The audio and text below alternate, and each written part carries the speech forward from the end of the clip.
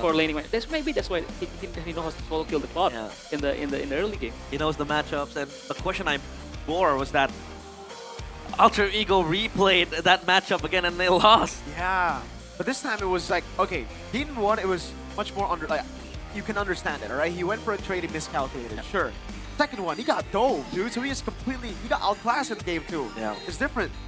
Yeah, completely outclassed, but if you guys want to take a picture with Kelra or Kyrie, or even Coach Doe here, an MPL ID, you can come over to the MPL Arena and cement yourself as a super fan, because now you can experience the atmosphere, the drums just banging and the sounds of joy and cheers from the fans. You can all enjoy the excitement by buying the tickets first before you enter the MPL ID Arena. Just head over to mpl.com/tickets and you can choose which match you want to watch. Don't forget to show up as well, because if you don't show up, you know, tickets are just expired.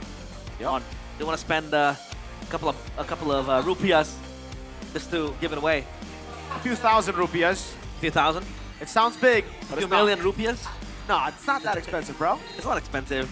I mean, MPL ID is caters to every, you know, category we're gonna have, of fans. We've had Singaporeans come here to watch MPL. We've had Malaysians. Yeah, Malaysian. We've had a lot of people just come here. They're fans of the game. They're fans of the esports. They're fans of the teams.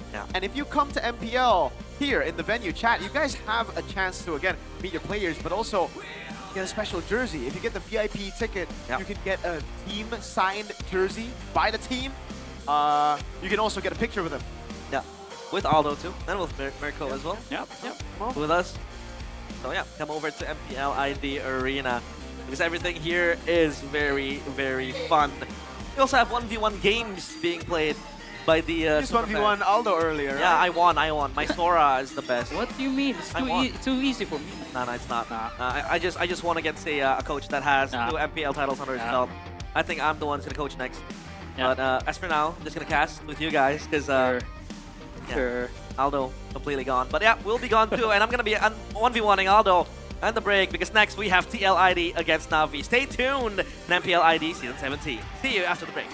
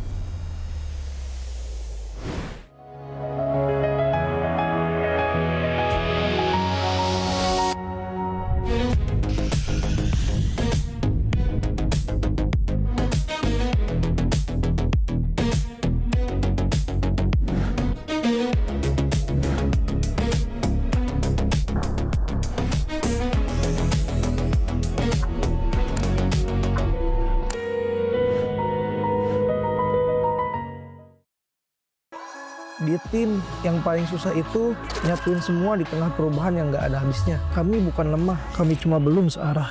Menang atau kalah itu biasa, tapi ingat satu hal, kita itu keluarga. Waktunya konsisten saling percaya. Sejak kapan Navari jadi CEO? Hah? Lalu dia Ming. Mending lihat ini. Yang ini murahnya beneran. Bantu kita naik level barengan.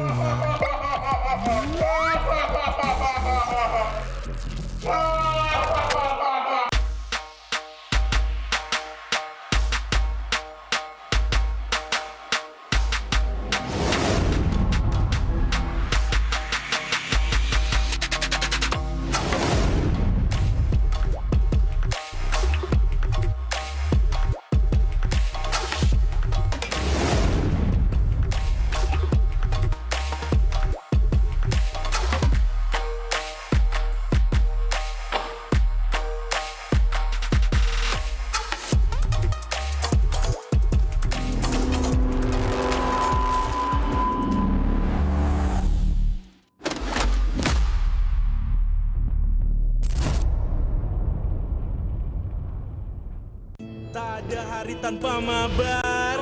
Main nge-lag, kerap buatku tak sabar. Gimana mau main sampai kelar? Ini waktunya ku bersinar. Oke, let's do it. Game smash andalanku bikin mainku semakin hebat. Ping stabil main makin mulus, rankku fix naik terus. Tukar DG rings, diamond dan voucher game kau dapat. Cuma game smash makin no debat. Game Max Booster, kini dapat DG Rings. Beli paketnya dan aktifkan boosternya di aplikasi Dunia Games.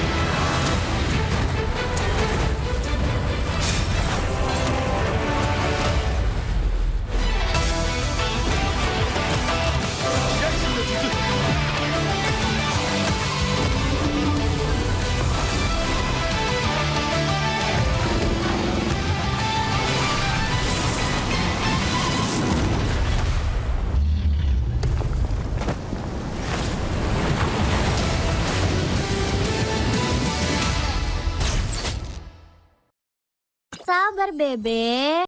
Sabar bebek.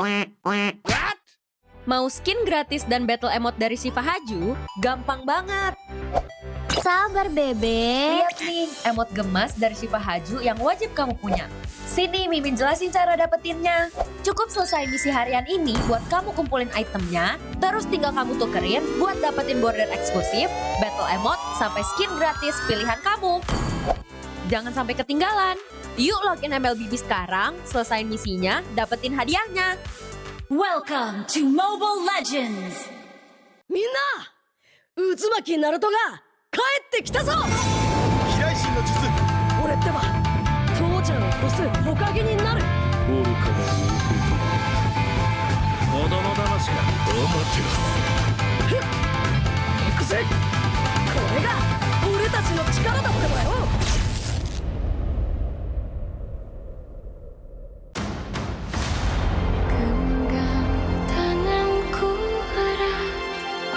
Dan pejamkan mata. Berarti kita harus menemukan Zeolite Omega ya Bunda? Iya Flangi, Zeolite Omega adalah tiket kita pulang ke bumi dan bertemu lagi sama ayah kamu. Lalu kita bawa mineral itu ke pesawat yang telah Ibu Pratiwi siapkan untuk kita Dan meluncur pulang ke bumi.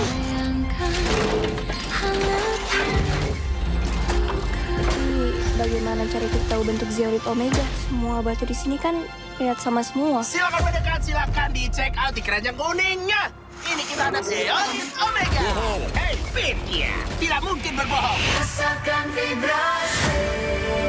Makanan. Ada manusia yang datang untuk mencicipi masakanku. Kimchi. Kimchi itu robot Korea. Halo. Memang aku Ibura. Followersku jutaan.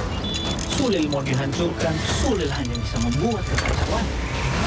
Ini adalah karya seni Yoman yang akan mengguncang dunia. You little liar, Flangy. There is nothing there. I will destroy you and your little friends if you don't tell me where it is. Kamu bohong, Batik. Teman tidak berbohong, Flangy. Sekarang yang harus kamu lakukan, jangan berbicara dengan siapapun. Nggak percaya lagi sama kamu. Pula tuh aku manusia, Batik. Mana ada manusia yang temenan sama robot. Bumi mengalami krisis yang paling menakutkan. Tidak ada lagi sumber air bersih. Semua mata air di dunia tercemar.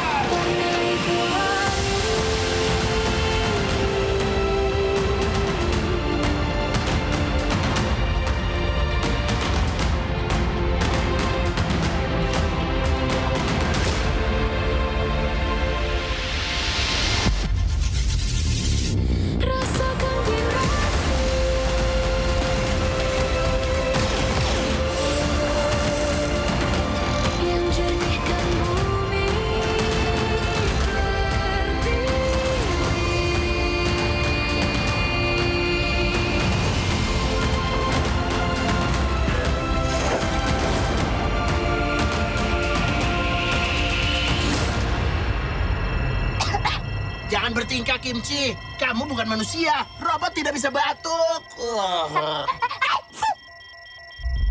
Kapan aku bisa ketemu ayah? Satu-satunya masalah, satu nama yang harus diwaspadai, Kelra. Kelra bakal menjadi nomor 1 lah di Indo. Jadi pembuktiannya Arfi juga sih, kayak ketemu Kelra gitu. Kelra berhasil membawa Fnatic Philippines menjadi juara dunia. Dengan masuknya Kelra, udah pasti mereka tuh nyari sesuatu yang kurang kan, pasti kan dari sebelumnya kan. Dia dari dulu banget yang di Omega itu emang udah kelihatan jago banget sih. Terus dia sekarang masuk ke Onyx yang pasti Onyx bakal tambah kuat lagi. The Gold Standard Kelra. Kedatangan Kelra cukup serem ya, cuman ya kalau takut duluan ya gak mungkin bisa menang. Basically, who Kelra is, he's really just a sponge. He doesn't look at himself as the best gold laner. It's not, I'm a gold standard, I'm already proven, all the people say, I'm that guy, no. He's very confident, that's all I gotta say. We have one instance wherein we were playing, Snapdragon, I think, was up against RQ. RQ got the Lord against us. They were moving back. Kelra was in the base. Then he threw a spear. He didn't say anything to his teammates. He went in against 3 people, Hayabusa, Ranger, as well as Valentine. He killed 2. Then it started the comeback of the game. Versus everybody, berhasil mendapatkan double kill. Standar gold ya Kelra. Menurut gue nggak setuju sih karena banyak gold lane yang di Indo juga banyak yang menurut gue udah melebihi standar sih. The Young Blood membuktikan veteran harus tunduk di hadapan Young Blood Arfi. Mungkin kalau sekarang sih, ya mungkin dia standar yang dipunya sama tim Indo sih sebetulnya. RV set the trend on still using the fighter meta. Because during that time there was a patch, most teams were using Claude, carry, whatnot. He didn't care. So yeah, it's Freya. Triple kill looking for Mediac. Mediac, Arfi. Justru itu yang bakal jadi pembuktiannya Arfi juga sih, kayak ketemu Kelra gitu. Pasti gue yakin dia lebih excited dan semangat lah. Karena gue yakin itu bakal jadi battle of mekanik di landing phase-nya God Lane. Dan kita bakal melihat kayak battle Kelra dan Arfi lah. Kelra, free hit, looking for triple kill. The monster from Philippines. Kelra menurut gue sih bisa dibilang monster sih. Gak heran juga kalau orang-orang banyak yang idolain dia. I see the potential of RP being a good gold laner, but he can't defeat me. Cannot defeat me. Buat lawan Kelra nanti ya gue yakin sih sama diri gue. Soalnya gue udah ngerasain juga lawan Scalar. Sebelum lawan Scalar tuh emang ngerasa kayak gimana-gimana. Tapi pas lawan tuh nggak kenapa-napa. Buat RP, siap-siap aja. Karena kita ready. Good luck ya. Pemain kunci dari region Filipina siap untuk membawakan permainan Philippines untuk mengguncang meta. Ancaman buat season ini ya, sesuai dengan tracknya juga, sama ada tambahan player-player baru yang berkualitas ini. Seperti waktu di season 13 aku pernah bilang, setiap orang ada eranya, tapi setiap era ada Onyx-nya. Dan masih sampai dengan sekarang. Going by the title of, King Phoenix, ever since, I was in PA, we all know.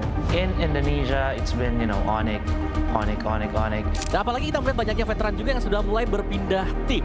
Dan pasti kalau misalkan ada orang yang datang ke sini jauh-jauh dari negara mereka, harusnya mereka bakal bawa semangat baru buat timnya sih. Ini dia dari tim yang gagal di musim kemarin tanpa kemenangan, kembali dengan bergudang jawaban. Bakal jadi salah satu dark horse juga sih kayak season kemarin. Soalnya mereka ngambil player yang bagus sama coach-coach yang berpengalaman juga kan. Jadi pasti ada improve dari mereka. It's really something that, these players, these coaches really have to move past. Because it can't be, just on. Somebody has to, challenge them for real this time. Sempat bongkar pasang role Navi. Mereka kembali ke posisi asal. Stabil, solid, percaya diri. Kalau dilihat dari track recordnya Yenot, ya kita lihat dia udah pernah juara dunia, terus sudah bawa banyak piala buat Onyx PH sih. Banyak mungkin kultur atau enggak habit yang bagus buat Navi. Seperti sebuah peribahasa, tuntutlah ilmu sampai ke negeri China. Kalau soal Super Ken, dia tuh salah satu jungle yang bagus lah di Indo. Terus kan dia ngebuktiin juga kan, gak cuma di Cina, terus di internasionalnya juga lumayan oke tim dia. Korban Super Ken berhasil mundur, namun sekarang Blessing 2 begitu baik dari lo. Kenapa berhasil diambil? Super Ken bisa imbangin RQ. Selama ada Keski di situ, dia pasti bisa nyatu anak-anaknya. Kebakar sih, kayak gue ngeliat kompetitif di Indonesia selama setahun ini kayak seru banget, jadi gue memutuskan buat balik ke Indonesia lagi. Masuknya player-player asing membuat kita makin punya daya saing. Di panggung internasional, kita sebanding. Regional mix bagus sih. Jadi bakal bisa dapat POB dari region lainnya, tim lainnya, dan itu pun bagus buat ke depan Indo. Jadi kayak ada dua insight gitu lah. Kalau strategi justru menurut gue malah makin kompleks. Justru kita bisa ngambil ilmu dari mereka, jadi kita bisa makin improve lagi ke depan. Region membuktikan dominasi total dan masih menjadi region yang terkuat. Again, if you go back to all the international tournaments, it's been Filipinos. If you're gonna be some meta, you're gonna be looking for that. But, someone needs to try to challenge and change that. Balik lagi ini tim game, dan meskipun sekuat-kuat apapun tim apapun itu, bisa imbangin lah. Bahkan bisa kalahin juga. I do understand that, Indonesia, it has the biggest fan base, but, with the experience of Onyx, this is most important.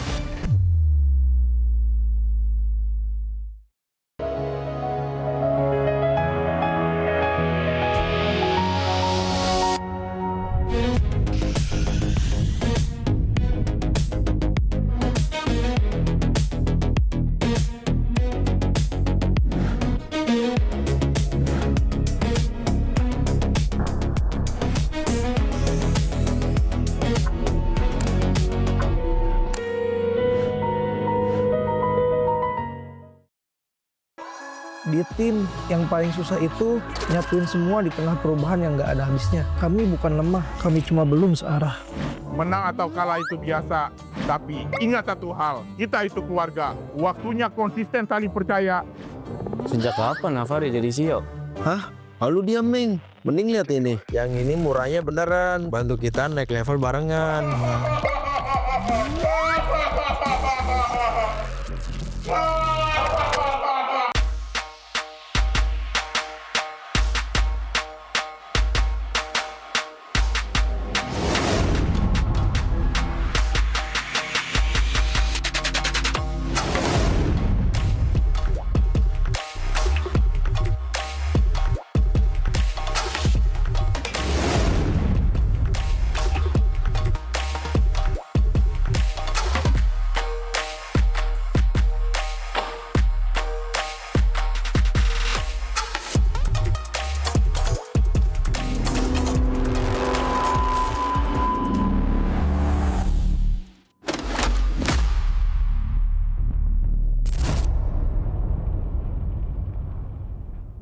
Tak ada hari tanpa mabar.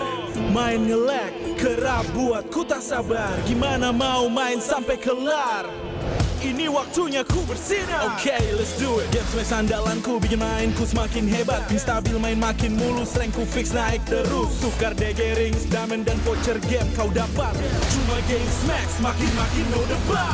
Game Max Booster kini dapat DG rings. Beli paketnya dan aktifkan boosternya di aplikasi Dunia Games.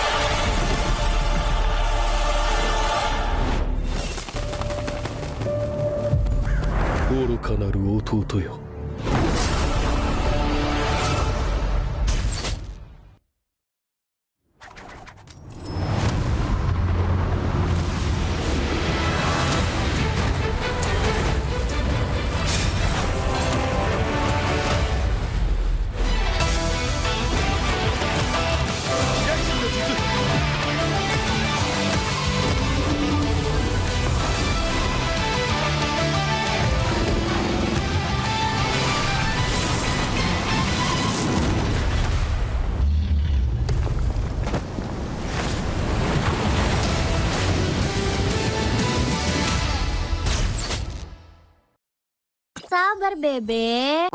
Sabar, Bebe. Mau skin gratis dan battle emote dari Shiva Haju? Gampang banget. Sabar, Bebek. Lihat nih, emot gemas dari Shiva Haju yang wajib kamu punya. Sini, Mimin jelasin cara dapetinnya. Cukup selesai misi harian ini buat kamu kumpulin itemnya, terus tinggal kamu tukerin buat dapetin border eksklusif, battle emote, sampai skin gratis pilihan kamu. Jangan sampai ketinggalan. Yuk login MLBB sekarang, selesain misinya, dapetin hadiahnya. Welcome to Mobile Legends! Minna! Uzumaki Naruto ga 帰ってきたぞ飛来神の術俺ってば父ちゃんを越す火影になる愚かな子供騙しかふっ行くぜこれが俺たちの力だってばよ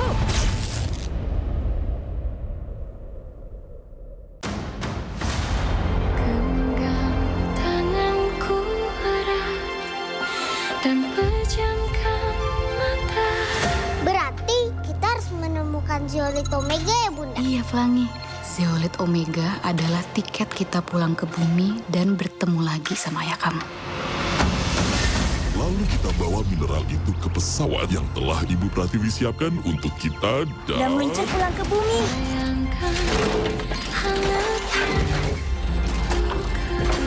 Bagaimana cara kita tahu bentuk Zeolite Omega? Semua batu di sini kan lihat sama semua. Silakan mendekat, silakan di check out di keranjang kuningnya. Ini kita ada Zeolite Omega. Hei, Pitya, tidak mungkin berbohong. Rasakan vibrasi. Makanan. Ada manusia yang datang untuk mencicipi masakanku. Aku Kinci. Kinci itu robot Korea. Halo. Memang aku Idura. Followersku jutaan. Sulil mau dihancurkan, Sulil hanya bisa membuat kekacauan. Ini adalah karya seni Yoman yang akan mengguncang dunia. You little liar, Flangy. There is nothing there. I will destroy you and your little friends if you don't tell me where it is. Kamu bohong, Batik. Teman tidak berbohong, Plan. Sekarang yang harus kamu lakukan, jangan berbicara dengan siapapun. Nggak percaya lagi sama kamu. Lo tau aku manusia, Batik. Mana ada manusia yang temenan sama robot. Bumi mengalami krisis yang paling menakutkan. Tidak ada lagi sumber air bersih. Semua mata air di dunia tercemar.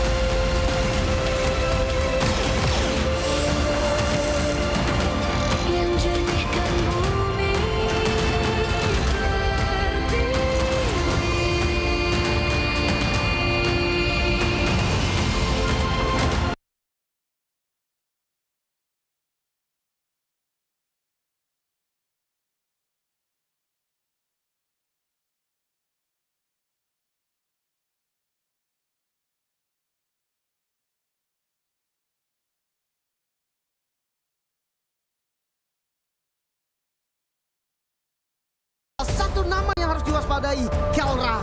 Kelra bakal menjadi nomor 1 lah di Indo. Jadi pembuktiannya Arfi juga sih, kayak ketemu Kelra gitu. Kelra berhasil membawa penatik-natik berlepen menjadi juara dunia. Setelah masuknya Kelra, udah pasti mereka tuh nyari sesuatu yang kurang kan, pasti kan dari sebelumnya kan. Dia dari dulu banget yang di Omega itu emang udah kelihatan jago banget sih. Terus dia sekarang masuk ke Onyx yang pasti Onyx bakal tambah kuat lagi. The Gold Standard Kelra. Kedatangan Kelra cukup serem ya, cuman ya kalau takut duluan ya gak mungkin bisa menang. Basically, who Kelra is, he's really just a sponge. He doesn't look at himself as the best gold laner. It's not, I'm a gold standard, I'm red proven. All the people say, I'm that guy. No. This is very confident. That's all I gotta say. We have one instance wherein we were playing, Snapdragon. I think was up against RQ. RQ got the Lord against us. They were moving back. Kelra was in the base. Then he threw a spear. He didn't say anything to his teammates. He went in against 3 people, Hayabusa, Ranger, as well as Valentin. He killed 2. Then it started the comeback of the game.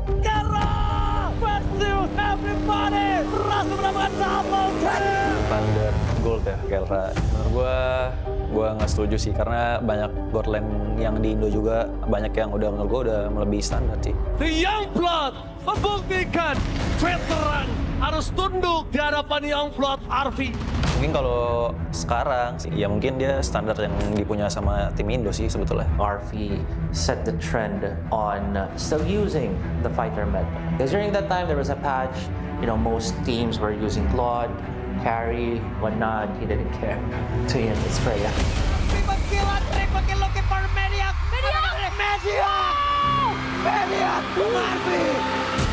Justru itu yang bakal jadi pembuktian yang arti juga sih kayak ketemu Kelra gitu. Pasti gue yakin dia lebih excited dan semangat lah. Karena gue yakin itu bakal jadi battle of mekanik di landing pass-nya gold lane dan kita bakal melihat kayak battle Kelra dan Arti lah.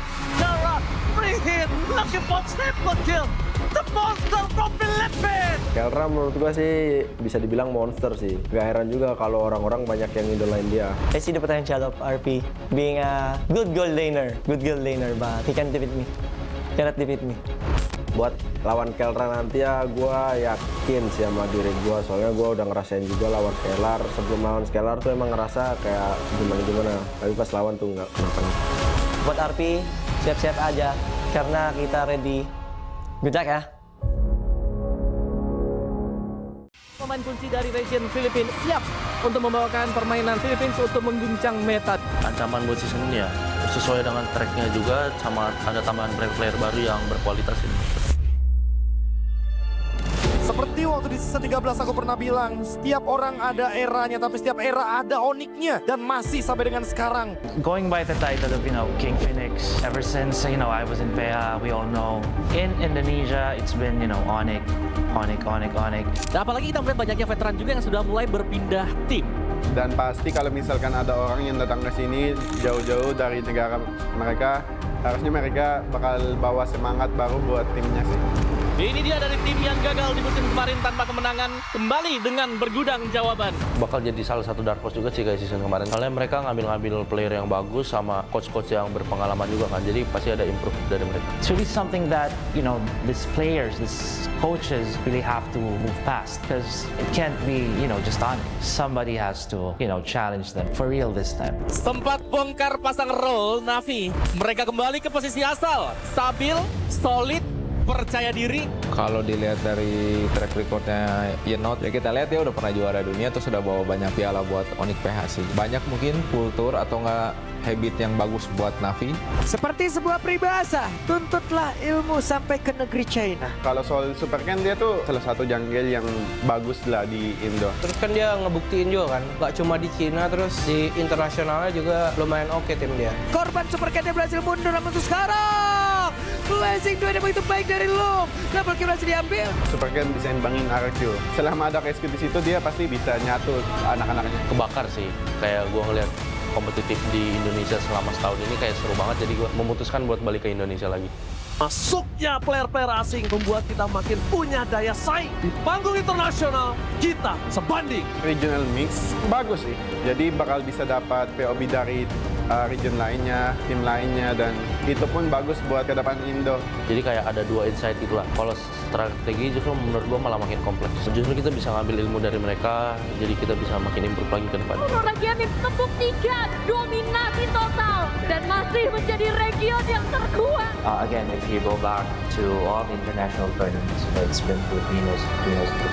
If you're gonna be some meta, you're gonna be looking good for that. But, someone needs to try to challenge and change that. Balik lagi ini tim game, dan meskipun sekuat-kuat apapun tim apapun itu, bisa imbangin lah. Bahkan bisa kalahin juga. I do understand that, Indonesia, it has the biggest fan base. But, with the experience of Onyx, this is most important.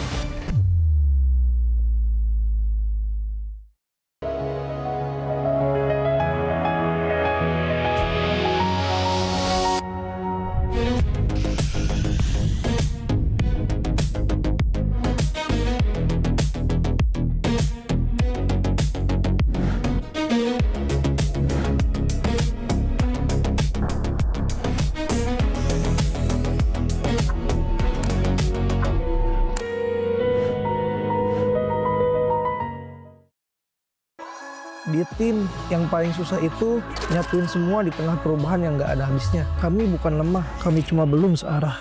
Menang atau kalah itu biasa, tapi ingat satu hal, kita itu keluarga. Waktunya konsisten saling percaya.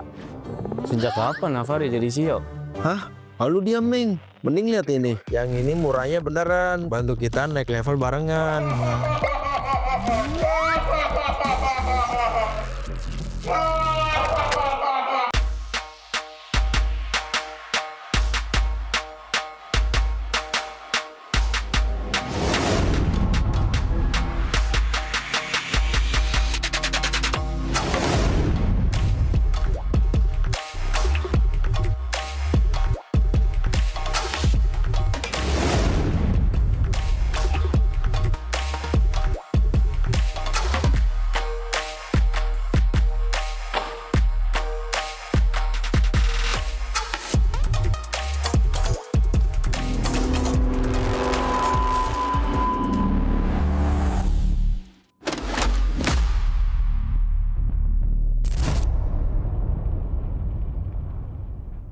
Tak ada hari tanpa mabar, main nge-lag, kerap buat ku tak sabar. Gimana mau main sampai kelar? Ini waktunya ku bersinar. Oke, let's do it. Game smash andalanku bikin mainku semakin hebat. Pin stabil main makin mulus, rankku fix naik terus. Tukar DG rings, diamond dan voucher game kau dapat.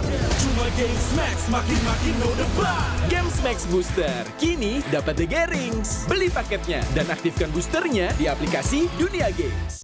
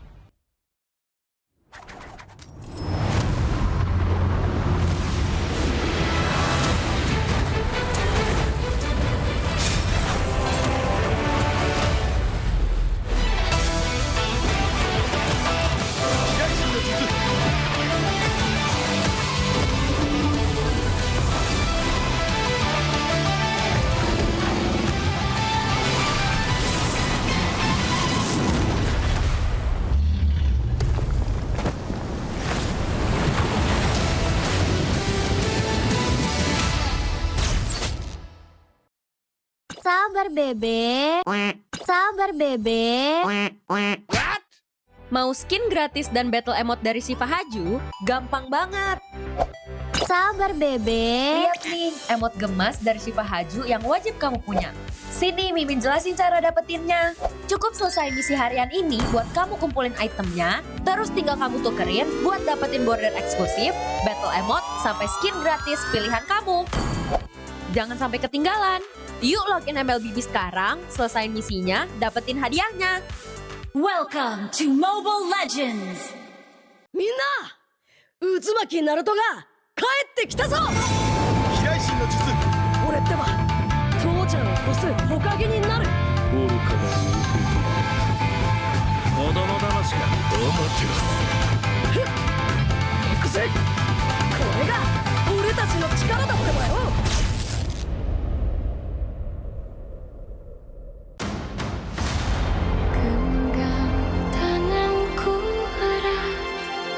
Dan pejamkan mata.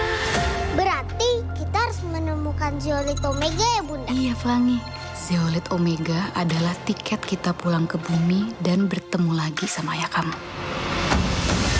Lalu kita bawa mineral itu ke pesawat yang telah Ibu Pratiwi siapkan untuk kita dan meluncur pulang ke bumi.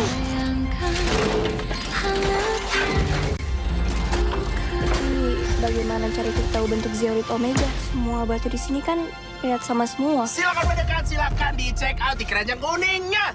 Ini kita ada Zeolite Omega. Hei, Pitya, tidak mungkin berbohong. Rasakan vibrasi. Makanan. Aduh, manusia yang datang untuk mencicipi masakanku. Aku Kimchi. Kimchi itu robot Korea. Halo. juta. Sulil mau dihancurkan, Sulil hanya bisa membuat kekacauan. Ini adalah karya seni Yoman yang akan mengguncang dunia. You little liar, Flanny. There is nothing there. I will destroy you and your little friends if you don't tell me where it is. Kamu bohong, Batik? Temen tidak berbohong, Flanny.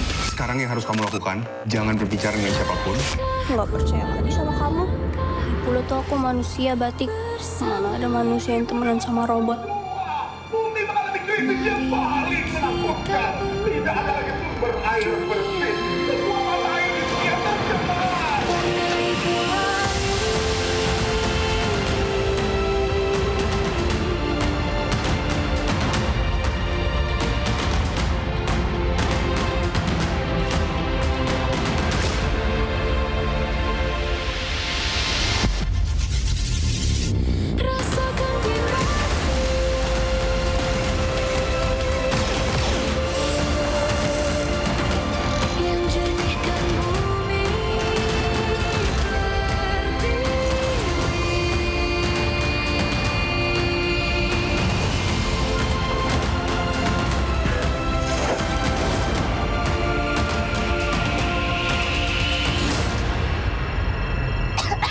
Jangan bertingkah, Kimchi. Kamu bukan manusia. Robot tidak bisa batuk. Kapan aku bisa ketemu ayah? Satu-satunya masalah, satu nama yang harus diwaspadai, Kelra. Kelra bakal menjadi nomor 1 lah di Indo. Jadi pembuktiannya Arfi juga sih, kayak ketemu Kelra gitu. Kelra berhasil membawa penata ikonik Philippines menjadi juara dunia. Dengan masuknya Kelra, udah pasti mereka tuh nyari sesuatu yang kurang kan, pasti kan dari sebelumnya kan. Dia dari dulu banget yang di Omega itu emang udah kelihatan jago banget sih. Terus dia sekarang masuk ke Onyx yang pasti Onyx bakal tambah kuat lagi. The Gold Standard Kelra. Kedatangan Kelra cukup serem ya, cuman ya kalau takut duluan ya gak mungkin bisa menang. Basically, who Kelra is, he's really just a sponge. He doesn't look at himself as the best gold laner. It's not, I'm a gold standard, I'm red proven. All the people say, I'm that guy. No. This is very confident. That's all I gotta say. We have one instance wherein we were playing, Snapdragon. I think it was up against RQ. RQ got the Lord against us. They were moving back. Kelra was in the base. Then he threw a spear. He didn't say anything to his teammates. He went in against 3 people: Hayabusa, Ranger, as well as Valentine. He killed 2. Then it started the comeback of the game. Versus everybody, berhasil mendapatkan double kill.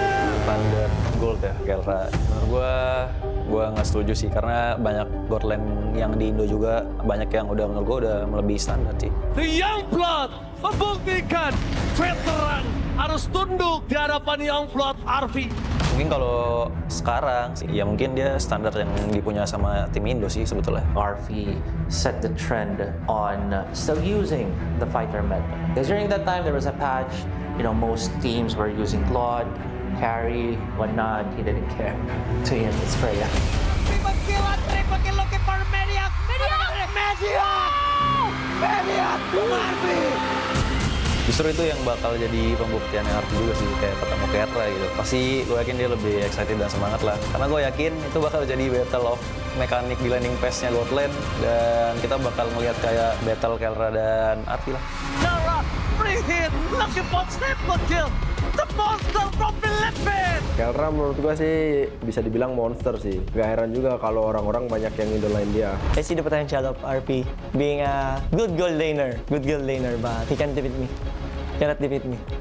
Buat lawan Kelra nanti ya, gue yakin sih sama diri gue. Soalnya gue udah ngerasain juga lawan Scalar. Sebelum lawan Scalar tuh emang ngerasa kayak gimana-gimana. Tapi pas lawan tuh nggak kenapa. Buat RP, siap-siap aja.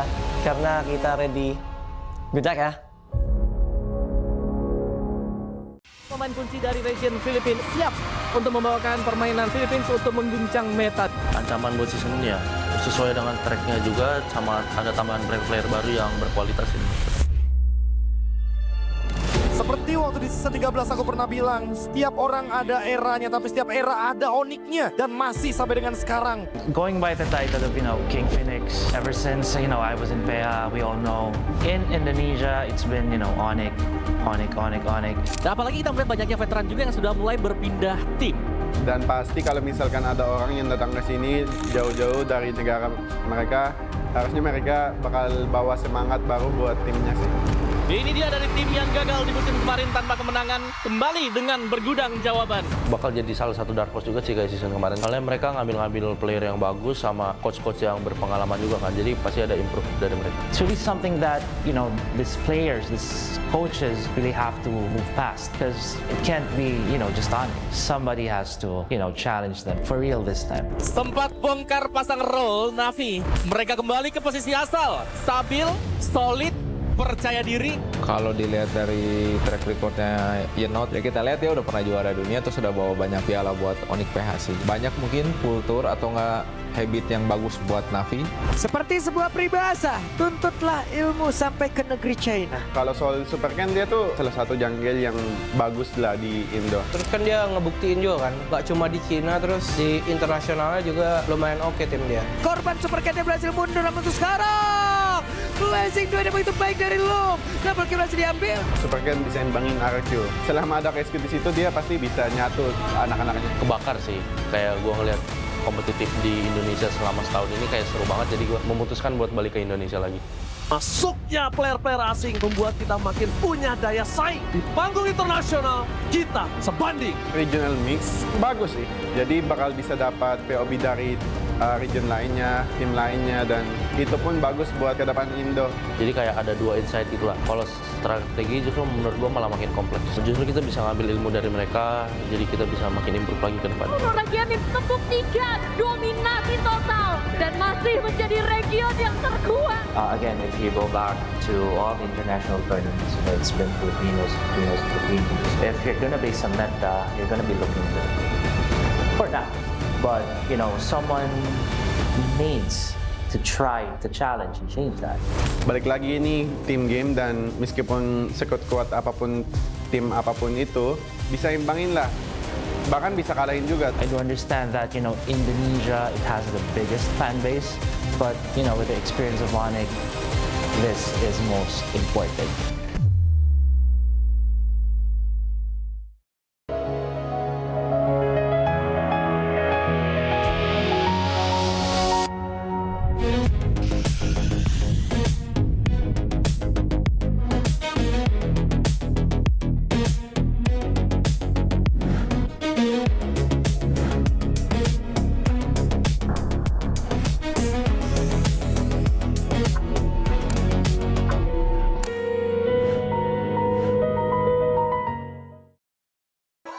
Di tim yang paling susah itu nyatuin semua di tengah perubahan yang nggak ada habisnya. Kami bukan lemah, kami cuma belum searah.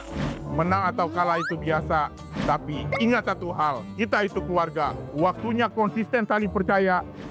Sejak kapan Navari jadi CEO? Hah? Lalu diam, Ming. Mending lihat ini. Yang ini murahnya beneran. Bantu kita naik level barengan.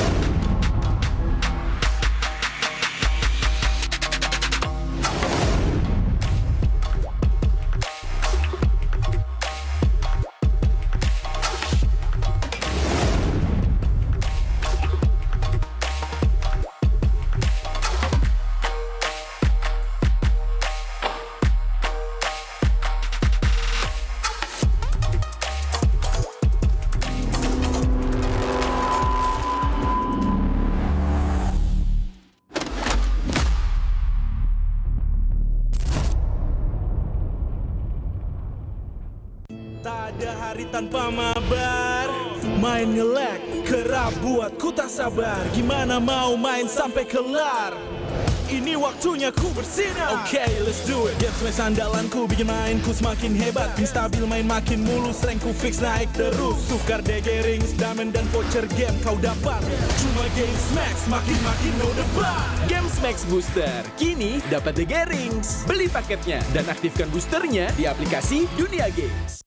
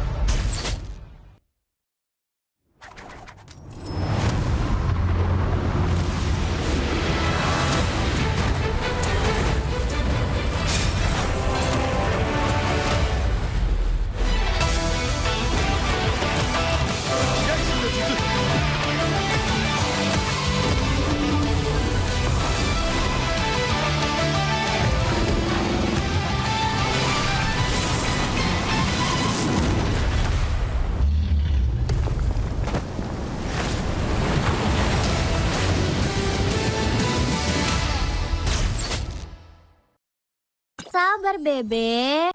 Sabar bebe. Mau skin gratis dan battle emote dari Shiva Haju? Gampang banget. Sabar bebe. Lihat nih, emote gemas dari Shiva Haju yang wajib kamu punya. Sini Mimin jelasin cara dapetinnya. Cukup selesai misi harian ini buat kamu kumpulin itemnya, terus tinggal kamu tukerin buat dapetin border eksklusif, battle emote, sampai skin gratis pilihan kamu. Jangan sampai ketinggalan. Yuk login MLBB sekarang, selesain misinya, dapetin hadiahnya. Welcome to Mobile Legends. Minna, Uzumaki Naruto ga kaette kitazo. Hiraishi no jutsu. Ore tte wa Tou-chan o kosu hokage ni naru. Oruka no Kodomo damashi ka Amaterasu. Ikuze. Kore ga ore tachi no chikara datte wa yo.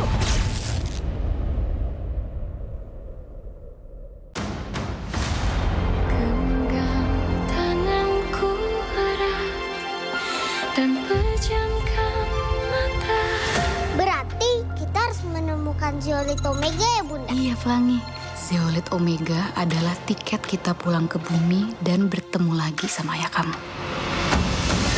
Lalu kita bawa mineral itu ke pesawat yang telah Ibu Pratiwi siapkan untuk kita dan meluncur pulang ke bumi.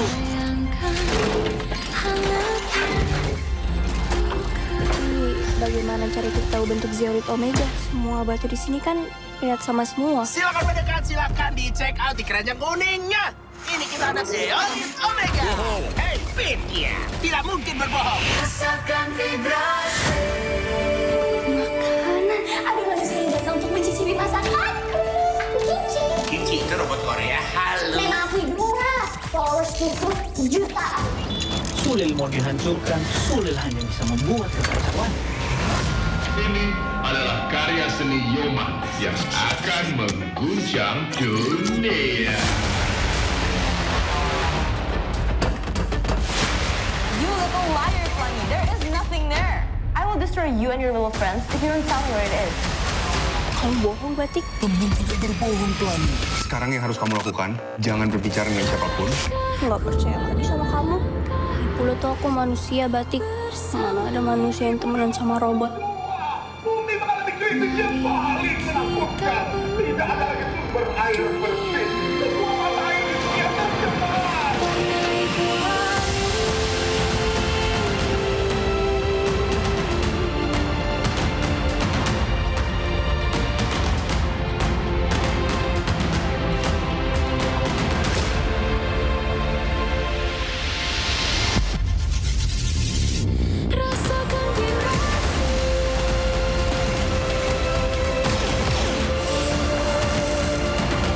Yang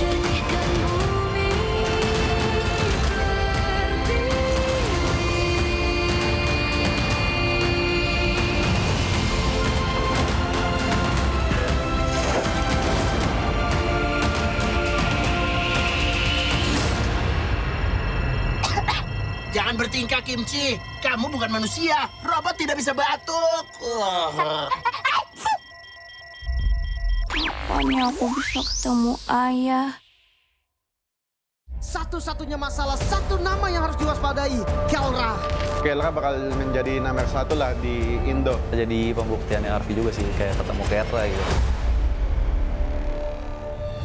Kelra berhasil membawa penantang MPL menjadi juara dunia. Dengan masuknya Kelra, udah pasti mereka tuh nyari sesuatu yang kurang kan, pasti kan dari sebelumnya kan. Dia dari dulu banget yang di Omega itu emang udah kelihatan jago banget sih. Terus dia sekarang masuk ke Onyx yang pasti Onyx bakal tambah kuat lagi. The Gold Standard Kelra. Kedatangan Kelra cukup serem ya, cuman ya kalau takut duluan ya gak mungkin bisa menang. Basically, who Kelra is, he's really just a sponge. He doesn't look at himself as the best gold laner. It's not, I'm a gold standard, I'm red proven. All the people say, I'm that guy. No. This is very confident. That's all I gotta say. Give one instance wherein we were playing, Snapdragon. I think was up against RQ. RQ got the Lord against us. They were moving back. Kelra was in the base. Then he threw a spear. He didn't say anything to his teammates. He went in against 3 people: Hayabusa, Ranger, as well as Valentine. He killed 2. Then it started the comeback of the game. Versus everybody, berhasil mendapatkan double kill. Standar gold ya Kelra. Menurut gue nggak setuju sih, karena banyak gold lane yang di Indo juga banyak yang menurut gue udah melebihi standar sih. The Youngblood membuktikan veteran harus tunduk di hadapan Youngblood Arfi. Mungkin kalau sekarang sih, ya mungkin dia standar yang dipunya sama tim Indo sih sebetulnya. RV set the trend on still using the fighter meta. Because during that time there was a patch, most teams were using Claude, carry, whatnot. He didn't care. To him, it's Freya. Triple kill looking for Maniac. Maniac, Arfi. Justru itu yang bakal jadi pembuktiannya Arfi juga sih, kayak ketemu Kelra gitu. Pasti gue yakin dia lebih excited dan semangat lah. Karena gue yakin itu bakal jadi battle of mekanik di landing pass-nya gold lane. Dan kita bakal melihat kayak battle Kelra dan Arfi lah. Kelra, free hit, looking for triple kill. The monster from Philippines. Kelra menurut gue sih bisa dibilang monster sih. Gak heran juga kalau orang-orang banyak yang idolain dia. I see the potential of RP being a good gold laner, but he can't defeat me. Cannot defeat me. Buat lawan Kelra nanti ya, gue yakin sih sama diri gue. Soalnya gue udah ngerasain juga lawan Scalar. Sebelum lawan Scalar tuh emang ngerasa kayak gimana-gimana. Tapi pas lawan tuh nggak kenapa-napa. Buat RP, siap-siap aja. Karena kita ready. Good luck ya. Pemain kunci dari region Filipina siap untuk membawakan permainan Philippines untuk mengguncang meta. Ancaman buat season ini ya, sesuai dengan tracknya juga, sama ada tambahan player baru yang berkualitas ini. Seperti waktu di season 13 aku pernah bilang, setiap orang ada eranya, tapi setiap era ada Onyx-nya. Dan masih sampai dengan sekarang. Going by the title of, King Phoenix, ever since, I was in PA, we all know. In Indonesia, it's been, Onyx. Nah, apalagi kita melihat banyaknya veteran juga yang sudah mulai berpindah tim. Dan pasti kalau misalkan ada orang yang datang ke sini jauh-jauh dari negara mereka, harusnya mereka bakal bawa semangat baru buat timnya sih. Ini dia dari tim yang gagal di musim kemarin tanpa kemenangan, kembali dengan bergudang jawaban. Bakal jadi salah satu dark horse juga sih guys season kemarin. Soalnya mereka ngambil player yang bagus sama coach-coach yang berpengalaman juga kan. Jadi pasti ada improve dari mereka. It's really something that, these players, these coaches really have to move past. Because it can't be, just on. Somebody has to, challenge them for real this time. Sempat bongkar pasang role Navi. Mereka kembali ke posisi asal. Stabil, solid, percaya diri. Kalau dilihat dari track recordnya Yenot, ya kita lihat dia udah pernah juara dunia, terus sudah bawa banyak piala buat Onyx PH sih. Banyak mungkin kultur atau nggak habit yang bagus buat Navi. Seperti sebuah peribahasa, tuntutlah ilmu sampai ke negeri China. Kalau soal Super Ken, dia tuh salah satu jungle yang bagus lah di Indo. Terus kan dia ngebuktiin juga kan, gak cuma di Cina, terus di internasionalnya juga lumayan oke tim dia. Korban Super Ken berhasil mundur, namun untuk sekarang amazing, duet yang begitu baik dari lo. Kenapa kira berhasil diambil? Super Ken bisa imbangin RQ. Selama ada KSQ di situ, dia pasti bisa nyatu anak-anaknya. Kebakar sih, kayak gue ngeliat kompetitif di Indonesia selama setahun ini kayak seru banget, jadi gue memutuskan buat balik ke Indonesia lagi. Masuknya player-player asing membuat kita makin punya daya saing. Di panggung internasional, kita sebanding. Regional mix bagus sih. Jadi bakal bisa dapat POB dari region lainnya, tim lainnya, dan itu pun bagus buat ke depan Indo. Jadi kayak ada dua insight itulah. Kalau strategi justru menurut gue malah makin kompleks. Justru kita bisa ngambil ilmu dari mereka, jadi kita bisa makin improve lagi ke depan. Region tepuk 3, dominasi total, dan masih menjadi region yang terkuat.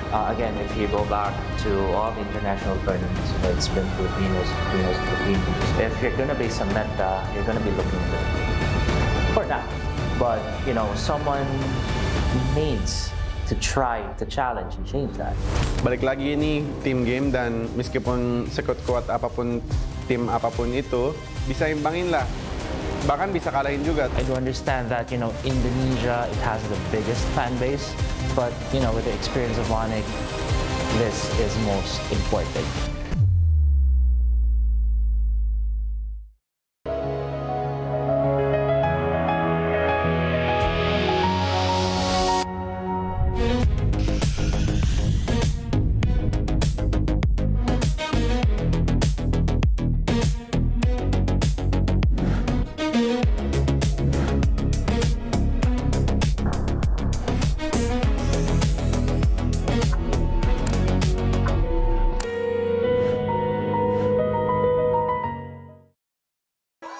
Di tim yang paling susah itu nyatuin semua di tengah perubahan yang nggak ada habisnya. Kami bukan lemah, kami cuma belum searah.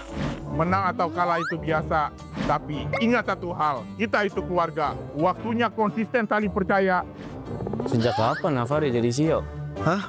Lalu diam, Ming. Mending lihat ini. Yang ini murahnya beneran. Bantu kita naik level barengan.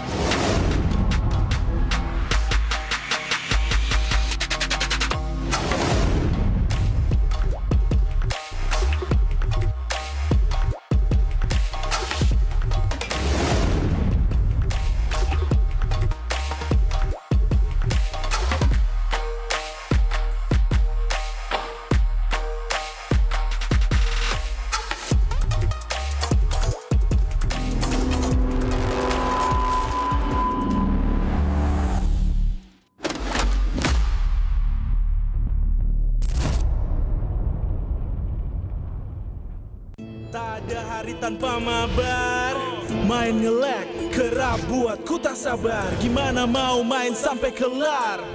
Ini waktunya ku bersinar. Okay, let's do it. Game smash andalanku bikin mainku semakin hebat. Pin stabil main makin mulus, rankku fix naik terus. Tukar DG rings, diamond dan voucher game kau dapat. Cuma Game Smash makin no debat. Game Smash Booster kini dapat DG rings. Beli paketnya dan aktifkan boosternya di aplikasi Dunia Games.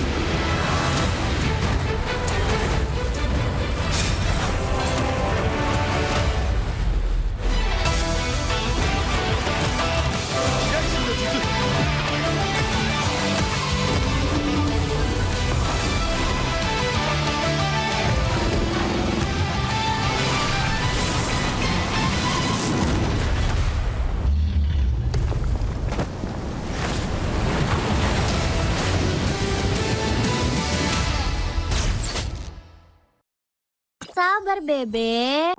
Sabar, Bebe. Mau skin gratis dan battle emote dari Shiva Haju? Gampang banget. Sabar bebek. Lihat nih, emot gemas dari Shiva Haju yang wajib kamu punya. Sini Mimin jelasin cara dapetinnya. Cukup selesai misi harian ini buat kamu kumpulin itemnya, terus tinggal kamu tukerin buat dapetin border eksklusif, battle emote, sampai skin gratis pilihan kamu. Jangan sampai ketinggalan. Yuk login MLBB sekarang, selesain misinya, dapetin hadiahnya. Welcome to Mobile Legends. Minna, Uzumaki Naruto ga 帰ってきたぞ。飛来神の術。俺ってば父ちゃんを越す火影になる。愚かな子供騙しか。ふっ行くぜ。これが俺たちの力だってばよ。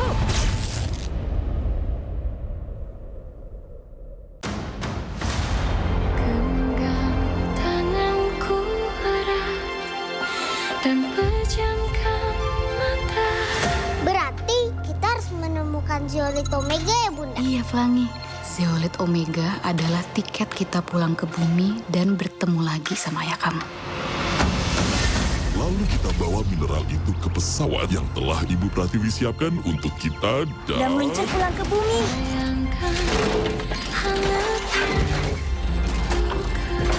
Bagaimana cari tahu bentuk Zeolite Omega? Semua batu di sini kan lihat sama semua. Silakan mendekat, silakan dicek out di keranjang kuningnya. Ini kita ada Zeolite Omega. Hei, Pitya, tidak mungkin berbohong. Rasakan vibrasi. Makanan. Ada manusia yang datang untuk mencicipi masakanku. Aku Kinci. Kinci itu robot Korea. Halo. Memang aku Idura. Followers itu jutaan. Sulil mau dihancurkan, Sulil hanya bisa membuat kekacauan.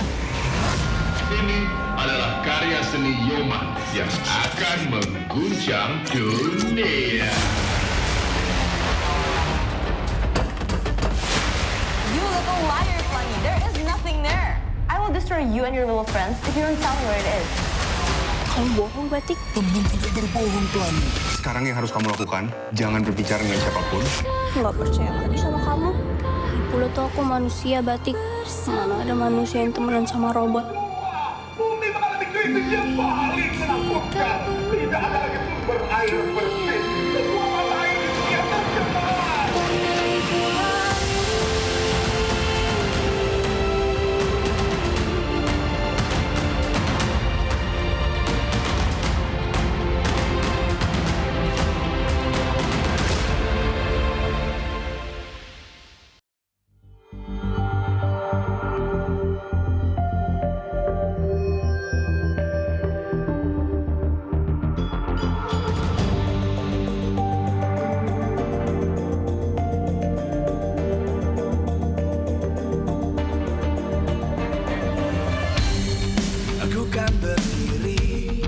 Dan terus berlari, terus ke arah puncak tertinggi. Ku takkan berhenti, hanya sampai di sini. Kemenangan abadi menanti. You know we won't miss if we unite our focus. And if you haven't noticed, we all live. Nyalakan apimu, hadapi semua tantangan. Hadang semua serangan, jatuh bukan halangan. Bakar semangatmu, janganlah engkau menyerah. Kita akan buat sejarah. We all this, we won't miss. We all this, we won't miss. Saatnya beraksi, jalani ambisi.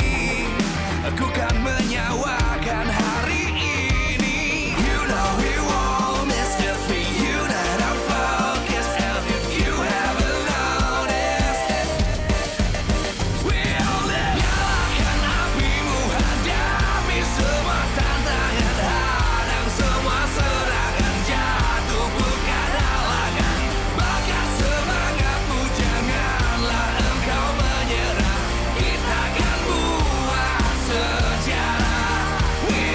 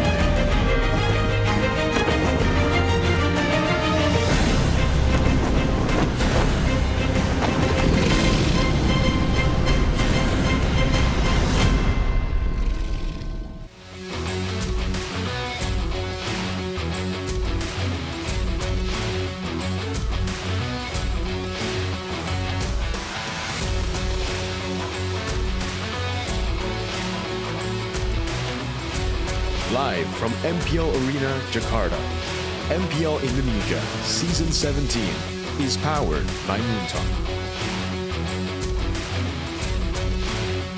Supported by Esports Federation of Indonesia. Presented by official gaming phone, Infinix. Official e-wallet, GoPay. Official gaming chair, Toda. We own this.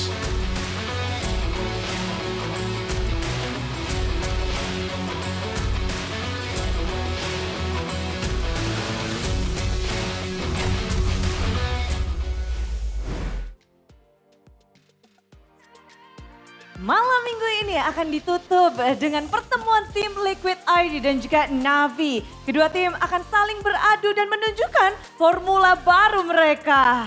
Yes, betul sekali. Juru kunci musim lalu membuat orang lupa bahwa formula baru grassroots dari TLID yang membawa mereka ke kemenangan di season 14. Ya benar sekali karena kita bisa melihat bahwa tim Liquid ID akan bermain hari ini. Mereka masih membawa Aran sebagai sang senior, sang pembimbing yang akan merangkul kawan-kawan mereka menjadi jangkar utama. Dan tidak lupa pastinya ada Joe yang mengganti namanya menjadi Kevin untuk di season ini. Dan pastinya harapannya adalah merubah peruntungannya spesial untuk di season ini. Ya dan tak lupa kali ini Kyo hadir. Namun tanpa pelapis kali ini dia harus membuktikan diri bahwa dia akan siap untuk menjadi satu-satunya gold laner dari TLID. Yes, tidak lupa pasti ada Drichel yang menggantikan posisi ataupun tempat dari Haskell dan pastinya dari Drichel sendiri di panggung debutnya dia akan memberikan sebuah kejutan-kejutan, sebuah surprise untuk tim-tim lainnya menggunakan formula-formula baru yang akan digunakan oleh TLID. Ya, but last but not least kita harus mengingat bahwa adanya perombakan besar, gebrakan baru karena Leoni hadir menggantikan posisi dari si Genius Widi. Dia memiliki bekal dari Malaysia, tapi seberapa besar dia akan bisa mengubah dari pola permainan tim Liquid ID dan mungkin hasil yang berbeda dari musim lalu. Yes, tapi masih ada satu PR lagi, di mana yang kita tahu Navi lagi luar biasa sekali. Navi lagi on fire sekali. Apakah di match kali ini TLID bisa mengamankan poinnya atau bahkan dari Navi ini? Yes. Kita masih mencari tahu bagaimana kedua tim ini akan beradu. Namun sebelum itu Bude juga mau mengingatkan bahwa MPL Indonesia Season 17 powered by Moonton, supported by PBSI, presented by official gaming phone Infinix. Serta tidak lupa untuk official e-wallet kita ada GoPay, official gaming chair ada Todak, dan untuk partner ini sports ada Garnier, Bayu, Dunia Games, dan Gamesmax. Tak lupa supplier kita ada IndiHome, Indomaret, dan Aqua. Yes, itu dia pastinya dan kita sudah melihat di sini sudah ada para super fans yang tidak sabar untuk match terakhir kita hari ini di hari yang kedua. Week yang pertama gemuruh sudah didengarkan, langsung saja kita mulai match penutup kita hari ini. So casters, take it away.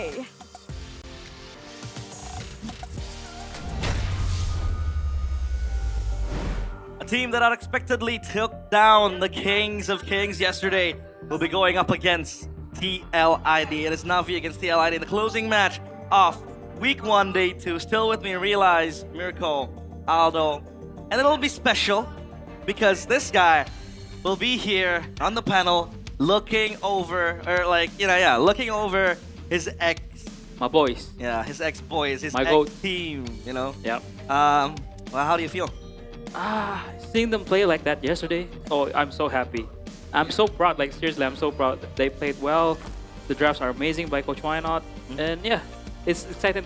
I'm very excited to see them this season. So, hopefully they can be consistent because it's been, the last season was, the consistency is the issue, right? Hopefully this season they will be consistent. Issues, obviously, but does that mean now you're a Navi Nation? Because obviously this guy's a big trooper. You know, Donnie, me, Sonic, and then we have Eterna with the TLID. I support every team that I have coached. So I have 4 teams. Okay. Onyx, Alter Ego, BTR, and Navi. BTR. Alright, well, we'll take a look at the audience topic voting by Infinix with young talent. Can TLID make history again? A, yes, the young talents are ready. B, it's doubtful because they have, a lack of experience. Or C, not sure yet. What do you think, Mirko? I mean, thunder doesn't strike twice at the same place. If that's gonna be a season 14 fluke again, I won't even say it's a fluke. It's a miracle. Yeah. Do you think it'll happen again? I'd say it really depends on how they're looking at it, right? Because if they're looking at it, if they're doing the same thing here just because it worked in season 14, it's never gonna work. But if they're doing it again because they actually look at the results of the scrims, they actually go through, all the trials again, and this is the best 5 that they can get, I think it could still happen. Joe, I would say, yes, he was getting a lot of hate last season. He didn't really perform that well. But I think he's a very high potential jungler. Now he's Kevin, by the way. Aran, he's still Aran. Aran is a top XP laner. Leone was also very solid for MV right back in MPL Malaya in season 16. And yeah, but I want to see Joe, or Kevin now. Kevin. Play as spicy as his mouth. Yeah. Back up his words, yeah? He talks a lot of smack. Yeah. And I want him to back it up. Yeah, I mean, we were hanging out with, remember that conversation we had with Joe and Witty? Now he is gone, obviously, from TLID. Yeah, this guy speaks with a lot of confidence, but he's also humble, when it comes to outside of the game, he learns, he wants to know more, and that is going to be very interesting to see. But here is a video for you guys. Take a look at the mic checkup now. And yeah, this is TLID with their new recruits. Mirko, who do you rate the highest? Obviously, Aran, you talked about him being the top XP laner. But we also have people that return, players that return, Kyo, obviously one of them. We did not rate him as high, especially when he was there to try to give competition to Iron Shiki. And also now we have Kevin, so who is your standout? For me, it's definitely going to be Aran, man, right? He's been in the team for the longest time. He was new once. I remember season 11, I think he made his debut, and his debut was crazy. He beat Prime BTR at the time, right? The Super BTRs, the Onyx that was going crazy as well. He had a crazy first 2 matches, man. His first week in MPL was amazing, and a lot of people said he's overrated. He can only target minions, but I saw it. I saw the potential. I always rated him, and I'm glad that he was able to reach his potential in season 14. Unfortunately, he's never been able to reach those heights again, and I think this can be the season. It's back to the formula. It's back to where he's comfortable playing. Yep, and now, pardon me for the previous video, it's not a mic check of Navi, but now we will take a look at Navi's mic check on their win yesterday against RQ.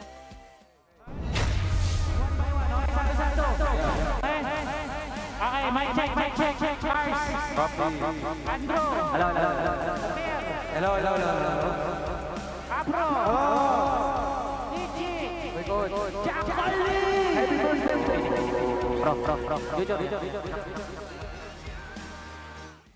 Well, quite a few echoes there, but it doesn't really matter. They communicated things pretty well. And we also got insight from Coach Do that Andorio and Ukir now are able to speak in Indonesian. Yeah, they're speaking Indonesian. Yeah, that kind of helped the communication. Oh, of course, it solves the main problem of last season, because not everyone was very fluent in English. So having them speaking Indonesian now, it shows in the gameplay, right? More smooth, more disciplined, and as you can see, Coach Wynot is a very happy, lucky guy. Yeah. Very outgoing. Yeah. Very extrovert, like I might say, and he's bringing like a new vibes to the Navi team, which is very good to see. I love how the Filipinos, Mirko, coming into MPL ID are the ones with the, a massive energy, full of positivity. Obviously, we had Kelra, who his energy was not even depleted at all, and then we have Coach Wynot just going around, in full circles. But now, Aran, like you said, Cavalry's veteran. This guy, even if the stats does not really represent him, that was because TLID was down there at number 9. But you went up against TLID on Navi. What do you see in Aran that really makes him stand out? He's very explosive. I mean, he's like a game changer, a playmaker that when I was coaching, I was like, please beware of Aran. He will make plays, and just respect him. Like if he's playing like the Lapu, the Pov, you just try to punish him first. So he's very good. And this guy, I think the most underrated roamer this season, Mr. Afro. Yeah, you must be so proud of him after what you went through. Obviously, you handpicked the squad as well. Yeah. And after yesterday, performed brilliantly up against RRQ, Miracle. Navi's performance yesterday was spectacular, man. They really shut down everything. Game 1 especially, right? Game 2, it was pretty close up until, you know, a certain fight, but Game 1, it was just clean from them. But I think for me, the most surprising thing about Navi yesterday was the fact that they brought up a lot of new picks. Picks that we haven't seen even in MPL Philippines. In MPL Philippines, we saw a Hanabi, Leslie, and a Valir in the first week. Yep. And Navi brought us a Belleric and a Feramis. Yeah. Did we see a Feramis? Nope. No, I didn't. I don't think we saw a Feramis in MPL PH. So the only Feramis and the only Belleric pick so far. And yeah, I've been always saying that these players are very smart players. Like Navi players are very smart players. They have a lot of hero pools, but what hindering them is the communication. So with this season, they're all speaking Indonesia, one language. I don't think the sky is healing, man. Yeah, I mean, you know, you said it. Obviously, you were there. You spent a lot of time with the boys. From your perspective, are they easy to coach? Are they obedient, you know, taking coaches' orders, or are they given room for creativity? They're very coachable, actually. Like yesterday, I was talking to Coach Why Not, like, hey coach, how was it? How's the players? Oh, they're very coachable. They're very smart players, and yeah.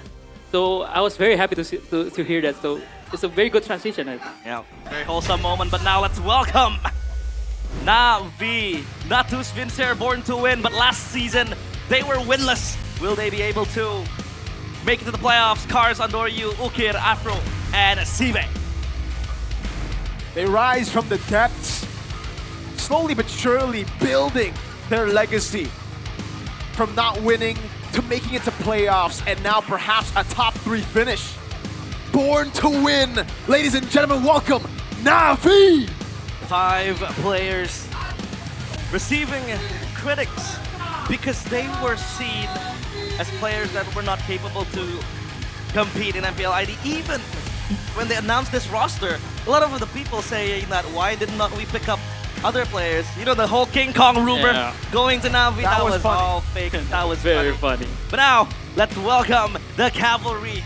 Will they be able to pounce and gallop again this season? Aran, Kevin, Raichel, Leone, and Kyo.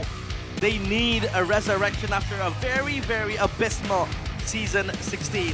And now, it's just Aran and himself. He needs to lead the pack of rookies. A formula we've once seen before. A formula that led them to an MPL trophy, that led them to a grand final of a world championship. The Cavalry, can they achieve that form again? World class.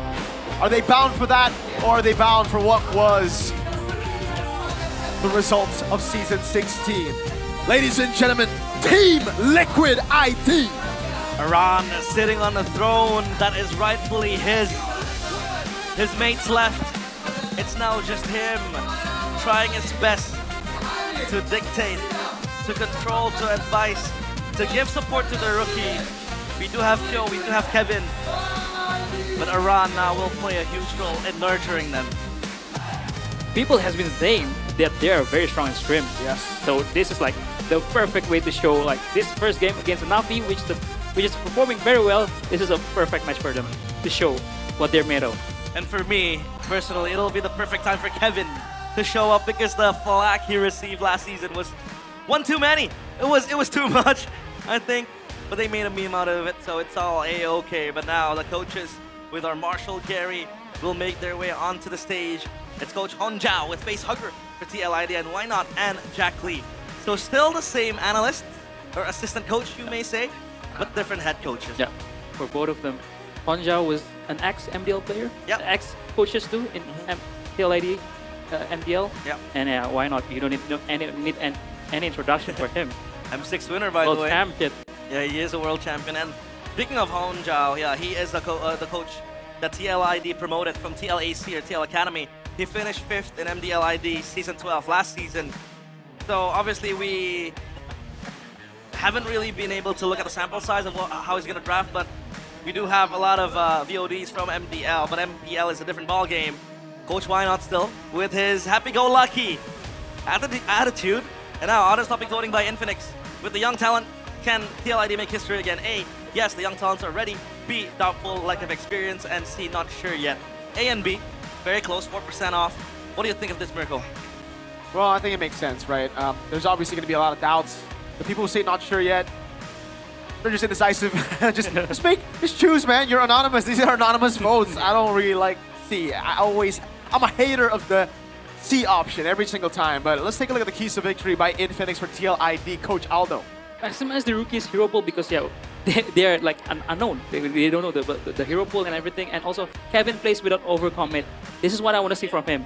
Play back up your words, man. Back up your mouth, man. Come on, you talk spicy. You need to play spicy too. Yeah, I think the same sentiment goes for Aaron Chiki as well last season. Yeah. But Kevin, even though he was clowned upon, his assassin is actually very, very decent. His Fanny is also, I think, up there when it comes to mechanics. I mean, Albert showcased what a good Fanny was. Yeah. Now the KTVs by Infinix for Navi, Coach Do.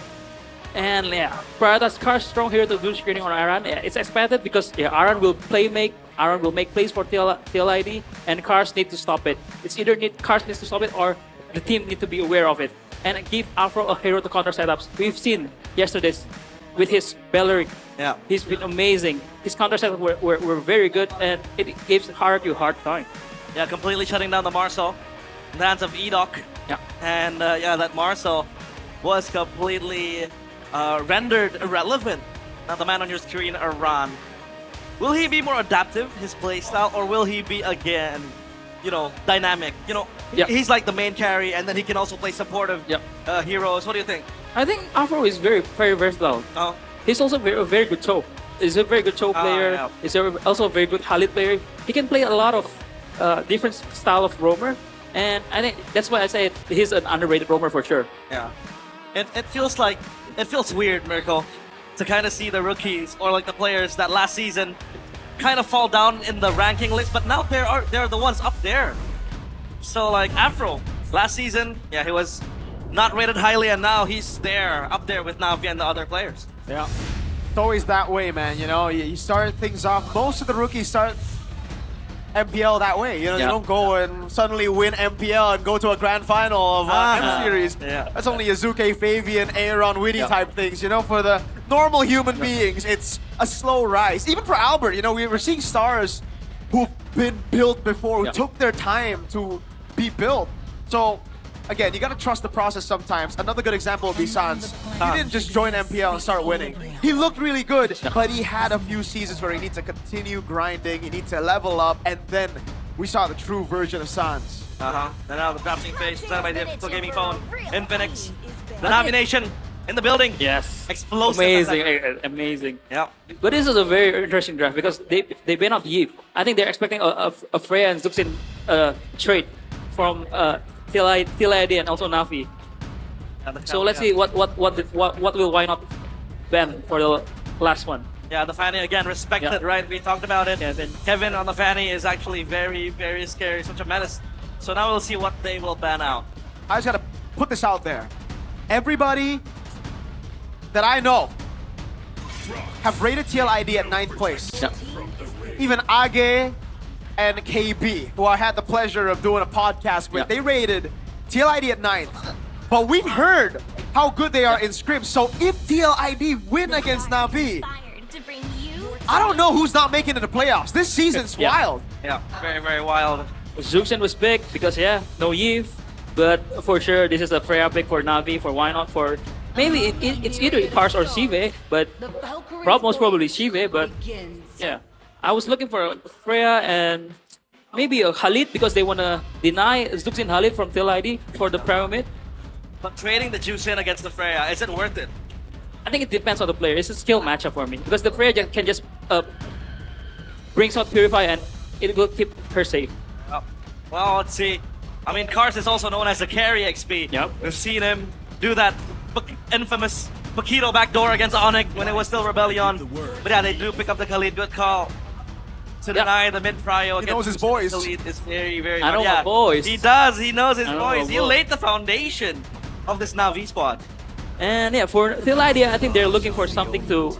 Oh, wow. Whoa. The straight carry pick and both pick. Yeah. both are very good laners against Freya. So the Freya will have a hard time either going XP or gold lane. Yeah, finally, you know, Carrie making her debut in MPL. I thought with how Carrie's been in like ranked games, you would see her earlier, but hey, I'm glad to see her here. MPL skin, by the way. Go grab it once it's out. Phobius. Yep. Great choice too. The Khalid and the Freya is going to give him so many more of those Infernal Pursuit procs. Yeah. And for Na'Vi, I think they're looking for Lilia, or they're just looking for Sora. They're just playing it. Yep, I like this. Abusing Red 3. Yep, they're abusing Red 3 very well. And yeah, they're for sure, no need to ban Fallen because they open up a very honest draft from TLID. We know everyone's where they're gonna go. And the Phobius Chusin, it's all revealed. There isn't really flex potential coming in from TLID, but the Sora with the Khalid and Freya, this means that Na'Vi really wants to brawl out up against TLID, but at least the Chusin is a safe pick, right? Against this brawling composition, when you get dived on, you have the Crimson Beacon. Harley banned. Yep, because they're playing two fighters, right? I think they want to limit Andor's hero pool that can carry from the jungle, probably Harley, probably Yushin, or maybe Leomord, and Na'Vi is just banning out heroes that can match up with the Khalid in terms of rotation and also poke. Let's see. Cho ban out as well. So they're still thinking of roamers that can really help the mid prio. The Cho ban out means that, you know, they check another, cross another on the list. So now for TLID, what roam do you think would suit this Chusin mid duo? Ooh, I think they can opt for more like a combo with a carry. Akaja would work. Akaja would work. Kalea banned out. Kalea was banned out. Yeah. Franco, I don't know what's Leone hero, so I mean, he can pull out a Franco, but are they looking for a Yisonshin Ben or Leomord Ben here? Yeah, but or just Kimi Ben? But I feel like if a Franco is picked up, they don't really have the AoE. Yeah, they ban out the two carry heroes for Andoryu. Yeah. Two fighters, so they're expecting to use Shin maybe to go gold, you know, a little bit more range in their composition.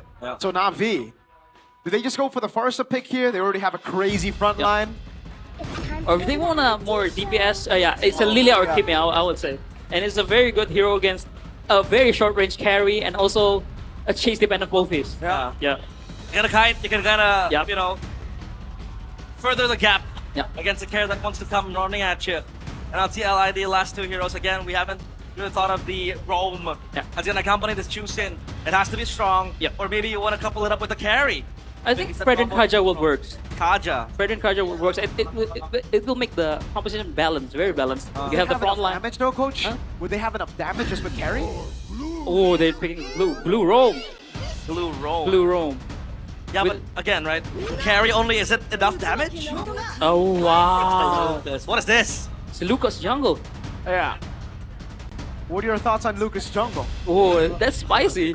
Kevin is spicy now. Hayabusa. And signature pick, Andoryu. Yep. Skypierce Hayabusa. Remember? Kill Kyrie with this. Remember how Kyrie was influenced to build Skypiercer because he saw Andoryu build that item. He was like, nah, I never go Skypiercer Haya. And then he sees Andoryu, you know, just doing him dirty with the Skypiercer. He goes like, nah, I need to go Skypiercer. So let's see. Interesting drafts, not only in this match, but all around today. From the first match to the second, and now for Na'Vi against TLID, all very, very interesting drafts. But who do you prefer? I prefer Na'Vi. I mean, not biased, but they have a very, very strong front to back with Lilia, and they have very good dive with Khalid and Freya, and also Sora. So it's a very, very good draft from Na'Vi. You second this, Miracle? Yeah. You agree with this? I gotta agree, man. I really like the first 4 picks especially, and then the Hayabusa is more of like, all right, it's a signature pick. You already have all the space. Might as well. Well, let's see. Will TLID be able to rise from the ashes of fallen? Cavalry needs awakening, but at their disposal is Na'Vi in front of them standing, looking for their win. TLID against Na'Vi in Game 1. We saw the Glue Roam just yesterday. It was Bigatron Finn who utilized it against Alter Ego, won it. Did a pretty good job there, but now let's take a look at the emblems real quick. Anything you wanna mention? The Glue is using common emblem. It means that he wants to spam and he wants to poke, but he will be very squishy. Yeah, instant flicker out. Yo, ever since yesterday, Patrick have been bullied heavily. Not even here, but in MPL PH as well now. Yeah, the emblems, we talked about it. Emblems by you. Anything else you want to point out, Coach? I think it's interesting pick weapon mastery for Shive. Yeah. Freya. I think he wants to build up the. Oh wait a minute. Oh my. Oh wow! And Doryu, that was a risky choice to go in. Leone couldn't even catch him there. All right. Yeah, he had the quad shadow mark on the Juicin, so that's a flicker blown for both Richel and Leone. This will be very, very significant leading up to the turtle fight. I think Ando will have a very good time here. For, going into the turtle fight. By GoPay? Yep. Well, it's mostly TLID with a bit of Navi from 4 of us. So, Lim and Pulong going for TLID. Yep. Bit of damage over on Aran, but this is the thing about the Phobias, man. It's also a winning matchup against Sora. And the fact that Aran is on it, he's known for the Phobias. Remember, Scene 14. Yeah. And yeah, Ando is going to try to punish the flickerless mid lane. There you go. He's gonna help. But on Leone. Slam the fast pass. Ukir with first blood. Kevin walks up here. Oh, gets poked down. He wasn't fully stacked up yet. He, I think, miscalculated there. Yeah, and if you're talking about scaling as well, Navi scales well into the late game. What do you think, Coach? Yep. They have Andori with a for sure Sky Pierce later on. Lilia. They have Lilia. They have Freya too, who hits hard. I mean, yesterday you see Eman how crazy he is in the late game, and this is a free turtle for Navi. Just Eman things, but yeah, they do get this turtle under their belt. So Andoryu, so far trying to build upon the Hunter Strike. He has the Fury Hammer ready, but we don't even know if he's gonna go for an adaptive glove directly into the Sky Piercer. But so far, it's just a quiet game for this Hayabusa. Not much action. There's one takeaway for me at least here, right? At least this isn't the TLID we saw last season. Because last season TLID, they would just take random 50-50s, bad 50-50s here. They notice, all right, Leone died, Kevin miscalculated, back away, right? So at least there is an improvement from last season. I mean, yeah, in terms of like, you know, the trigger-happy Team Liquid that we see last season is quite gone. They're more like, knowing their win con, they know that Aran is not strong enough, our mid lane no flicker, and they just, give it up. And maybe they're looking for another fight in the second turtle. Afro again with Khalid. This Khalid damage, by the way, we saw what Alec was able to do with it on that Alter Ego game against Onyx. But so far, Leone just completely sticking to Richel, shadowing this Juicin. This glue, just trying to make it safe. And look at Ukir, man, zoning the Zuxin, man. He's having a hard time to Richel. Yeah, welcome to MPL ID, man. Look at the freeze, man. Yep. It is very, very hard for Richel to farm up. And this will take a toll on the Juicin as well, because the Juicin so far only has that elegant gem. Yep. Meanwhile, for the item build so far, what do you think, Coach? I think there is a standard glowing one for Ukir, a standard corrosion for... Oh! A steal 14 seconds away from the turtle. Kevin, he's 2 levels down on Ando now. And Andoryu is just hyper farming the camps. It's insane. Question is, can TL burst down the turtle? But because Ando used the retro, right? But I think they will just gonna get poked if they hold the turtle. Yeah, Navi can like stop them in their tracks if they go for the turtle, right? Yep. They can just bait Kevin's ultimate, and that's the problem with Lucas. Once you use your ultimate, that's it. You gotta win right as you use the ultimate, because if not, it's gonna be cooked. Yeah. But I think the Sora might be the same as well, right? Oh, there goes. The white ult. There you go. Oh, Carl! Oh, wow. He's gonna go in on him! 1v1, no problem. Leone's gonna be next. Apro's gonna go in, flicker out. As Ukir flickers in, Black Shoes away, and Doryu claims the turtle, and now they look to pincer TLID. As Apro joins in, Dritchel, Crimson Beacon, Ukir going to damage, Dark Wave landing. That is Dritchel down. Ukir will fall as well. Aran, the saving grace. Yeah, at least one traded back on towards Ukir. A very, very good kill. Uh-oh, going in is Sive. Oh, has to flicker out. Wait a second, Shiva wants more, and he wins out the trade. The scary hits like a truck. Hold on a minute. Again, Cars. Okay, respect from Aran, but it might not be over now. Aran jumps into the midst of it. Pursuit goes in. Oh, Dark Wave on 2. Aran's doing it, but it's not enough, and Doryu takes him out. Non-stop fights were brawling here, and Andoryu did not have the shadow kill to finish the kill on towards Aran. That Phobias is a goner. I mean, I love how Cars initiated the fight because he knows it's a win-win condition. If he just baited out the Lucas ult, it's a win. It's a My goodness, Kevin's getting schooled. Kevin, back to school you go. And completely outclassed. I adore you. And this glue, I'm starting to think, what is the purpose of this glue then in this composition? The purpose of this glue is just to poke out the Khalid and Lilia, but you cannot outpoke Lilia and Khalid. They have a very strong prio, and I said it before. I mean, I've said it back in the stage. Lilia is the best 1v1 mid lane right now, I think. Better than Zuxin. Yeah, it's still considered a pocket pick though. Yep. Guy Piercer and Dorio. Yes. He's going for it. Honor Strike completed first though, so he has extra damage with the, I like to call it the clown shoes. Yep. Now Afro wants to go in. And also cooldowns. Yeah, cooldown. Oh my god, look at Cars. Look at him. Look at the bush he's holding here. This will open up a big fight. Crazy set if he finds it.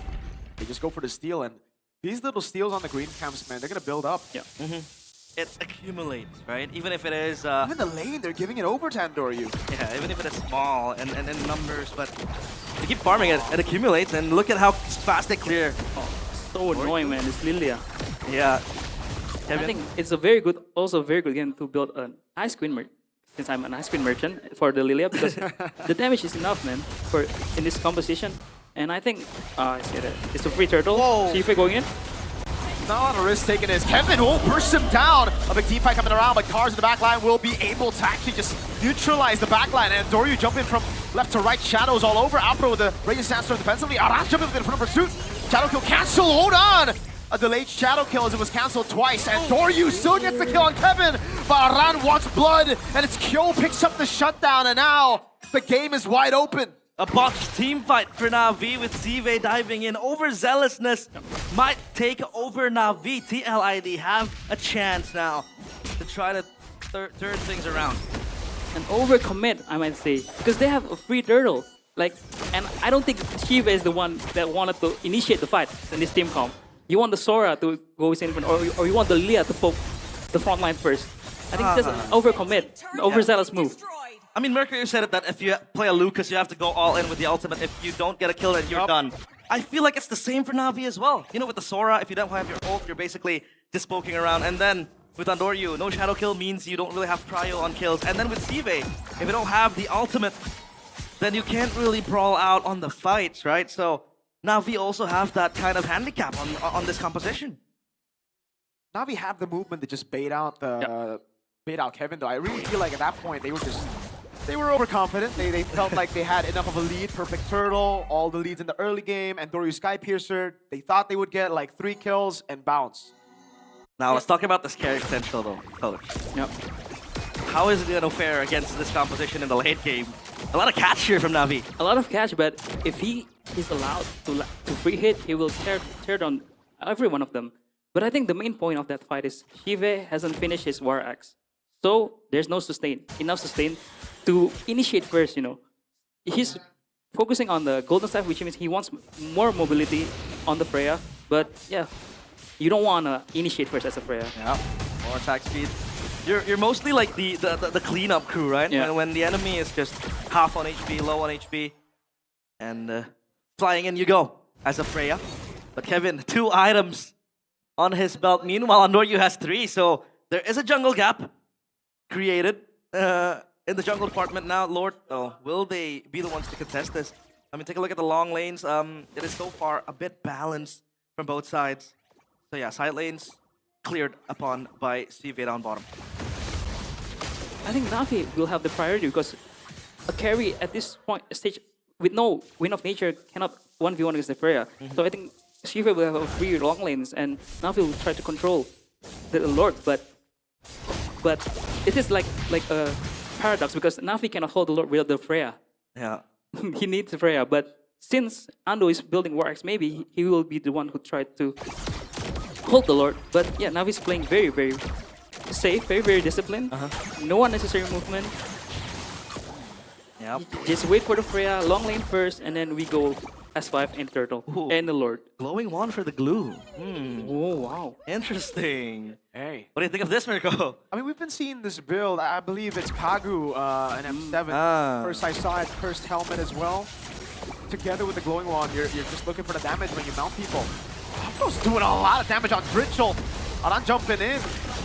Trying to go for the front pursuit again. Kevin already with the ultimate. Walks up. Retry from Endoryu's clean. And now he goes for the tail beast bomb, but Endoryu picks up the Sky Piercer. Aran jumping over. The mount down coming down. Ashiba is going to be mounted, and Cars will fall to Dritchel, who gets a Sky Piercer stack. Shiba is still mounted. Leone now. Going to be the target. Quad Shadow on him. A Sky Piercer again for Endoryu. Makes it 20. More stacks for Endoryu, the hyper carry, and Why Not is just laughing at that team fight. Now V get the upper hand. They want to go for more mid lane dive. Could it be? Nah, I don't think so. Navi was so disciplined, man. They get the Lord, they get back, and they baited out Tail to chase them, and they just turn it around. So it's an amazing macro once again by Navi. Oh, there you go. You called it. Ice Queen's won. Yes, sir. Ice Cream Merchant, let's go. So what are the implications of this build? Aside from the slow, obviously, it's going to make TLID more immobile, right? Yes, it's going to be more immobile, especially with the coercion side too on Freya. Ah, yeah. More slow, so they're not walking for sure. Yeah, I don't wanna walk slow. Yep. In the land of Dawn, I wanna be fast, I wanna be quick. Now lift it up his Afro, he's gonna be fine, and look at all three lanes they have pushed on. And so now for TLID, what are their winning conditions? Obviously, banking on carry late game is one thing, but the carry lacks range to kind of out-trade, like the Lilia, for example, right? You need a signature Ando throw. For me. Ando throw. Ando throw. Because he said this himself to me, like, Coach Timmy, I think I might throw 1 or 2 games when we're ahead.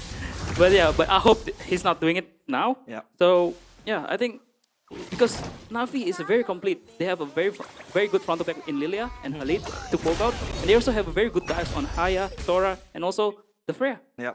Even Retry's that green camp for Endoryu. Yep. He's won every Retry battle. He did. Evan hasn't won a single one, and you can look at the real-time victory right here, presented by our official gaming. Oh my goodness! By official gaming phone, Infinix, it just shifted. All right, 84% to Navi, quite accurate. Would you say? Yep, quite accurate. Because yeah, the only way TL wins this if Ando goes in, gets auto-attacked by the Pofis passive, and he got perma CC by the Glue and the Lucas ult. Yeah. I mean, this Phovius is still going to be a huge factor for TLID, right? In a team fight, it's gonna tank, it's gonna dive into the backline, and I mean, Ulker has that safety with the black shoes. Yeah. But on the items though, Coach Do, anything? It's so interesting to see Sive building Malefic Gun in Freya, as a Freya. It's more range. Yeah, more range. Especially against the Zuxin. Yeah, with the splash. Yeah. So he will, when he ulted, his range is, her range is very, very long. Almost like carry, but not as long as carry. So yeah, it's interesting build by Shive. Yeah. But I think, is it just me, or I feel like Sive has been lacking damage in the past 2 team fights, and now he has 4 items. So let's see if he's gonna scale. Meanwhile, they want to take the Lord, and it's gonna be Joe. Yeah, Sive is down bottom. He can get the turret, but this Lord will be blitzed. TLID has a carry here. They can force a 4v5. That's gonna be the mount down on Ook here. Has to flicker out. Has the black shoes. Gets caught in the dark wave.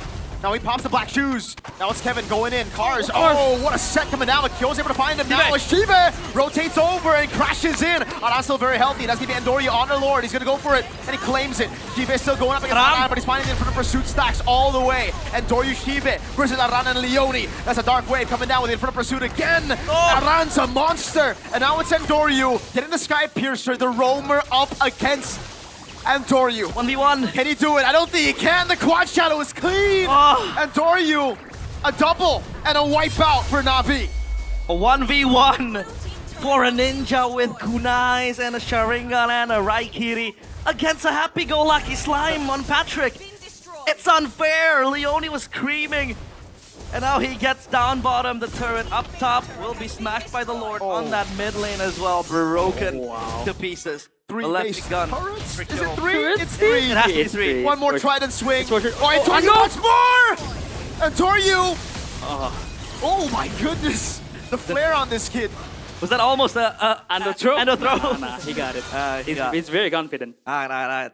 At first, at that fight, I thought Ando was very unlucky. Why? Because he shadow kill the Lord. Yeah. Like almost like maybe 5 to 6 flashes to the Lord. I thought that he was unlucky, but damn. His mechanics on high is very clean. Yeah. He doesn't need the shadow kill to kill all of them. Very, very good. I'd say spacing too, right? He was waiting for the cooldowns to kind of tone down a bit and then get the abilities going again, and then he went in for Leone. That 1v1, man, so unfair. Like, we'll talk about SpongeBob and Naruto power scalings, man. Hey, honestly, Patrick should be one of the strongest characters of all time, man. Why? Lore-wise, bro, that guy's unkillable, man. Ah, that's true. That guy's like... That's true. He has a whole rock just smashing onto him and he's still alive. Yeah. Alright, so now, Lane, Prio, all three. Another replay by Infinix, our optical gaming phone. Yeah, as you can see here, like look at the shadow kill. It was mostly on the Lord, but Shive hold the line down, and Ando was just waiting for his moment to pounce on the Team Liquid's ID players, man. Yeah, I mean, nobody paid attention to the Lord as well, so Andoryu, it was all his for the taking. Now let's talk about the high ground defense from TLID. I'd say it's not the best. What do you think? Yeah, it's not the best for sure. Zuxin, you cannot high ground defend as a Zuxin. Genius one as well, right? He wants maximum damage, but will the glue be able to exert that damage, Virgo? Oh man, right now it doesn't look like it's... Well, honestly, we gotta give him credit because that fight was, I think, even a bit too close for Na'Vi to be comfortable. I mean, I agree with you, Mirko. I think we should give props to TLD. They were like 5k, 4k behind, but they still find a way to keep it close. It was a massive improvement rather than last season, I would say. Yeah, 4k gold up for Andoryu. That is not a gap anymore. That's a canyon. That's a whole valley being made by Andoryu. Look at Afro, man, building the Heptasis. Yeah. He wants more damage. Radiant armor completed as well to dissuade the magic damage from Leone, and as well as 3 shell. Yeah, rose gold completed too. This Lucas, I feel like it's getting irrelevant. Yeah, back when Lucas was meta, you need to win the early game. You need to snowball as a Lucas because his damage falls off late game. So now, I don't know. Look at Ando. Like, oh my god. Ando? The back's gonna collapse if Ando gets his hands on Kyo. He's recalling. Tarzo, what are you using? The initial cloud form, Kevin goes in. Over on Ukir he goes. Tail Beast bumping him down as well. Cars is out of the fight already. Kevin is going crazy on Ukir, who's able to flicker around. Now Dritchel walking over. Will be able to pick up Apro. And Andoryu still in the back. Able to find the quad shot on Kyo. What a cancel made out on earlier. Can he escape is the question. And Andoryu buys the immortality while he dashes. Leone catches him. And he goes for the mount down. No immortality, buys him in the ground, but he's unable to find it. TLID! All of a sudden turn things around against Na'Vi. The cavalry are marching in, galloping into the dying night. They get the kills. The Lord as well will be in their hands. That was insane from TLID. That's why, man, like we said, it's not a comfortable position for Na'Vi yet. TLID, they almost want to fight with them being so far behind, and now they got an evolved Lord. Take back my words, Kevin. This Lucas is still a problem. Ando took too long to flank that, and I think it was a botch engage too from Cars. Yeah, the Cars. Cars. So I think it's like mis-execution because they were already, Ando was in position, but I think it's a botch engage from Cars. So TLID got the front back that they wanted with the carry, and also the Lucas jumping into the Lilia. And man, that damage build for Leone's paying off, man. He got it for you. Yep.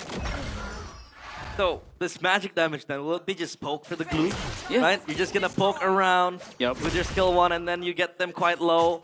And then when you mount on top of them, that's where you're gonna burst all the damage. This glue needs to be addressed. Yep. I was expecting an Ice Queen 1 in the glue because Ice Queen 1 with glue is also obnoxious for sure. But yeah, Ukir needs to stop frontlining. I mean, he needs to be very far back because TLIDs know their win condition. They bait out the black shoes and they go on Ukir. Yeah. Can they end here, Miracle? I don't think so. No. Lilia is a very good. Yeah. High ground defense in Lilia. Or on Lilia, sorry. Good Freya, by the way. Great clear. Yep. Even Freya. Quickly cleared by Na'Vi. And they still have that defense trial on their pockets. Again, we talked about the Lilia. So now TLID.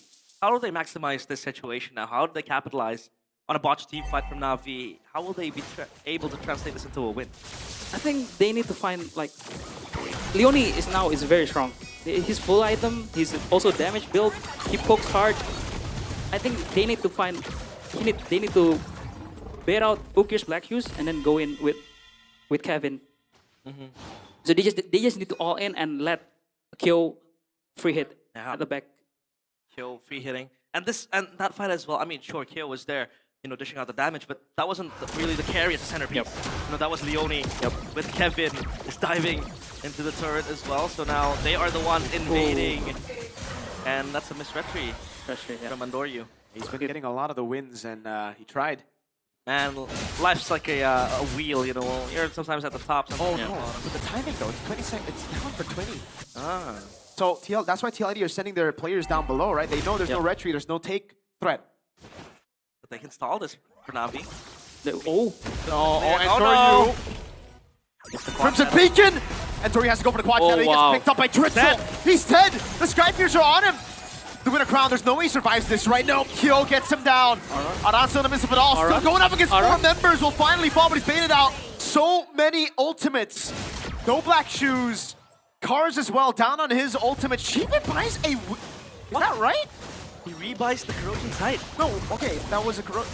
That was a win in... Yeah, it wasn't a win in nature. Did he? I think he did. I think he did. Buy a rock... Hold on. Ukir! First it down! Shiva trying to look for a big fight. He just cannot find it. Kyo goes through Ambro. Shiva survives. Kevin is about to run out on his ultimate. Ritual goes over to Crimson Cars again. This time going for damage, but he gets bursted down by Kevin. He's running away now. Kyo able to pick up the Evolve Lord, and Kevin goes through with Ritual. Picking up a Sky Piercer stack. Shiva 2v1. Rose Gold Meteor built up by Ritual. The pickup and the throwdown! Dritzel gets a double! An Evolve Lord, and it's just Andoryu. I think the game's done. Na'Vi completely demolished! And now Andoryu has to take a look at his base. A broken one. Dead bodies of his teammates. All light down in the land of Dawn. This is the end for Andoryu. It's a comeback in the end. The Immortality buy just to delay the inevitable, but the Lord has been swinging at Trident. On the crystal, a comeback win for TLID. And a fumble for Na'Vi. Again, missing out on a potential team fight coming in from TLID. No comfort zone was proven to be the turn around for TLID. They take game 1. TLID played very well. They capitalized on Na'Vi's mistake very well. They know, I mean, this is what Mirko said in the early game, right? TLID is improving, they're different, they know their win con, they're scaling with the Zuxin, with the carry. They don't need to take unnecessary fights from the early game. That's why they leave out all the turtles for Na'Vi to take. And yeah, they just look for timing. It's a very good timing for TLID, and yeah, carries free hitting from back and Zuxin. That's why it's a very prio pick. It's either pick or ban. I mean, I think this is the first Zuxin game in MPL ID, I think, so. And it shows that it's a very strong hero. A lot of comebacks happening. Today we had one with Onyx earlier today, and now TLID. Take a look at this, Coach Do. What do you think of this? This team fight. I mean, this was Na'Vi winning, but TLID had the upper hand. This is the problem of like having 2 fighters, right? You will get outscaled by, especially a carry that can shred through tanks. So Na'Vi actually is on a timer, but once again, TLID plays very well, but Na'Vi, man, you should have closed the game like way faster, man. Disappointment. A disappointed statement from the ex-coach.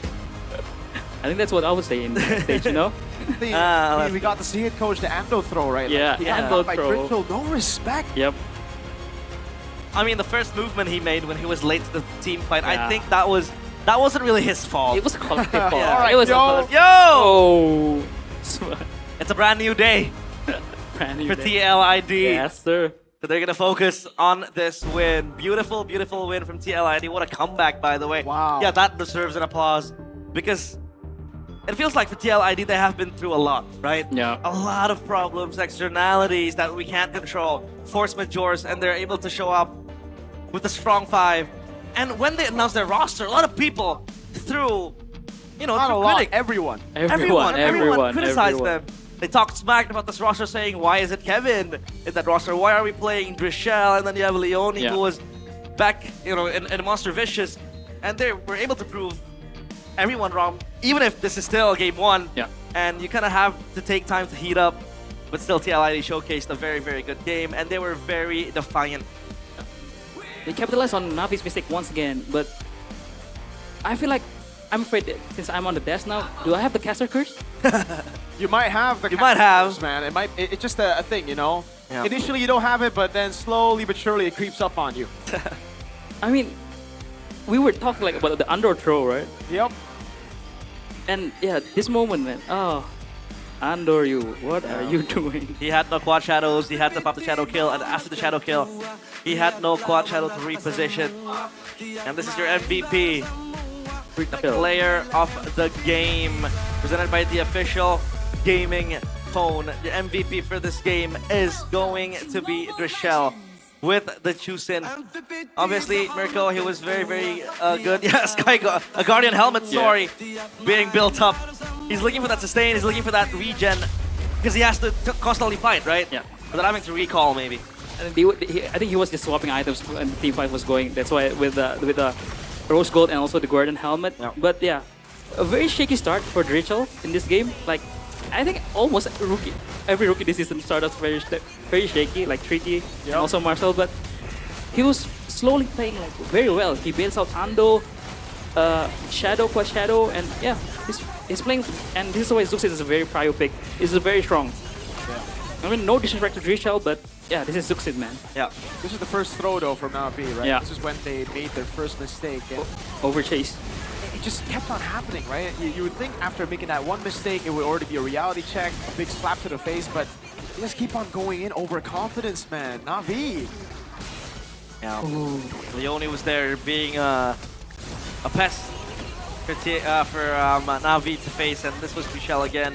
Been taken down by Sive, but Aran, man, shout out to him as well. Oh, yeah. Holding everybody in place with that Phobius. Very, very good. He was holding 4 men when TLID was taking out Ando at the back. He was holding 4. Aran, shout out to him, man. I think this one, he was holding like 2, 3, 4? Wow. Yeah, 4. Look at that.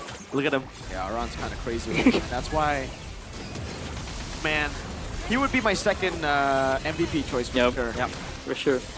Well, my vote was Leone, but yeah, I think he was really, really pesky. And I think this begs the question now, is Navi's communications really that good? I mean, we saw a lot of botched team fights, you know, that Sora on top by cars, that was a bit questionable. Yeah. I think maybe, this is just a maybe, this is just a theory. Ando and Okir is fluent on the early stage of the game. Because late game, there's a lot of things to communicate, right? Yeah. And it's usually very adaptive. Very, you know, it's different from just the early game. Because early game is just, you know, templates sometimes. And looking at Navi, how Navi plays, they're actually quite template, but very, very consistent, very, very disciplined. So yeah, I think now we are shown that Navi needs to improve their late game. Yeah. Because yesterday there wasn't late game at all, right? Yeah, they were completely dismantling RRQ. You know, I'm not a man of, you know, patterns, but does this mean that TLID is better than RRQ? No, I'm kidding. Oh, well, they'll get to meet next week, so we'll actually find out if they are better than RRQ. But they've already done better than RRQ against Navi, at least, right? Sure. Wow, Navi completely outclassed. I mean, early game, Navi had the upper hand. Obviously, the prio you do have with the Khalid, plus the Lilia and the Hayabusa. I mean, sure, in lane, the Chusin struggles a lot against the Lilia. But late game, that Chusin, with all the CDRs and all the control it has, on the long term, you can kind of see a lot of players, and you are super safe too with the Crimson Beacon, right? Yeah. And I think, for me, this game, Shiva was quite questionable for me because he was playing a Freya like as an engager, as the first man. In which in this game you should just go as cars go. Yep. I'll just follow up with Ando. Even Apro, you know. Yeah. Well, again, he has to be more on the cleanup duty. But it is what it is. You know, results are out, and Navi, they need to go back to the drawing board. Will Coach why not be smiling though backstage? I think he should still be smiling. I think he should be like smiling. that game was very winnable. It's just they threw. Yep. At least for game one. So I wouldn't change too many things if I were him. Yeah. I would just be like, guys, what the heck? Where's the discipline? I think the idea was there already. The foundation was built upon by Coach. Why not? But this is why, like, I really wanted to put Navi higher up in my own power rankings. But there's a reason. I feel like it was wrong to put them up for now because they did amazing against RRQ. But just like last season, when they were winning, when they were doing well, it's pretty good. And then the inconsistencies start to happen, right? And it's for everyone that everybody who was inconsistent in this game were the guys who I was talking about as well in my power rankings. And Doryu and Cars, when they're good, they're crazy good, man. Like Lapu for Cars yesterday was ridiculous, and Doryu was ridiculous. But here, you see in this game, you see Peak and Doryu and Endotro. Endotro. Throw Doryu. Throw Doryu. Endotro. I think, with that guy, you get the highest of high and lowest of low, for sure. But yeah, Coach, why not? That's going to be something that he needs to sort out. Well, we could say that sometimes it's a honeymoon phase with a new coach, new goals, new vision, especially when you won against RRQ yesterday. So yeah, by all means, Coach Why Not needs to sort that out. But speaking of working everything out, we do have a provider that helps with everything. And it's called By You, a unique provider that's actually real, like Real Madrid, and you can really feel it when gaming. It's very strong. It uses Telkomsel signal, no lag, no drama, full 24-hour internet data. You know, if you're gonna use it to watch MPL ID, MPL PH, or maybe late night when you're gonna watch the EECA play, you know, it's all very handy thanks to By You. And yeah, that's By You for you. Yep. And it's by them.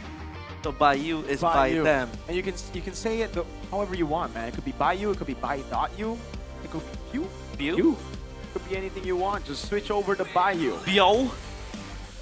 Because like the dot kind of becomes an O. I don't see that, but okay. Okay. I might be dyslexic, but yeah.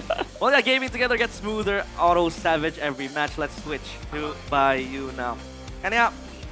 When I go to providers, sometimes my number, you know, it has problems. It deactivates by itself. Whoa. With By You, you have a number that stays active forever. Wow. I don't really care though when my number gets deactivated. Nobody really calls me, so like, you know. People just use like text. I mean, they use like apps now. Nobody texts me too. No, that's sad. That's sad. That's sad. The only thing I text now is my MVP on the MPL ID group chat. So. Your MVP? Yeah. When was this? I still don't remember this. I swear. I swear. No, like when we have to type our MVP for the match. I thought you're still talking about the Yusun Shin MVP because I don't remember you getting MVP, dude. I still don't remember. You gotta show me that. You gotta remind me because I don't remember that. When you are good, when you are skilled, you don't validate yourself. You get validated, you know. So like. No, that's why you're validating yourself. I'm gonna show you the receipts. I think I lost it. I might be lying, but I highly doubt that. Well, I'll look for the receipt later. But now, Yusun Shin. Speaking of Yusun Shin, will we see a Yusun Shin in game 2? Because it's also an Andoryu special. Andoryu special and as well as a C-Face special now. You got a Maniac yesterday with a Yusun Shin. And it was banned out in below 4-5 for Ando because they're playing 2 fighters. So maybe there will be a shifting in priorities, maybe for sure, for the Yusun Shin, for Navi. It's possible, but yeah, I think it will be a very good pick for Navi because with vision, with the Mountain Stroker, and with the mobility and how they play, very aggressive, is a very good pick. And the man on your screen, I kind of want to give him a shout out as well too. The guy over there, Reza Palevi, right? Ooh, the legend. He's been there since the Aura days. He's stuck with the team. He believed in them, especially back then when he promoted. No, I don't think he was the one who promoted, but he took part in the decision as well, promoting Island Shiki, Fabian, Witty. And by the way, I also forgot TL ID lost the S-Scale to RQ. Yes. And now we know why.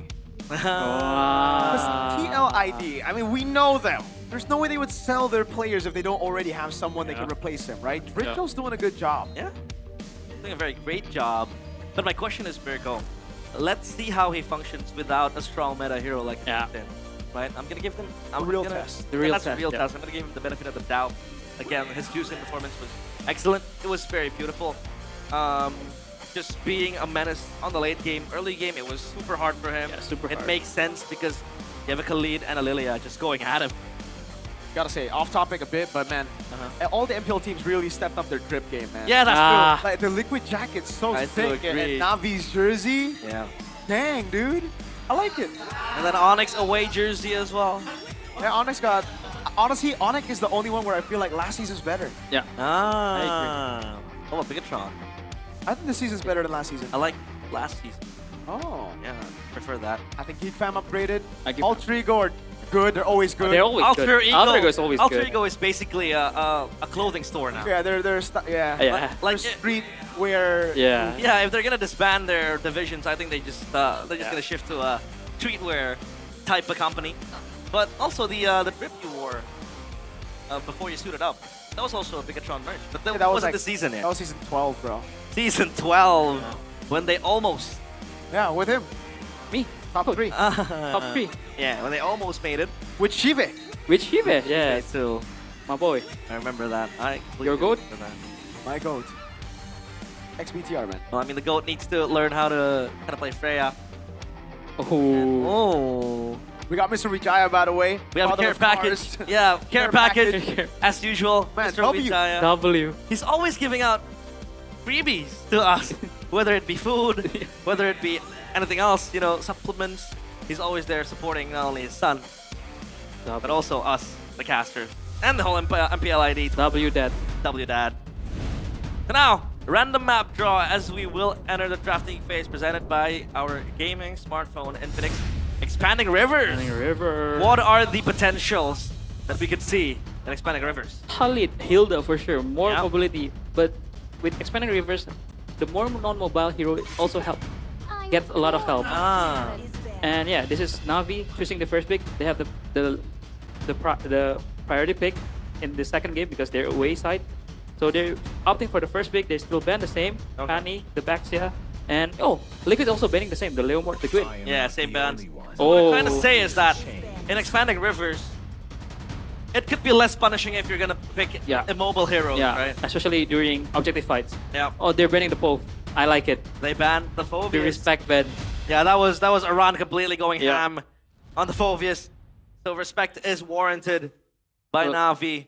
It's gonna be another Zuxin Freya trade Ah, yeah. in this game. Oh, Just- wait. Yeah, go on. Yeah, it's gonna be a Zuxin Freya trade again for sure for Liquid and Navi. And yeah, with Yif still open, do you want to pick the Freya again? But Yeah. look at that last game. I mean, Navi now are on blue side, so Yeah. that first pick, that first prio, still the same band. So yeah, do you trade the juice in with the Freya? Do you let go of the Freya to Kyo? The problem with Kyo is that I am quite, I'd say, skeptic of his hero pool, you Yeah. know? When he played, it was only the Moskov, The carry, the Claude, Ranger. Grangers. Will he be able, right, to step up to the Freya Yeah. and play the Freya? They take the Freya. There's still the instead. Freya because I think I know why not thinking because the Yif is still open. Ah. But the problem is here if they pick the Zuxin and the Khalid here, is because it's a very very strong prio mid, right? Yeah. So Zuxin is gonna be picked for sure, but do they wanna deny the Khalid? Oh, they just go for the Frederick. Juicin and Fredrin. Yeah. Talk to me about this Fredrin pick, right? What does it achieve, really? I think this Frederick pick will give CL more mid prio, especially because it's a very strong combo with CC combo with Zuxin. Yeah. Yeah. The chain CC will be amazing, and it also stopped the Khalid pick from Navi from going because if Navi pick up the Khalid here, it's gonna be a pretty bad pick because there's Freya, there's the Fredrin, there's the Zuxin, and there's the Yif and the Sora. Once again, they didn't change the formula. They still stick to the Freya and the Sora. Like you called, the Eve, Sora, all the same. Now, Still the carry. they go with the carry again. Against two fighter, you just need time, man. As a carry, you just need time. Yeah. Thing is, though, this is already a bit different, right? Now the Eve can zone you away. So if Yeah. you get zoned, Freya and Sora, also the combo, the damage output, it just feels much better for Navi now. Yeah. But as Navi, do you want to ban out Arlet? Because it's a very good Arlet game, no? Yeah. And especially Aaron's Arlet. Cars with Arlet. Yeah. Oh, it's Matilda Ben. Wow. Matilda. Interesting. Interesting. Very. They probably know something. Yeah. It's just crazy that, you know, they let go of the juice in again. Yeah. But the answer is the Eve. So, okay. Harley ban. Oh, for sure. It's another Yi Sun-shin ban for sure, I think. Yeah. So if the Yi Sun-shin is banned, then if Na'Vi has the potential to pick it up, will it go gold or will it go XP? Because then if it goes gold, then Freya needs to be flexed somewhere else. I think for sure if they pick the Yi Sun-shin, it will go. It will be in the golden because they have already Sora and Freya. So Cars Freya then. Oh wait, Sora Cars, there. and then Freya, Shiva again. Yeah. Oh, but they leave it open. Yeah. Because they have the Fredrin now. A more man. tanky, and then Matilda ban, interesting. Was banned for Na'Vi. Potential XP heroes. You want to deny strong Aran picks. Yeah. As usual, he was the man holding the line for Liquid in the previous game. Or you just want to deny the glue because the glue was kind of annoying the mid game to the late game, and there's no Khalid anymore to poke out the glue in the early game. Arlet ban. Yeah, the Arlet is banned, but the Arlet is just much scarier with the Fredrin, with the Zuxin. It's just much scarier. 2 respect bans to Aran. Aran, what are you gonna pick up here against a Sora, against a Freya? So yeah, with the Arlet ban, you can always if Arlet's gonna fall to the hands of Aran, then you can always reset the passive. You can go with the vengeance in and out. I mean, if you want a skill matchup, Lapu is still there. Lapu for Aran. Lapu is open, right? Yeah. Against the Sora, right? Yeah, it's a skill matchup, and it can target the Eve at the back lines. So Uki won't have a good time. Oh, they're just going for the chip. Whoa. Wow. What is this, Mirko? Is it a Masha XP? Do they want to go for something crazy like that against fighters? I mean, the Eve's not gonna have a good time. Yeah, that's for sure if it's a Masha. I think they just want to brawl it out with because Zuxin chip is maybe it doesn't look strong, but it's a very strong mid lane because chip's early damage is quite scary. But do they want to glue here from Na'Vi as a roamer? Because I think it's a very good glue game with the Eve too. Yeah, against the Fredrin. And what do you want to go here as a jungler for Ando? Well, I mean, YSS is again still available. YSS is still available, but against a chip, a Fredrin, he's dead, and a Zuxin, it's a hard game for sure. But it's playable, but it's hard. And he goes for the Yi Sun-shin. Yeah, glue Yi Sun-shin, good call. Wow. And I think as Aran, I think Lapu is a very good here. Yeah. To zone out the Yi Sun-shin, to zone out the Eve. He can get also a very good... But the question is, if they pick up the chip, is TLID's composition team fight ready? I think so. Yeah. Fredrin and Jusin are very team fight ready. They just need damage and XP. Yeah. And yeah, Lapu. Oh! What if they go for the old signature of Aran? It's been a while, man. It's been a while. The Benedetta makes... Man, we have been seeing so many debut picks today. It's amazing. Yeah, it's amazing. It's an amazing day for MPL fan around the world. Oh man, I'm excited for this one. Benedetta. We have Masha Luke. Now we have Benedetta's Aran. Oh, I love it. Aran's Benedetta. Oh, We I love it. We are treated to a side here by the players. A sweet treat for us viewers and talents. And now the Benedetta though, paired up with the chip shortcut. Yeah, that's gonna be one hell of a truck, just ramming you down with the Electro final blow. The Yee's not gonna have a good time, man. Yeah, exactly. So you do go Petri, right? Yeah. You do go Petri, and lineup rating for Na'Vi though slightly. I think this is the first time in this day that this lineup rating is kind of equal, but I'm kind of towards more to TL because I think they're not on a timer because against 2 fighters. Yeah. Well, let's see. Into the land of dawn we go. TLID Redemption is their middle name. Will they be able to get the win against a newly fresh side of Na'Vi that got the win against RRQ yesterday? Game 2, TLID against Na'Vi. Man, if they get a win 2-0 against Na'Vi after Na'Vi beat RRQ 2-0, this opens up the standings wide open, man. Like, it opens up the possibilities of the season. You won't know who's gonna make it to the playoffs. I mean, you do know who's gonna make it to the playoffs. You won't know who's not gonna make it to the playoffs, right? A lot of teams there are gonna battle it out for top 6. And now emblems by Bayu. Emblem by Bayu. I think Aaron's gonna build full damage build with the fighter emblem, with the master assassin, with the little indication. He will go full damage and he will make Uki's life miserable this game. And the poke from the blue is very, very good against the Zuxin because it's quite tanky too. But yeah, Zuxin chip, give blue is a skill matchup, it's a poke matchup. I think there will be no kills in the early game without the Fredrin or without the junglers in the mid lane. The master assassin tune out the lane, right? Yeah. But when it comes to the team fights later on with the chip shortcut, it'll be quite irrelevant. An out kill down bottom. The same matchup again, right? Yeah. But on paper, who wins this matchup? It's the carry. Yeah. It's Extra okay. range. Yeah. And the damage too. Yeah. Because the carry will outscale the Freya, especially if the carry build the one. I think he can burst down the Freya in an instant in the late game. In the early game too, carry is always picked against the fighter gold lane. Yeah. Because the reason why he has short range. Oh wait up. Yeah. Poke here. Just poke for Turtle 1. Yeah. The reason why carry is short range because he's that strong.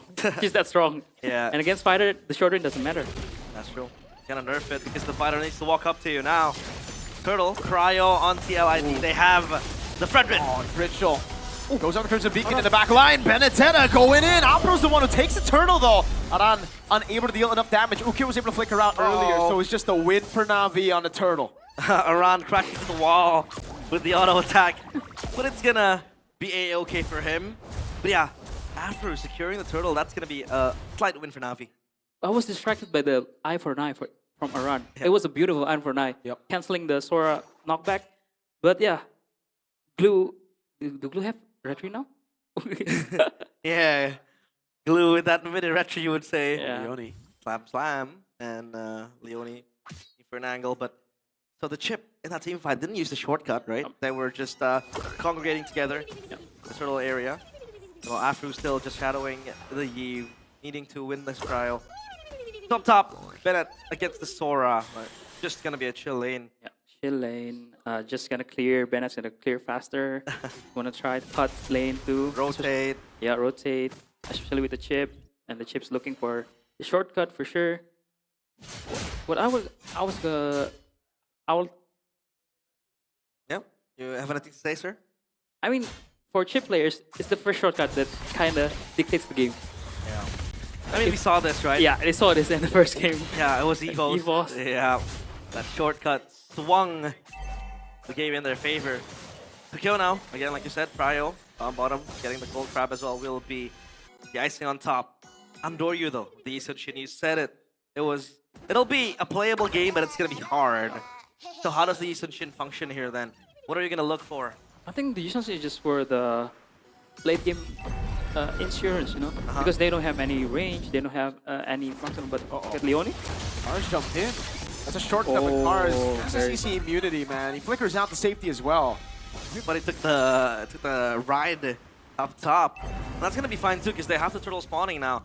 Kevin, close by. Sive is up top. He took the shortcut, so it's gonna be a 5v4. He took the shortcut. They used it against TL.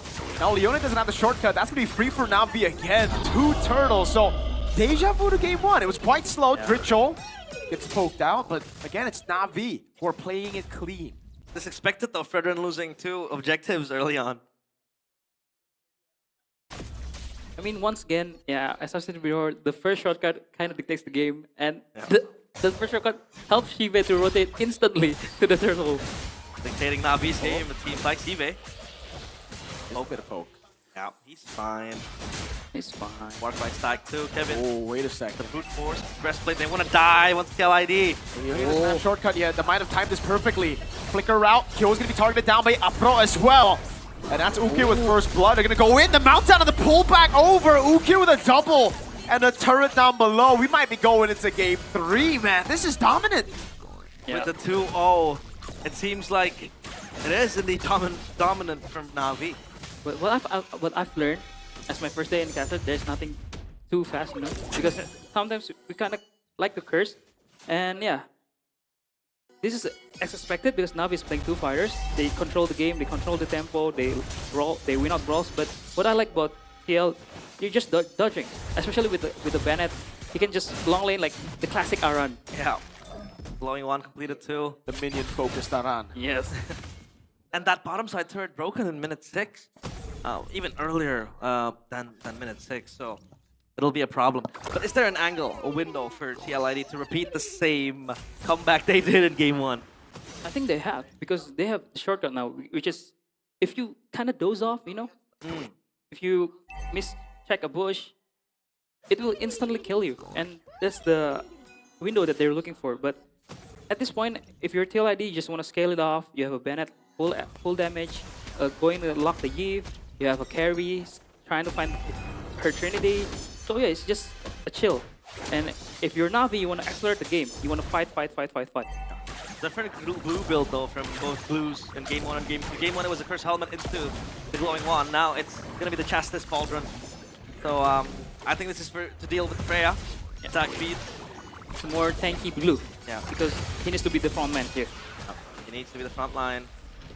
And now they're gonna juggle around the turtle. Meanwhile, TLID again losing tempo in the map. Sive is gonna push down bottom, and then Kyo's gonna stay, but at least, you know, again, TLID has a shortcut. So let's see who wins this team fight. Kevin with a taunt. Goes on Opera. He's going to be mounted down, though. Cars as well with the rotation. Kevin wins out the red tree, actually. And Doryu is zoned away. Now Ritual jumps with the Crimson Beacon. And Doryu gets away with the Traceless in the back line, though. It's still the mount down coming down. But Kevin's going to get taken out by Apro. And Ritual's next. Cars is the one who claims the kill. Meanwhile, Kyo just trying to survive. Mounted up again by Leone. Non-stop. Shiva is looking to go for the kill. Under the turret. Apro bit a bit too much that he could chew. Leone's coming down as well, but he doesn't have the shortcut. It's a free orange buff take, but at least TLID are on the board. Yeah, at least you get a kill to the guy you want to have a kill. And that's the carry. Obviously, you're light at the end of the tunnel. Completing 2 items now with the Golden Staff as well, inspired. On that fight, a clean traces by Andoryu. He bait out like a lot of spells, like the Ritual Flicker, the Electro Final Blow from the Bennett. He played very well. And yeah, Ukir, another Ice Queen 1 merchant. Second item, Ice Queen 1, wow. Oh, with the Eve as well. You're gonna spam a lot of spells, right? Yeah. With the Void Blast, so it does work wonders. Same goes with Lilia. With the balls you have. Yep. And now, this begs the question, right, TLID. How do they win this out? Are they gonna wait for, again, another Na'Vi blunder? Because you can't keep relying on blunders. Yeah, they need more time for sure.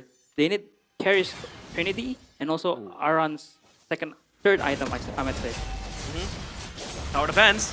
Yeah, Aran's just gonna try to clear the wave. He goes for the final blow, and Apro's left all alone. The Petrify as well from Aran. The catch one.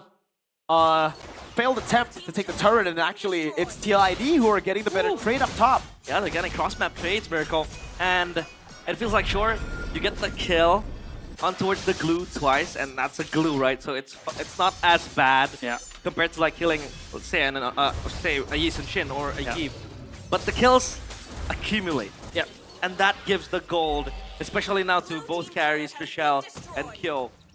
So yeah, that's gonna be a snowball effect being built upon by TLID. A kill is a kill, man, and especially if Team Liquid, any kill works. But I feel like Na'Vi want to try to accelerate the tempo by, poking out the Lord, because in the long lanes they have an answer for the Freya, because the Bennett will just clear, but the Bennett will lose on Pope against the Freya, but he will get the tempo for sure. Yeah. Look at the slower dance now. Leone needs to prepare the shortcut. Mountain Chakra pop, then Kevin is alone in the pit. Mars.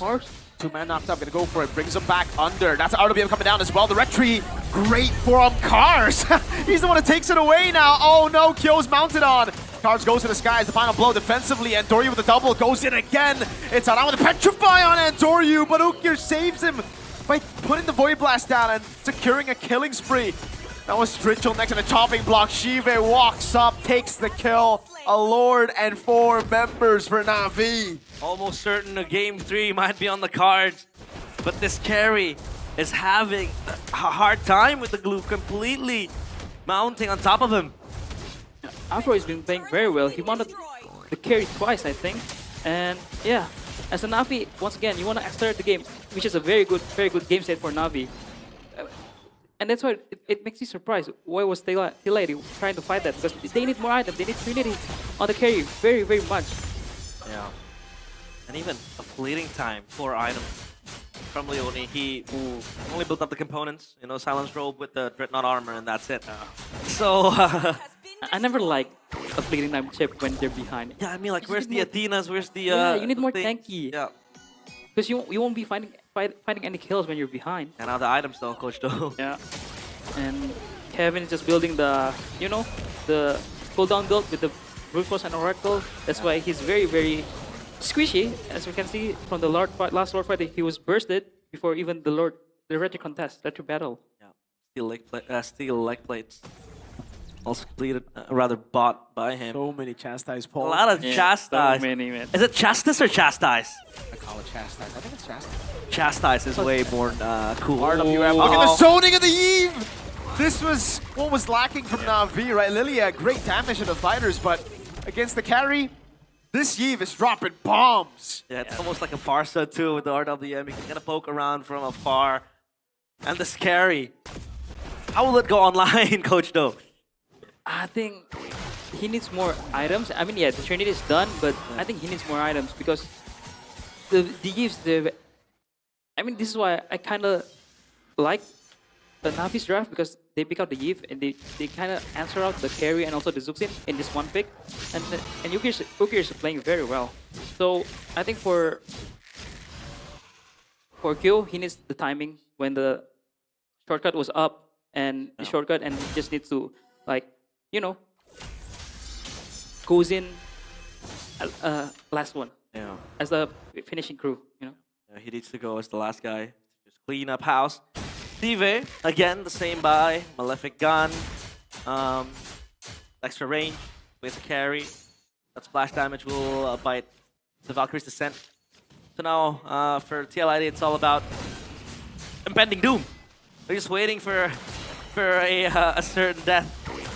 But their defense this time around, still the same, not the best. And this Benedetta hasn't been able to really achieve things. Here we go, Lord. The Beacon Car's gonna go to the back line. The shortcut already placed down by Leone though. He's gonna get taken out by Shive. But now everybody rotates over, takes the teleport. Yo, still doing a lot of damage, but he gets mounted on a mounted shocker with Andoryu. Takes him out. No Kyo, no Leone. 2 members down and Lord is free for Na'Vi. Why is Kyo there? He was pinched by 2 cores of the Na'Vi side. That was a glue shore, a roamer, but then you had like a Freya behind. And then Sun Shin. Yeah, this is getting problematic for TLID. Final low. Oh, again. Just to clear the wave, but there's another wave coming in with a Lord in mid lane. Chastise for Fredrin. I mean, you're drafting a Fredrin and you're playing a carry. You need to stand behind the Fredrin as the carry. You don't. I mean, yeah, you want to flank, but there was a kind of questionable move by Kyo, and that's why he got caught by the glue. And Afro is very on point on the glue. Maybe he was taking that shortcut, but now TLID needing to defend. This Lord is knocking on the doorsteps of TLID. Uh-oh. Kyo's doing a lot of damage. Afro gets pulled back by the taunt. Not dead just yet. RWM, Dritchel gets caught by the Mountain Shocker. Beautiful layering from the 2 Filipinos on Na'Vi. Oh no. And now Kyo has the win in nature. Sure, it gives him that extra sustainability to fight in the team fights. But again, look at how Na'Vi are really rampaging onto the base. Afro with the jump in forward. He's taking turret aggro. He goes for the mount down. Leone is the one mounted on. Oh. But he gets slain under the big damage from Kyo. This is where it all crumbles down. Whoa! And you dash forward! No way it happened again! Fade away kill. Kyo has shut down the Yi Sun Shin and Ukir as well. Big bounties, deja vu to game 1. Like they say, history repeats itself. No way. And the same iteration of moment happens. Andoryu. It was with the Hayabusa previous game, and now with the Yi Sun Shin. That was a wrong traceless. No way. And Kyo devours them with the late game carry. He's gonna have a feast. I think Ando doesn't check that Kyo has a win of nature for sure, because you wouldn't face us like that if you know if the carry has a win of nature, man. Oh my goodness. Oh. See, the high highs and the low lows, man. Like, what? I can't believe that just happened again. Like, I wonder what Waina has to say after that. Like, he's just like, guys, this just happened to you. It's like a graphical chart. And this time I think Andoryu is on low cortisol. That's super high cortisol. Yeah, that's true. That's super high cortisol. Oh my, Kyo. This is what you want, right? You're feeding your carries the kills. I mean, sure, he is maxed out on item slots. But again, the gold will really help TLID. But I think that's, again, behind a blunder, right? So if Navi can minimize that, I think they'll still be fine. They'll still be fine, but once again, scaling, dude. The scaling. Yeah. Now Aran is already almost full item now in the long lane. He will have a great time, but yeah. It was 11k gold lead before that blunder. It was 7k shifting in golds. Like, that's a lot of gold, man. 3.8 now. 3.8 now? Yeah, Bennett will have try on the long lanes. Again, you have the shortcut. Look at Leone. They're rushing on down the Lord. Is Leone looking for something? He takes the wide walk. They know he's there. Yep. Yeah, Leone will flicker out. This Lord, it's still juggled upon.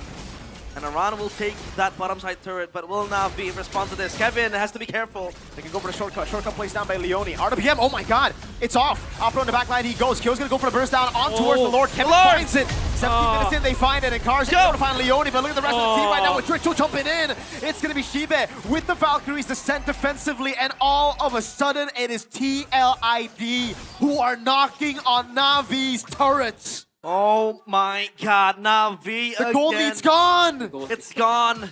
It's gone. I mean, sure, 800 gold lead, but it is irrelevant.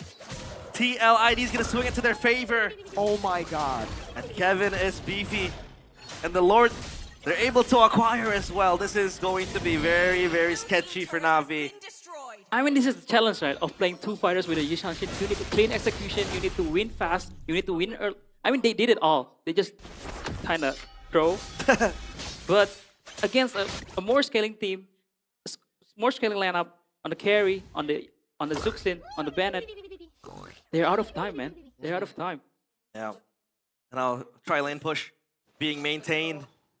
Again, the Bennett just being a problem as well. I mean, it was quite irrelevant, like we said. Well, I haven't really been able to see the Bennett, and now it is wreaking havoc up against Navi. Will they be able to defend? I think they will be able to. The Void Blast is eating up a lot of damage, and TLID will concede this Lord. They'll let it go, and they'll go for round 5, round 6. It's been a lot of throws now. It's been a lot of team fights. My lord. 14-7, and TLID are the ones winning in gold right now. Yeah. Who would have thought? Again, Aldo, what was it? 11k? 11k. It was 11k when Navi was going on the high ground. My God, Coach, why not? He has homework to do. The thing is, if Navi lose here, hey, if it happens once, sure, right? It was a mistake. If it happens twice, it's starting to become a habit. Yeah, it's a habit. Again, it needs to be sorted out quickly by Coach, why not? But again, Kevin, there goes the last item, Guardian Helmet. He needs to be able to tank the poke, right? Yeah. From Navi, so that's why he goes for that item again. Like you said, the carry needs to be protected, needs to be peeled. The carry won't have the range to really hit down Navi. Yeah. So it's either Navi engaging to them and then again botching a team fight, or TLID just trying to play ping pong and then front to back. I think this is a very good game state for TLID because, I mean, for Navi, you have your long lane will be good because you have the inhibitor down below. But once again, it's a chip, it's a Bennett. Sometimes you just have to stay there in the long lanes, and the chip will transport you. As for Navi, their win con is to take down the chip while the Bennett is doing the long lane. Pushing Lantern for the last item, extra damage, projectiles galore. But for Drixel, it's the Clock of Destiny. So a bit tanky, right? In terms of the HP department, but now the Lord gonna be rushed upon by TLID. They have the carry. Yep. But they're hitting it. They have the way to burst with the carry, and they have the side lane control with the Benedetta, and then they can group up together with the chip too. So it's Wynot's looking pretty high cortisol. This is the first time in MPL ID. Yeah. So he's gonna juggle it around, and Leone is waiting for his time to take the Y walk. But the bottom side turret though, it's gonna be a slow push coming down. Bennett's gonna catch the wave, and Andoryu, all he needs to do is just wait for possibly a steal to happen. Kevin knows that there is that possibility. Leone takes it. TP. He's gonna look for an angle. You don't know which bush. They check it. Yeah, and he's not there. Leone has found a great spot. Uh-oh. He's found a crazy spot. Alright. Clearing out the mid. Yeah. Just getting dicey for both teams. I mean, for Na'Vi. This could be the winning Lord right here. Evolve. That's true. Oh, they check. They check together. Leone flickers out. Good flick. Okay. He's checked. Wow. High level game sense from Na'Vi there. Completely suspicious knowing the chip hasn't shown himself in the lane. And LTL ID, their options either to wait for Na'Vi to engage or brute force their way into the Lord. Kills bursting it down. Leone's gonna be targeted down, pops in the shortcut in time, gets mounted on as well. Retry battle, and Dory walks up. It's going to be Kevin who wins out the Retry cars! Jumps in forward, but Kevin's just so tanky. Everybody jumps in the back line, but again, it's gonna be Kill to wipe them down. Cars very, very low. Aran still has the Rose Gold and Immortality. Shive walks up forward. No! The ultimate, he has it with a nature, but the damage coming in from Ook here is tearing him apart. Lord Evolve in the mid lane. Kevin goes in for the big bomb. Now he's gonna get taken out.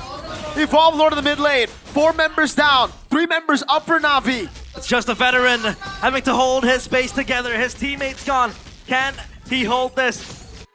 Well, for Na'Vi, they know that they're confident to end this game, but the Lord's still dissuading the waves. And Aran needs to play a 1v3 scenario. He has the final blow. Great stun coming down with the Mountain Shocker. They go straight for the base though. And it looks like they'll be able to do it. Hold on. Wait! The wave hasn't crashed just yet. Aran's holding on, but finally it will. And we will see a 3rd game in this series. My lord, was that close. TLID tried their best, but Na'Vi made sure that the mistakes won't repeat again for the 2nd time. 1-1, and after a 2-0 day, we're going to game 3. Na'Vi showed their team fight prowess, man. I mean, that last team fight was very, very good. They kind of like, you know, like bait and switch, because it was the Lord was on tail ID side, right? And they know if they try to defend the Lord, it's hard. It's hard for them to defend it, and that's why they're trying to go in. They try to all in the players. They try to take the kills, and yeah, it pays off for them. Gets them the win. But yeah, Coach Wynot, 2nd game in a row, almost throwing the game. Like, you should. I mean, yeah. Like, sorry that. Man. Ando needs to be like, you know, remind. Ando, no. Ando, no. Ando, no. Well, this is a very, very, I'd say scary side of TLID too. They know that they're possible, pulling the comeback. But again, Na'Vi, they were in too deep, and this was the game moment. Well, completely broken down for TLID. Oh man.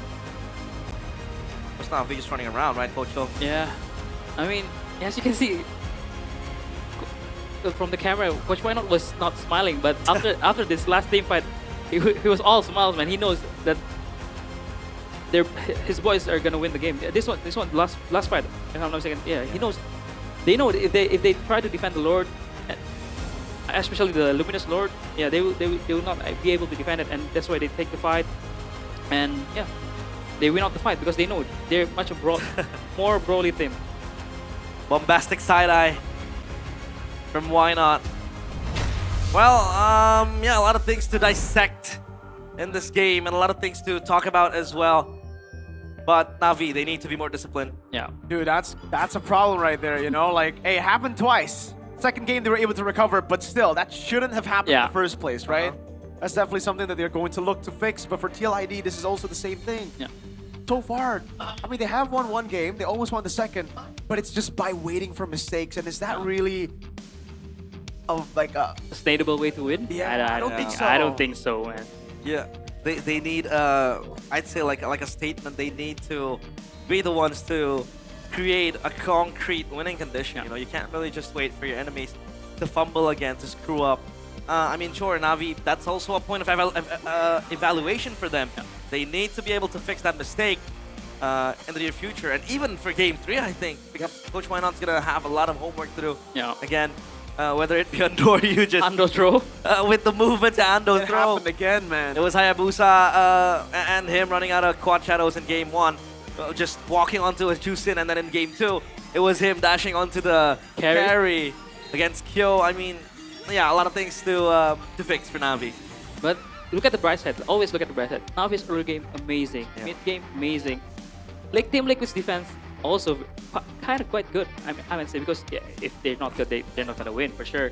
But yeah, at least this season, this MPL season is more competitive on all the teams. Yeah, very explosive. I feel like this is something we say every season.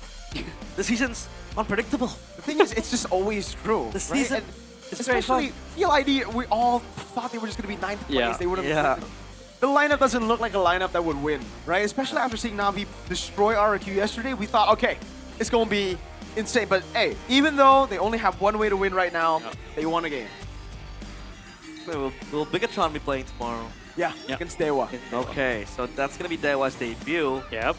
And if Navi wins here 2-1, Bigatron wins 2-0 tomorrow, then Bigatron goes up top. Yes, sir. So yeah, the fight has started for top spot. We do know regular season Bigatron is one of the strongest creatures you can see, and just take a look at. But now, the highlights. Very traceless, very clean traceless from Anuru, dodging the Bennett, the Zuxin, and also very good engaged by cars, the shifting skies. And I think there's something's wrong with the Red Tree today in the second game, because Blue got the Turtle and Cars got the Lord. But yeah, this one Kyo's out of position, and this is the last team fight where Navi commits when TLID try to burst the Lord. What do you even do as a carry there? You want to hit? Nah. But when you go close, you get void blasted. Yeah.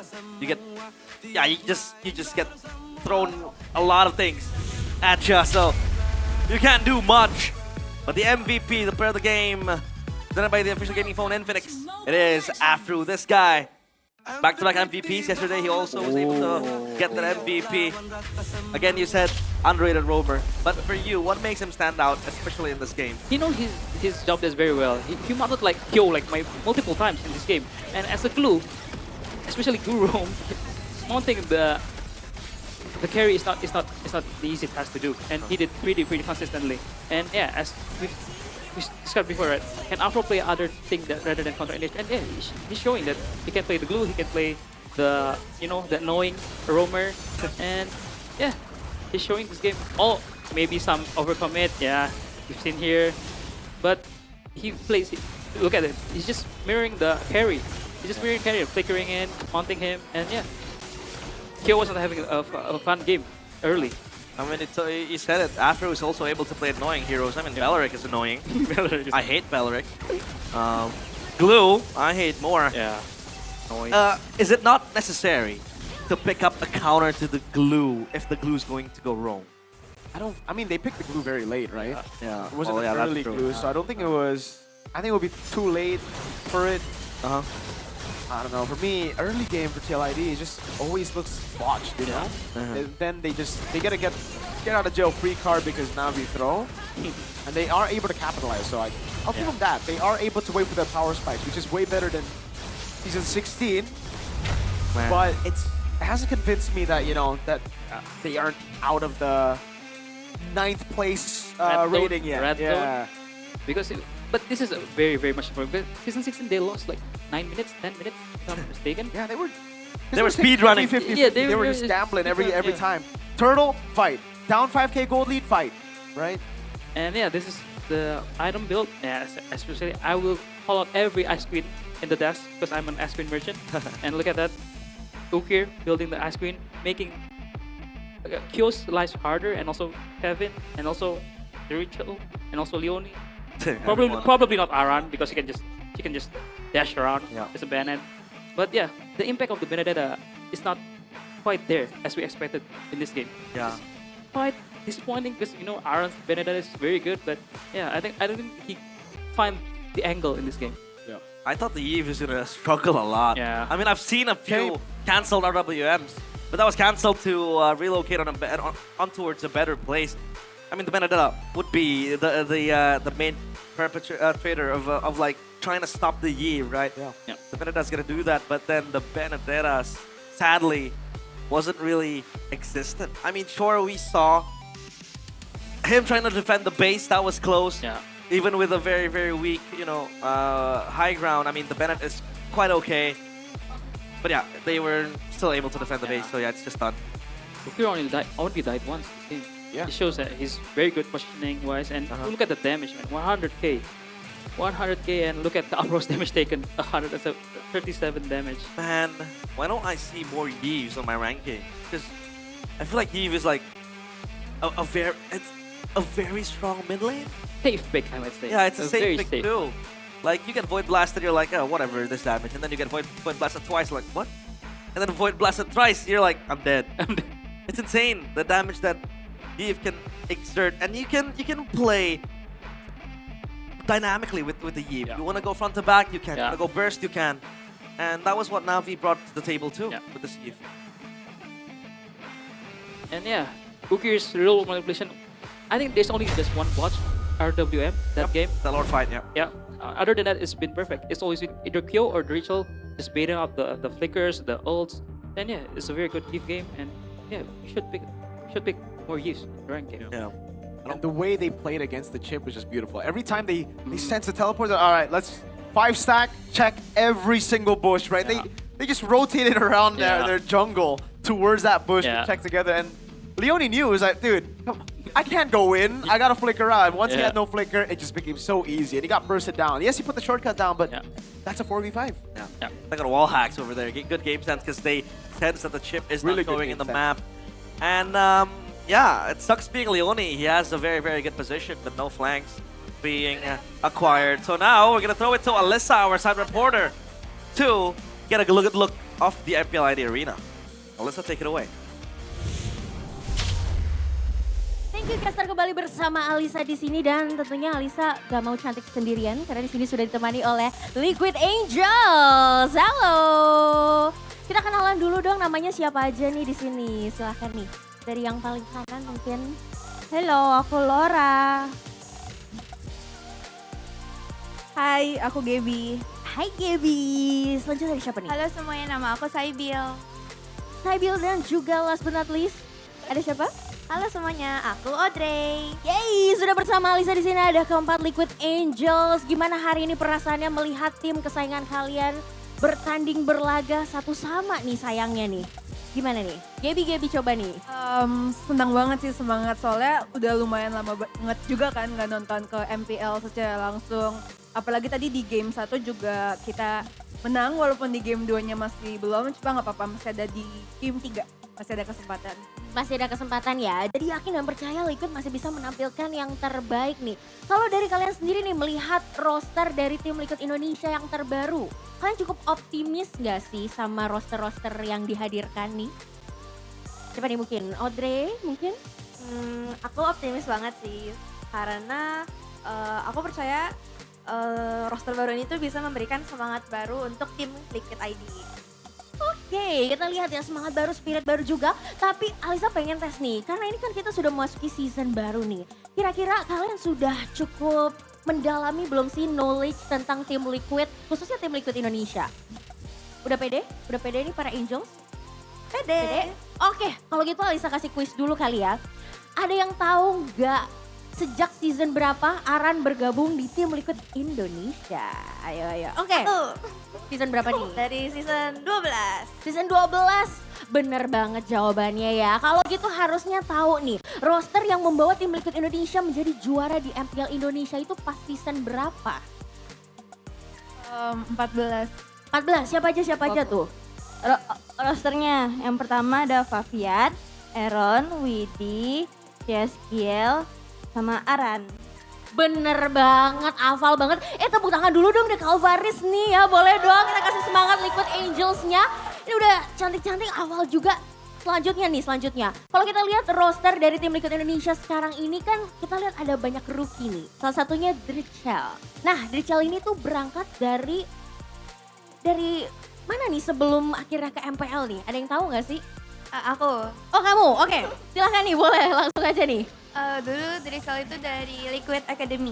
Liquid Academy, bener banget lagi. Boleh tahu nggak sih Liquid Academy tuh sebenarnya di situ menggali potensi-potensi anak muda juga atau gimana tuh? Jadi pada roster-roster muda ya, rookie-rookie dicari juga ya. Untuk akhirnya dibimbing juga nih di Liquid Academy ini. Terakhir nih, Alisa pengen nanya juga ya. apa julukan dari para superfans tim Liquid Indonesia? Ayo, kalau nggak tahu, Aku yang belum. Silakan Gaby nih. The Cavalry. The Calvaris, mana suaranya kalau begitu? Yeay!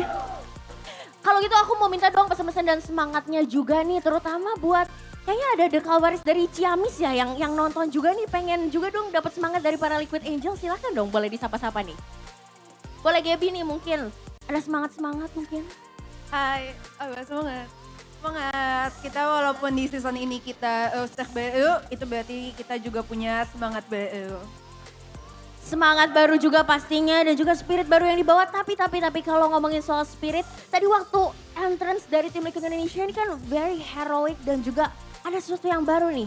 Menurut kalian sendiri gimana nih impressionnya terhadap tim entrance-nya tim Liquid Indonesia hari ini? Entrance-nya keren banget dan itu lifting banget. Terus kalian lihat gak sih jaketnya bagus banget. Jaketnya bagus banget, ada yang baru ya. Iya. Jadi dari merchandise tim Liquid Indonesia nih langsung aja dikepoin ya pastinya ya. Thank you so much loh Liquid Angel sudah bergabung bersama Alisa di sini.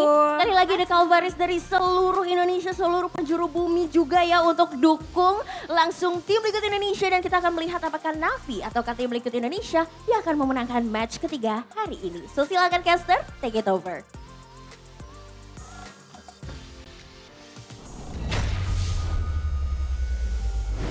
Thank you, Alyssa and Liquid Angels. For Bigatron, what do you guys name your brand ambassadors? I think they had a group. It was BTR7. I know. Yeah. Who's your favorite BA from Bigatron? There's this very beautiful one actually. Fandi.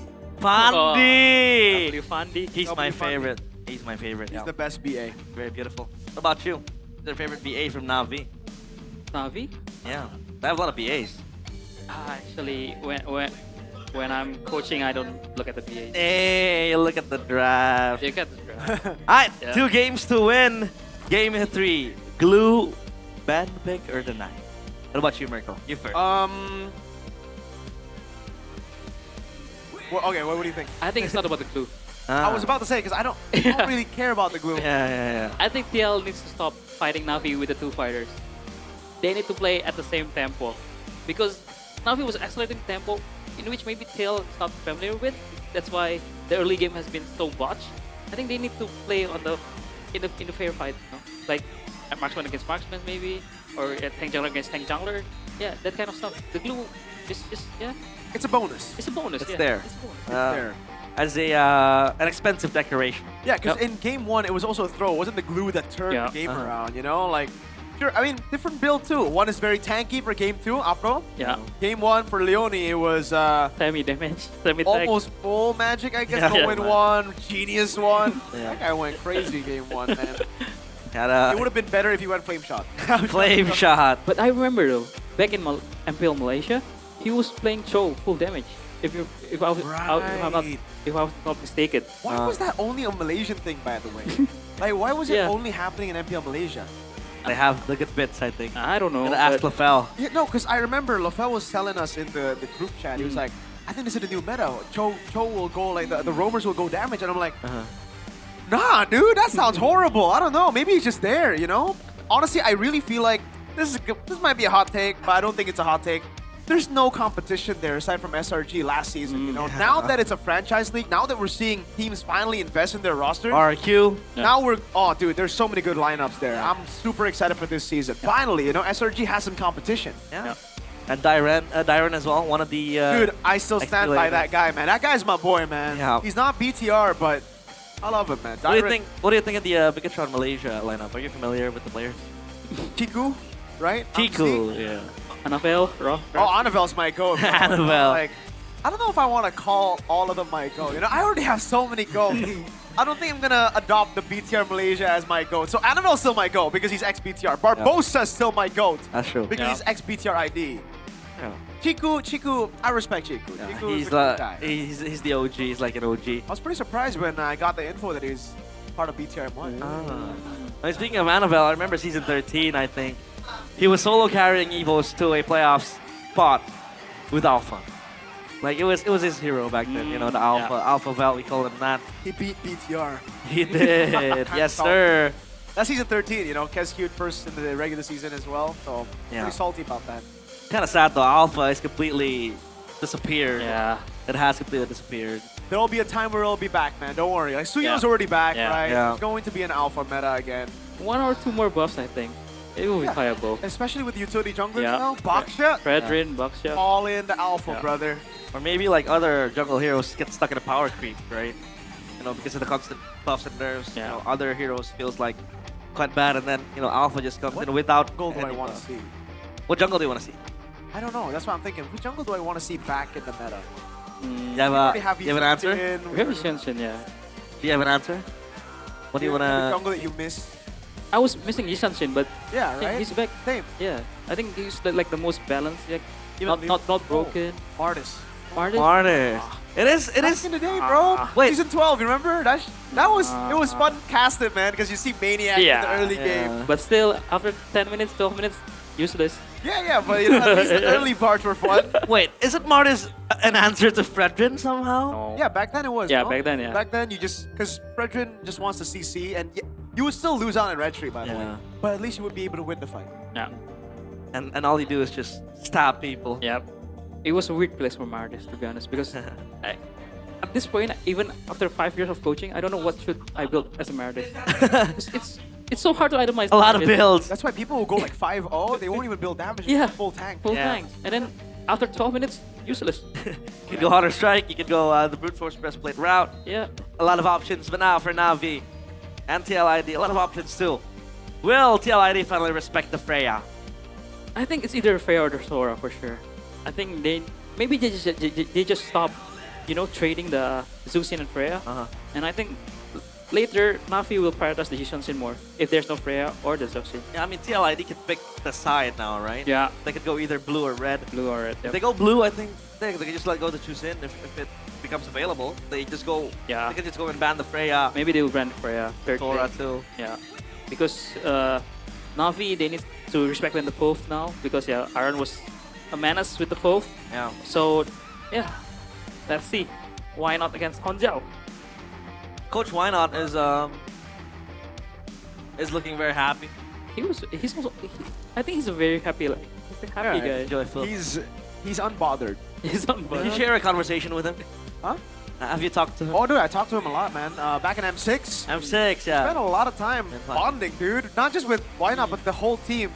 I never see them practice. I'll be honest. Seriously, during M6, I played games with them. Yeah, I remember you played fighting games with them. Dude, I went to the gym and I see them all the time. I'm like, guys, where are you? None of the teams are here. It's just you. And they're like, yeah, no, we already practiced. No practice needed. That's just the Onic way. But now, Broken Walls. Back to going Broken Wall. to be the map condition. So, will this heavily affect the roamers? I mean, back to the drawing board. There you go. There's the change. But Kyo on a fighter though. I asked this question to Go. The reason why maybe I'm kind of skeptical about Kyo is the fact that back then we only saw him with the Moskov, the Claw, the carries. What about the fighters now in his hand, right? Well, I guess we'll find out, but I know for sure Ukir on Jusin is nasty. Yeah. So, I don't know about that trade. I have a Eve available here. But with the Halit, with the mid prio, with the pokes. I think earlier, the reason we didn't see TLID really win it out is because they never went in first. Yeah. Navi, on the other hand, if they get the juice in, they will go in first. They will bypass the Eve's RWM. This guy, he uses the Crimson Beacon aggressively. Yeah. He goes in. But I think TLID. Yeah. Coming back to Freya, I think all gold laners need to know how to play Freya this season at this point. So yeah, it's not a surprise that Ko is gonna pick Freya, but what are they going to pick? Are they going to pick the Sora? Because they just want to pick up TL. Oh, they just go with Fred instead. Yeah, it's too risky to bounce. They can still show up. Yeah. Fredrin Zetian. Ooh. What's the answer, Navi? They need something to kind of like pop the Tien off of his position. I like Suyo, to be honest. Suyo is I think it's a safe pick against the Fredrin because it wins out on the tempo and it has also a very strong mid lane to partner up with the Suyo. So I'm not surprised if they pick Suyo here or just they pick the Marksman or the Harith maybe against the Freya. Yeah, Norio and Suyo is scary. If they don't pick that up, then Atsuyo is gonna be scared. Very, very much of a menace. And now Navi. Is it going to be the Suyo? Is it going to be the XP? Other picks. Esmeralda. Wow. Holy moly, what a counter pick. The flex. And flex, but Yeah. man, if... Oh, Kyo's not gonna have fun. Yeah, Kyo's gonna have fun. Esmeralda Rex, Freya, unless your name is Innocent. Yeah. Because RP played Esme Yeah. against Freya's... Innocent's Freya, and Innocent still won. And Yeah. legit, RP went back, told Zephyr, I don't know, coach, that guy's just crazy. And look at Why Not Street. He banned out the carry. Yeah. Expecting the Freya's gonna go XP lane. Because we've seen a lot like Freya's going to XP to dodge the losing matchup in the gold lane. So now they don't really have anything to shred this Esmeralda down. Yeah. That's gonna be a problem, right? Yeah. And Liquid's just gonna ban out Andoryu heroes again. The Harley ban, yeah, because he showed that he can play the Harley very well too yesterday against RRQ. And yeah. What is Why Not gonna try to ban here? I feel like they're less respecting Aran now because Aran's, I mean, for sure, Aran also knows how to play Freya for sure, right? Yeah. Would you put Freya in XP though? No, this game no, because why not? Navi have the last pick, and he's just gonna pick the jungler 4 here for sure. Yeah. Good Uranus ban too. Good Noticing Uranus that, ban. They technically don't have anyone that can build the Uranus, so really good read here by Why Not. I think if Suyo is not banned here, I think the safest R4 jungler is Suyo, for sure. Might still be banned out. Yeah, or Isanshin to some extent, but CC man. Okay, so that is actually a good shout from TLID. They should save the Esme Flex until the last pick for sure, because I think they know something that we don't. Maybe Aran plays the XP Freya, so yeah, we should be expecting Ando's pick here. Yep. I'm feeling it's either Yishanshin or Suyo. Suyo, Risanshin, all available. Suyo picked up all against by Coach. Safer option. Super safe, yeah. Yeah, the safer option. You have escape. You have poke. You have DPS too. All available for Suyo, and you kind of with the Suyo pick, you kind of want to go toe to toe against the Fredrin in the objective fight, right? Because the Fredrin is gonna get prio, sure, but you have that skill too. Yeah. The Soul Sever, a mini retry to play with. Yeah, mini retry. Fertility, what they're gonna it's another glue roam. Wait, glue again. Is it roam though? What are they trying to pick in the XP or the gold lane? Because it's kind of tricky with this Esme retry is so smart. Yeah. This Esmeralda still not answering questions. And they go for the Moskov. Yeah. Freya XP. I'm not a big fan of that though. Because Go the Harriet. Esme can still be yeah, flexed. the Harriet last pick for sure. I don't like this. Now they got 2 good lanes and the Harriet's gonna do such a good job. This is a Na'Vi game, no? Enemy prior to it with the Zeus and Halit. I'm in for Na'Vi. I'm all in Navi. This is a great draft. Very, very great draft. Esme R3, man, so good, so smart. Yeah, the flex. Freya, the Freya XP against the Esme too. You can't deny the matchup. That's why they haven't revealed their gold lane. Yeah. Yikes. So now, TLID has 2 losing lanes.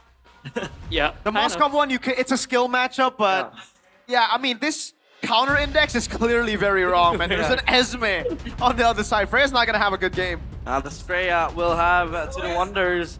That's gonna be the burden of Iran. But now, the deciding game of today, the last game, the last match, Game 3, TLID up against Natus Vincer Navi. Will they be able to get their maiden win, or will Navi again get 2 points? I'm predicting a glue flicker in minute 1. Okay. All right, let's see it. Let's call it. Let's call it. Let's see. Glue flicker minute 1. Glue flicker minute 1. So now the Harris is actually quite a good pick up against the Moskov, right? The Leon is playing safe. I got a question though. Okay, yeah. But you know what? You still have 30 seconds. It could be a flicker backwards too, right? Yeah. Okay. Oh, they're playing a bit too safe, but it's all right. I have a question though. Does this mean, was it a flex to avoid the Esmeralda, or did they already pick up the Wait, are they fighting for this? No, this is the lethal. Or is it more of Kyo can't play Freya? Yeah, that's the problem. Because yeah, like Realize mentioned, Moskov is his thing, you know? Yeah, I mean, it's just, I mean, if the kills on, if Ko's not so comfortable on Freya and he needs to go up against Esme, I think it's just the worst. The worst, yeah, Exactly, right? the worst, Yeah. no? I think it's better for him to get his comfort pick to Moskov and let Aran, who is much more comfortable, maybe. Yeah. Still have 1 minute, Coach Doe, so your prediction might be right. No. But if you, anything you want to point out from the emblems? I think they're all similar. I think, yeah, now every marksman that builds Trinity almost always. Nah, you called it. There you go. 30 seconds late, but hey, we'll count it. There's a 30-second buffer. It's okay. Yeah, I mean, you said it as well, Mirko. It could be a flicker forward. It could be a flicker backward. Still a flicker. There'll be a flicker. That's Yeah. for sure. Queller doesn't land, just barely out of range there, but the gold crab. Does Endorio give it to Shiva? No, he doesn't. And I think you mentioned it as well, Coach Doe. In this patch, if your goal lane can't play Freya, that's gonna be a huge problem. Because Freya is busted. Yeah.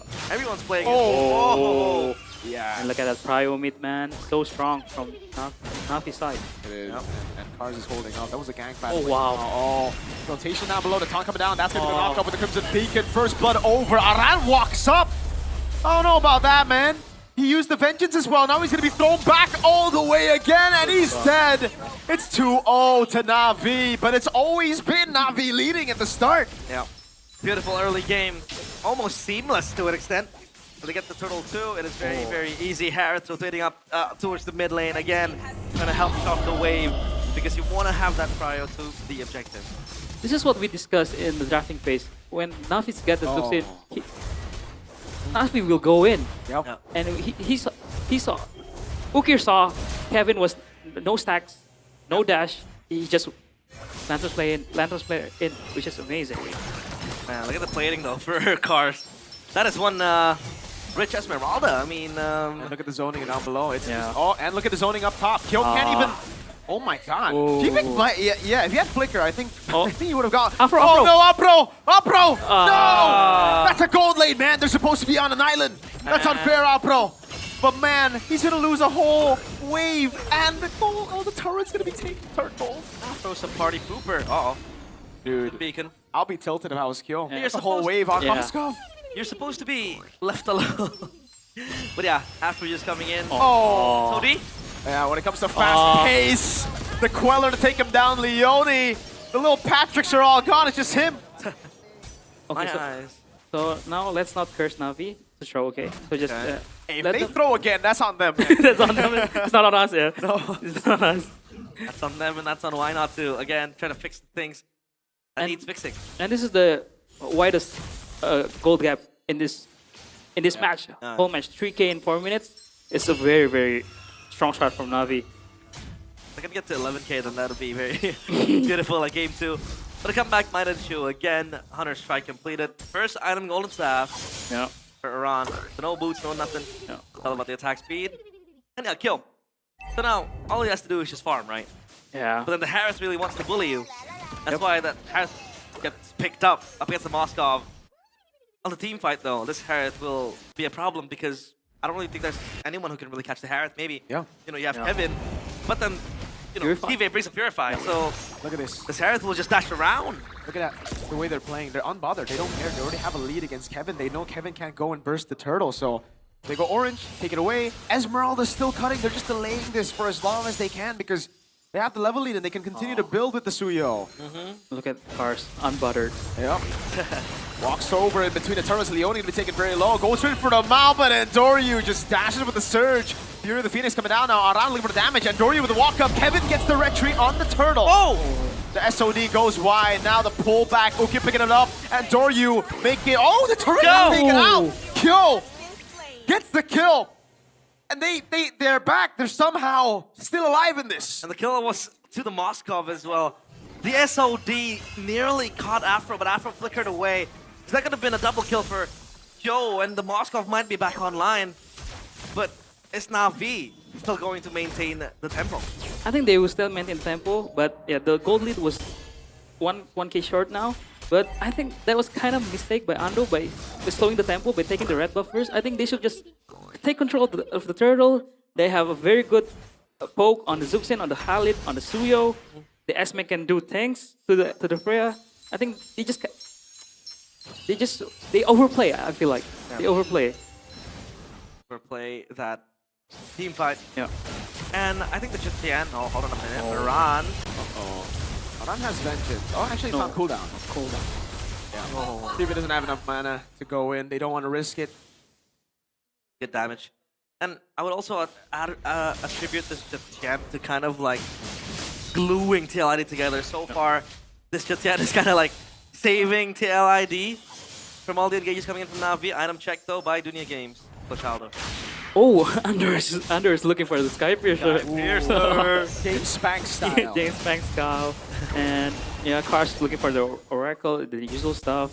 Oh, but Q is actually I think very well. He's almost 2 items with the Coercion and the almost done, DH is done. And yeah, I think we're looking at 9 to 10 minutes Trinity if all goes well for Q. Yeah, considering the fact he was bullied, right? Up against Eve, that 1 kill kind of restored a lead for him to pamper on. And now he has that corrosion sight, like you said. But Eve completed the Pilot of Heaven. So yeah, extra damage, extra life steal too. Another turtle. This time I think Ando has to contest. Eve down bottom, just trying to hold Kyo in place, but he has the SOD. Remember, so he can join a team fight. Guaranteed that it has to land. Yeah, Shiva might just go 1v1 here. I think he is going to go 1v1. Down below, Chrono Dash. The Mount Force coming down as well. Oh, really good escape with the SOD. Shiva, no flicker, can't chase. That's a 4v5 then, in the turtle. Go here, Apro doing damage over Leone. Dritchel just poking him down. Kevin in the back line all over. Praises Wrath, and Doryu wins it out though. Picks up a Sky Piercer stack as well. Apro! Raging Sandstorm on Leone. Aran, he has the vengeance. He can survive for a bit longer. Ukir now with the Crimson Beacon, forcing Dritchel to flicker out. TLID completely down in the dumps. And I felt like that was quite a late Fear of the Phoenix from Drichel. I think it was kind of late, but I love how Navi played that turtle fight. Yeah. They just let Kevin tanks all the turtle damage, because, and they just poke around. Isolate Kevin, they're like, hey, don't worry, you do the work. You do the work. You hit the turtle, I hit you. Thank you for leash. Thank you for the leash, yes. Dude, he's 0-4-0. I feel bad for Kevin, dude. I mean, the team couldn't really help him. Yeah. And that's a stack for Ando, I think, yeah? Of the Sky Pierce stack. Outplayed, outclassed. And yeah, TLID, I think the only kind of window I see them activate is probably Kyo playing in the side lanes. Yeah. That's it, right? Shove the waves, play with the SOD. But the Esmeralda is a problem for Kyo. He's just gonna hit cars. Uh-oh. Everybody's a problem. Everybody's a problem right now. Like, holy moly. I think, no. Even if they group up as 5, I don't think they can kill Esmeralda. Nope, I don't think so. This is a very, very well-fed Yeah, that's the problem. That's the problem too. We talked about it. Good ban from Why Not to take out the carry. Yeah. And now there isn't really anyone to shred the Esmeralda. Yeah. It's a very good Esme pick and the bans set up for the Esme. And also, yeah, Kyo needs his Trinity for sure. For Team Liquid to have a chance in this game, he needs to pick it up like very soon. But I don't think so. Maybe probably in 10 minutes, in another minute maybe. But yeah, it's still a long time, and Navi's trying to accelerate the tempo for sure. I have a question though, Mirko. Is this one of those slow burn, sure death games? Oh man, I mean, I feel like the last 2 games were that way too. So we'll see. We'll see how. It's all about Na'Vi, dude. If they throw again, it's very open. It's very possible. It doesn't look like they'll be able to contest this one though. And Dory just takes it for free. And Leone, yeah, he's gonna be caught in the Lantern Flare. Oh wow! Raging Sandstorm, Soul Sever. Bye-bye, Sky Piercer. 20. Yeah, look at Kyo though. He's doing something. Again, this is what I like at least for TLID now, is the fact that when they lose something across, they get a cross-map trade, right? Yeah. To at least compensate for the losses that they had. Kyo was there again, like I said, side lane, pressure. But I don't think anyone's pressured from Na'Vi. They're chilling. They're chilling. I think their biggest enemy is themselves now. Yeah. especially Ando. But Ando might just decide to become a TLID agent any moment. But yeah, we've been saying this game state like 3 games in a row until now. So it's literally the same game. It's the same game, 3 games in a row. And it's, Yep. Now the Lord's gonna march in, but it's still The First Lord, so not much. It'll do. A holy shield. They have to stop this. Yeah. Yeah. 2 holy defenses still up and standing. Ice Queen 1 on. Yeah. Okay. Ice Queen 1 on Let's the go. Jilton. Let's go. Again, slowing, heroes that really wants to come at you, like the Freya, the Fredrin, the Glue. They'll have a hard time doing that. And yeah, good luck on trying to chase down the players of Na'Vi. And hopefully they don't overchase and throw like the other 2 games. Yeah, but yeah, I think this game is a much better spot for them. Oh, Kevin want to try to go up. Kevin with the Appraiser's Wrath doing a lot of damage over his Shive, but he pops in his Zaman Force now. That's an all into the backline. SMD landing as well. Shive. Oh, outside of the Zaman Force, kill gets the Spear of Misery. Hold on now. Wait! And Doryu's caught. Spear of Misery get kill. Dancing around them, but the Crimson Beacon and the Lancer Flare gets him out. But now it's all up to Aran up against Afro. Car's still alive. They actually wiped them out almost. Aside from Cars, but the Esmeralda's kind of unkillable anyways. 4-2 trade in favor of TL. It's deja vu. And you know what? It's equally as concerning. TLID's early game versus Navi's mid to late game. It's both very concerning problems. Yeah, unstoppable force meets an immovable object. It's like a hydrogen bomb against a coughing baby. And if it happens once, okay. If it happens twice, if it happens 3 times, man, break this down for us, Coach Do. I mean, I think Kyo just hit his item spec. That's why TLID wants to go out and try to fight it out. And it's a good decision, but I think TP positioning was kind of off. The Zaman Force, he was forced out of his Zaman Force, and that's why they lost the team fight. Yeah, they need to fight like that again too. Okay, Shiva purified so late there. Yeah. If you look at the replay, right, he got caught in the Spear of Misery. There was a whole second where he could have purified out of it, but because he didn't, he was just caught in the sun, got hit by Aran, got hit by the boys. The boys. I think it was overwhelmed as well with the clutter that was apparent in his own screen, but now TLID. Previous game they did win a team fight, but they can't really close out the game. Can this be yet another comeback that TLID is gonna thread? Look at Cars in the back. Yeah, they're just gonna go away. Crimson Beacon as well. That's what he does land. Shiva doesn't. Oh, he has the Purify back up. There you go. The Purify out, but he doesn't have the Chrono Dash. No. Uh-oh, Lord got taken by Andoryu. That's gonna be Shiva taken out as well. Hold on, TLID with a winning team fight again. Cars on the Esmeralda. We thought he's unkillable. Oh my. He might just be unkillable. Falling Star Moon on 4. He will finally die. It's Kyo picks up the shutdown, and folks, it has happened 3 times now. I take back my words. I thought this was gonna be one of the slow burn games where it's done and dusted. It's not. TLID again showing the grit. Standing strong and holding Na'Vi in line. Still the gold lead, favors Na'Vi. But you can see the power spec TLID has. It's insane. Yeah, I mean, this is what I love about this MPL this season. Every team now understand, like, if you're bursting the Lord, I will just fight you.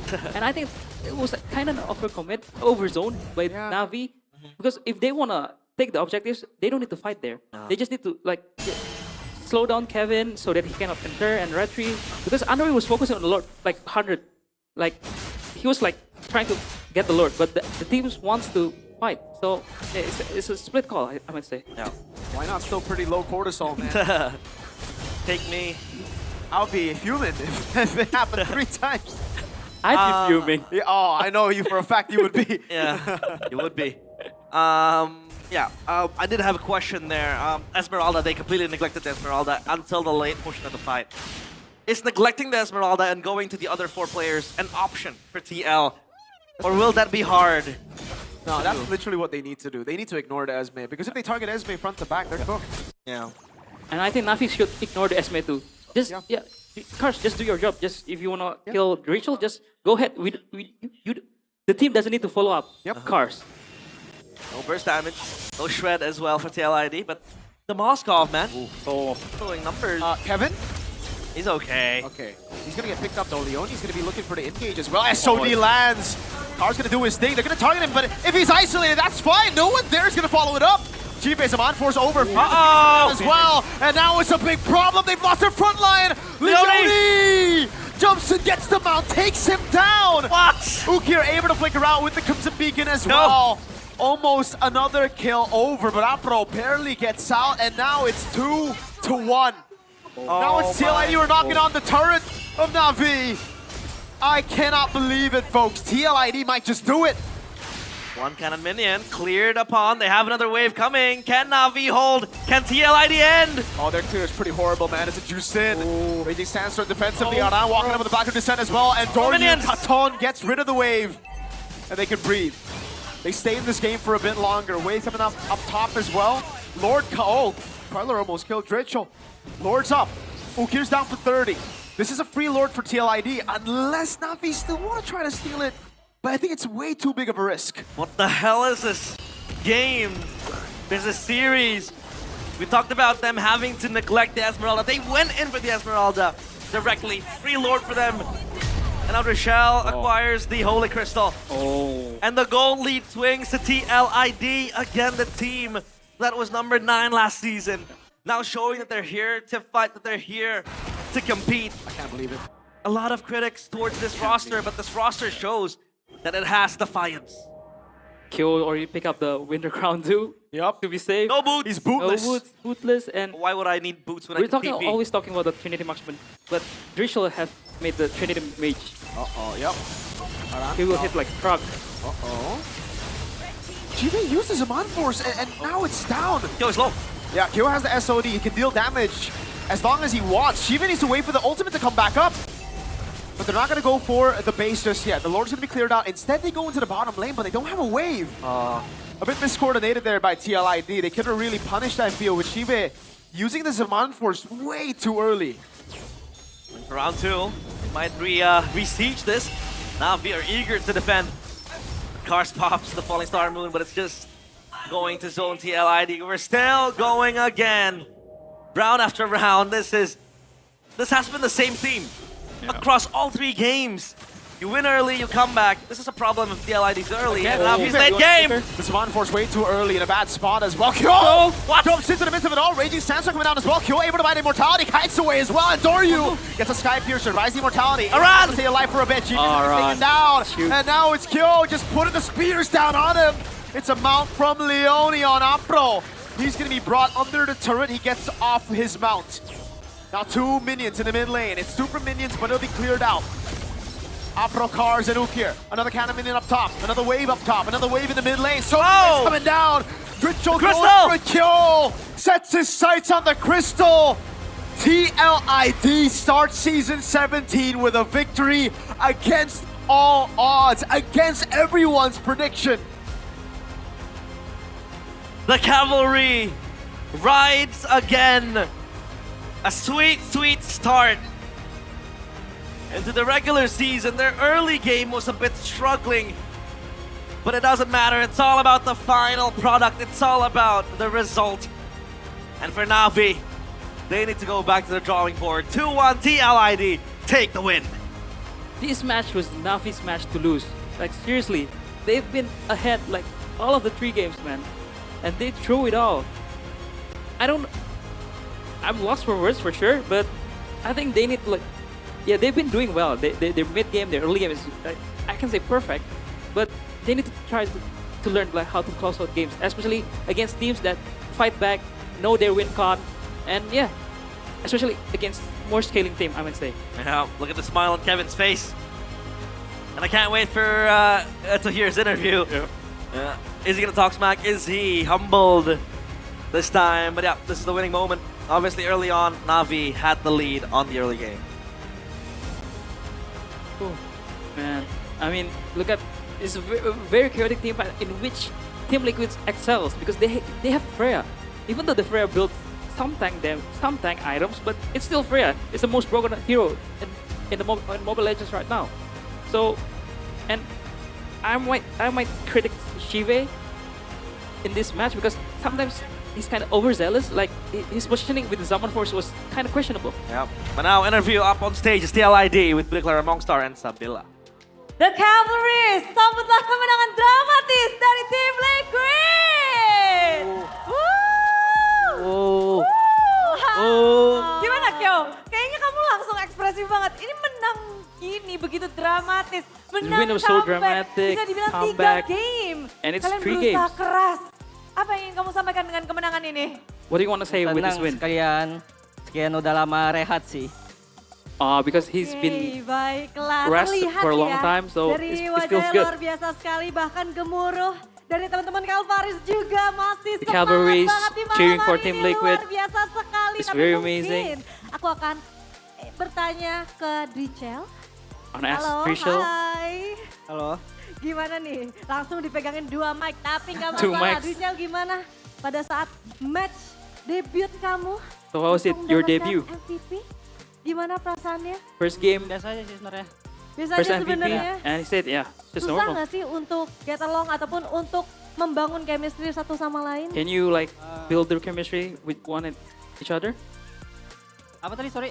Susah nggak sih kalau misalnya dari Drichel untuk membangun chemistry satu sama lain dengan Is it hard player-player to yang build lain? chemistry with all Enggak the sih. boys in Team Liquid? Yang penting dari kemauan player sendiri aja. It's just it's Oke, baik. for your own will. It's Tapi from kalau your own Drichel will. sendiri ini kan panggung pertamamu. Bagaimana It's the pengalamannya? first year. How was the experience? Senang dan seru sih. Senang dan seru. It's- Sebelum it's main fun, ada I'm grogi nggak? happy.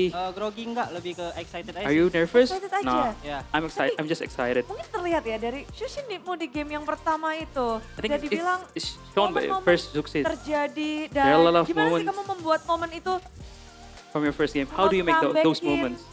And how do you make the comeback? Fokus recovery-nya sih, Bude.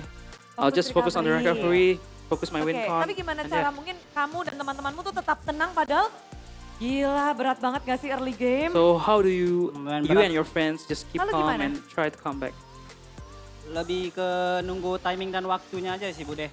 They just wait for the timing Jadi and lebih menunggu timing dan waktu dan pada akhirnya kesabaranlah yang membuat And tim Liquid the ID patient di sini that berhasil wins the game. mengamankan match kita kali And ini. secure Tapi the mungkin match. kita beralih sedikit nan jauh di sana ada Aran. And we're gonna ask Aaron some questions. Hello. Hai Aran. Gimana hari ini masih semangat? How's today? Masih semangat. Still Aran nih bisa dibilang kan strong? kamu Yeah. itu yang paling veteran nih. You're ya the kan, most di antara veteran teman-teman here yang lain. in the Team Liquid Susah nggak roster. sih buat Aran untuk bisa mengayomi ataupun untuk bisa membangun Is chemistry it satu hard sama to lain? guide Gimana sih the caranya? rookies this season? And how's the cara how do you kita do it? nyatain chemistry tetap nganggap kita setara aja sih. And yeah, you just jadi kayak tetap anggap teman aja sih. bonded, Jadi same lebih chemistry, gampang and we nanti just look chemistry-nya. at the same equal. No Jadi veterans, nggak no ada rookies. senioritas We're the gitu same. nggak ada ya? nggak Nggak ada ada gitu. sama sekali ya. Lebih ngerangkul satu sama lain So gitu. no seniority. Tapi You season just ini Aran yeah. masih kapten? Masih dong. Aran are Apa still the tugas captain. teranyar nih untuk season 17 ini Kapten Aran? Captain Tugasnya Aaron. ya. Paling kita mulai dari What's coba your job lolos as playoff dulu captain? sih, Bude. Ya, jadi lebih What's baik your dari season goal? kemarin dulu. I Fokus wanna pokoknya lolos secure playoff. playoff spot. Ada metode khusus yang mungkin Better gak than dilakuin last season. di season lalu terus sebagai kapten di season ini. Do you have kamu any lakuin new bersama methods kawan-kawan? from last season? Aduh, belum tahu New sih, Bude. season? Belum tahu. Nah, no. Oh, masih I don't know. lagi minggu satu masih coba-coba nih ya? Yeah. Yes, just still Yeah, betul. trying in the first week. Iya betul. Tapi coba-cobamu ini 2-1 langsung mengalahkan Navi. But Kemarin you're Navi baru trying menang week 2-0. just- Tapi kalian you just kalahkan 1-2 mereka against pula. Navi Apa that nih kekuatan 1-2 tim Liquid against yang our baru yang sebenarnya kayaknya So what's banyak nih di this luar new sana Liquid yang team? bilang tim Liquid And nih yeah, menjadi many contender people yang bisa doubted lolos you. playoff. Padahal belum mulai. Sebenarnya gameplay kita emang masih banyak mistake sih, Bude. Jadi We kayak have a lot of mistakes in the gameplay. Kita bakal lebih improve lagi And sih we're gonna buat besok improve dan a lot seterusnya. and find a solution Oke, for it. baiklah. Kita akan lebih improve lagi buat besok dan seterusnya. Mungkin sekarang kita akan langsung beralih saja ke Leoni. We're gonna ask Halo. questions for Leoni. Gimana Leoni? Apakah ada sedikit tegang mungkin Are you untuk nervous? match kali ini? For today, tegang today's sih nggak match? terlalu, tapi seru aja sih. Seru aja. No, not really nervous, Yang but dirasakan selain seru I feel apalagi excited. nih? Apalagi ya? What do you feel Apa? now? Ayo mungkin kayak agak sedikit How are you feeling takut now? misplay atau Do you gimana? feel Fred? You Aman make itu mah. mistakes? Oh, aman. I'm Aman good. semua I'm good. ya. Baik. Oke. Kita kan juga sempat di Malai juga kan, gue udah coba juga, ya aman aja lah mungkin. I've been Aman playing aja. Malay Tapi too, aku pengen so tanya deh, yeah, it's Aran galak gak sih normal Aran? for me. All good. Galak dia, Oh kacau. galak. Is Aran- galak. Katanya galak. Oh. Does Aaron like Kalau nggak to be nurut mad? biasa dimarahin Nah, nggak yeah, sama he's a kapten? bit, Enggak, dia enggak galak. He's a bit Baik dia. fierce. Baik hati dan tidak sombong. nah, dia. nah, nah. Rajin He's menabung not fierce. juga ya? He's very kind. Ini trik untuk mengambil hati kapten ya. Betul. Tapi Is this- hari ini is this- memang is this terlihat a bermain treat lepas. Bahkan to kamu take berani the memainkan captain's heart? hero yang cukup unik. Memainkan glue. And you Roam. playing Itu ide Blue mu atau Rome gimana? is a very unique pick. Disuruh aja di pick, katanya pick aja. Yaudah Yeah, gue pakai. just pick Apakah ada the tujuan hero, just pick tersendiri the blue and pengen play it megangin siapakah on the tadi? roam. Pengen semua Who do you mirror Kalau that bisa game? gue pegangin aja dah. Everyone. Semuanya aja. Tapi sebagai Rome yang mengisi posisi satu dari ya kita tahu pendahulu. And Tapi as a Rome that di sini feels apa sih with the shoes yang menjadi kunci kemenangan kalian untuk melawan tim Navi? was the Karena key kalian of menang winning begitu against Navi. dramatis. Paling kunci kemenangan ya kita saling percaya ya sama kita So berlima the lah. winning formula, the key is Ya, just dan trust, mungkin keuntungan trust each kita other. juga, kita digadang-gadang SX9 dari Yeah, semua we've orang dan been itu saying people saying that we're gonna be sangat 9 menguntungkan buat kita plays. lah, karena semua orang-orang Yeah, we're just berekspektasi gonna kita focus paling bawah. Oh, and just dan play. api bakar semangat ya. And Tapi it penasaran, kenapa makes me terlihat more game excited itu kalian selalu wants tertatih-tatih gitu wants kayak me to prove menangnya that tuh we're not comeback number gitu 9. loh. Kalau soal itu nantilah kita review lagi masing-masing lah. We Kita will aja nggak review tahu sih kenapa bisa each kayak other. gitu. I don't know why we Jadi lose. emang suka gamenya panjang. Apa gimana? Emang suka gamenya panjang? Is it because the long games? Yeah, I think it's Oke, because of the seru long game. juga ternyata. Baiklah. Dan sekarang mungkin kita ngobrol-ngobrol lagi ke yang berubah nama. Yes. Oh, yang berubah nama dulu, berubah nama dulu. Aku Oh, pengen let's nanya talk apakah about ini karena someone perubahan who's nama di changed their sini apa nickname sih today. alasannya kenapa berubah In this nama season. dari Joe So what's the Kevin? reason why you changed your nickname Udah nggak boleh this panggil season? J lagi ya? Udah Jo itu bukan nggak. No more nggak Joe. boleh, Jo. Udah nggak boleh, udah harus Kevin ya? Kevin. Sebenarnya mungkin mau cerita dulu ya. Oh, boleh, boleh. Nick Kevin ini sebenarnya dari Kapten Aran juga. Oh, so this Kevin Dia buat nama. IGN Katanya from pakai Captain Joe Aran. itu selalu kalah katanya. Because if you use Joe, you always lose. Jadi dia That's why Nggak ngerti lagi. change Emang it. Kapten Aran emang dia yang galak juga sih. When Captain Bener Aran kata Leoni speak, tadi, Leoni I bohong sih. listen. Dia bilang baik itu galak sih Leoni dia. was lying. Dia galak Captain banget. Aran Sampai was not disuruh ganti kind. nama. Oke, was tapi fierce. hasil ganti nama kayaknya bagus ya. He likes to get mad. Alhamdulillah Bu deh, kagak kayak season kemarin yang first debut saya langsung Thank kalah, God tapi that alhamdulillah it's better for my debut. ya, We win menang lah match pertama ini. our first Oke, match. jadi kedepannya bakal terus pakai nama Kevin ya? So are you gonna use the Iya, Kevin? Kak, aman. Yes, I will Oke, gonna kalau use it. disuruh ganti nama the lagi Kevin gimana nih nickname. nanti sama Aran? Kalau kalah ganti nama gitu. But what Nggak if apa-apa, Aran asalkan asks you to change the nickname? Aran masih pengen saya juga. Oh, yang penting Aran Aran still bahagia. wants me. Aran Anything I will senang. do for him. Oke, luar biasa ya. Memang kedekatan player satu sama It's lain. amazing ya how di tim you are so Liquid close ID. Dan sekarang together. kita akan langsung ke ini dia luar biasa sekali ada Q. And let's ask you. Ya, halo. Hai Q. Hai. Mungkin satu pertanyaan terakhir One ya. last question. Kira-kira nih kalau misalnya dari Q sendiri, apa sih persiapan untuk di next match-nya? So what do you think? What you gonna prepare for Persiapan next untuk match? di next match-nya, apakah mendengarkan saran-saran dari Kapten Aran lagi? Are you gonna listen to Kalau Captain next Aran? match sih kita butuh King Maharaja Kevin. Oh, we just need King Oke, King Kevin. Maharaja Kevin. Panjang ya namanya ternyata sekarang ya Kevin ya. Kamu manggil dia udah Kevin sekarang? King Maharaja. Oh, King Maharaja. No, Kevinnya nggak I penting, call Maharajanya ya. him Yang penting King Kingnya Kevin, ya. King Maharaja Apa? Kevin. Betul. No, Dikasih not hero-hero just Kevin. nyamannya kah? Dikasih Lukas kayak tadi gitu? So Atau apa? what should he should do? Giving Karena him dikasih nama Lucas, Kevin, his dia comfort. bukan hero-nya sih. It's not about the hero, it's Yang about the penting name. Kevin It's happy about aja. Kevin. Ya. Baik. Nah, next match itu kan kalian akan ketemu sama EVOS nih. Next match, you Kira-kira guys apa mungkin gonna go yang against pengen EVOS. disampaikan untuk EVOS? Any words for them? Kevin. Kevin, Sang Maharaja. King Kevin, Kevin the Maharaja. King, King Next Kevin. akan melawan Any EVOS. words for EVOS? Oke, untuk lawan EVOS, For kayaknya dari Richel deh yang against ngomong. EVOS? Kemarin Richel wants to Richel say pengen ngomong something. sih buat EVOS katanya. Rachel wants to say something for EVOS. Kasih tahu Richel. Ya paling buat lawan EVOS seperti biasa aja. For against EVOS, yeah, just normal. Good luck and have fun. Good luck and have fun. Ya itu aja sih paling. And that's Good it. luck buat besok. Good luck for tomorrow. Kalau mereka Thank you. ngedapetin luck dan mereka have fun, berarti mereka yang menang dong Richel. If they're gonna have good luck and Boleh. have fun, they're gonna win, no? Tergantung kokian besok, Bu deh. It all depends how lucky we are tomorrow. Tetep ya. Ya. Tapi luar biasa banget ya memang ya teman-teman players dari tim Liquid been ID. amazing. Sekali lagi kita The team kasih Liquid tepuk players tangan yang amazing. paling Give them a meriah. round of applause. Tim Liquid ID. Woo. And this is Team Liquid ID. Luar biasa sekali, dipersilakan untuk teman-teman.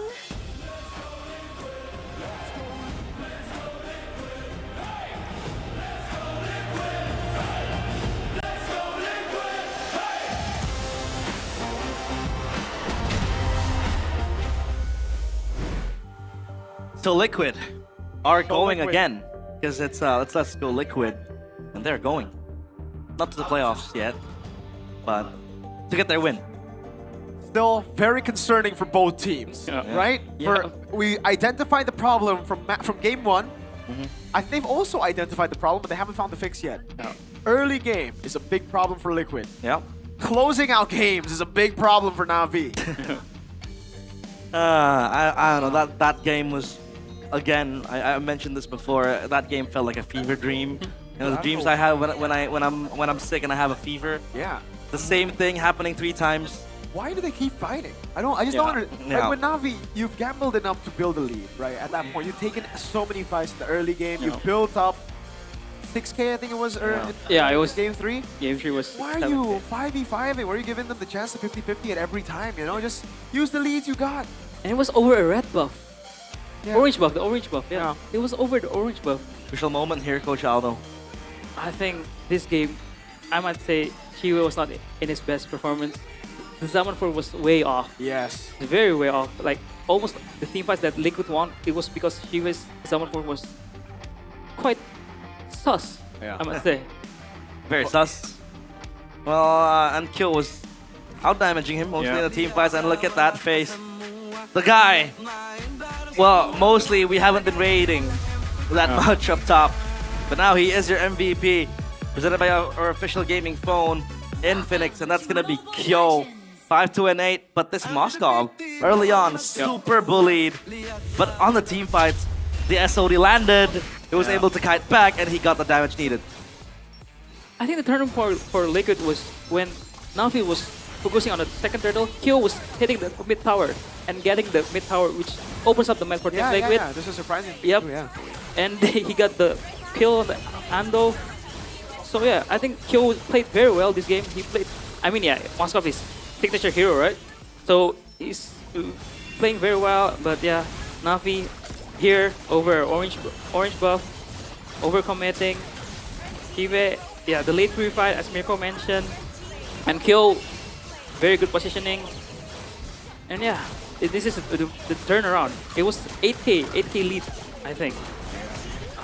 That is such an unnecessary fight, and then again you have another unnecessary fight, right? Like you zone, but why are you just committing all the way? Doru got the Lord, but now it's for nothing because it'll just be free gold to TLID. Yeah. And this is what we've discussed before. Like, I think they're just feeling overconfident maybe because I think so. They won very cleanly yesterday, and they dominated the early game for 3 games in a row. I think they're just feeling overconfident, overzealous, overcommitment, and yeah, it's something that they should learn.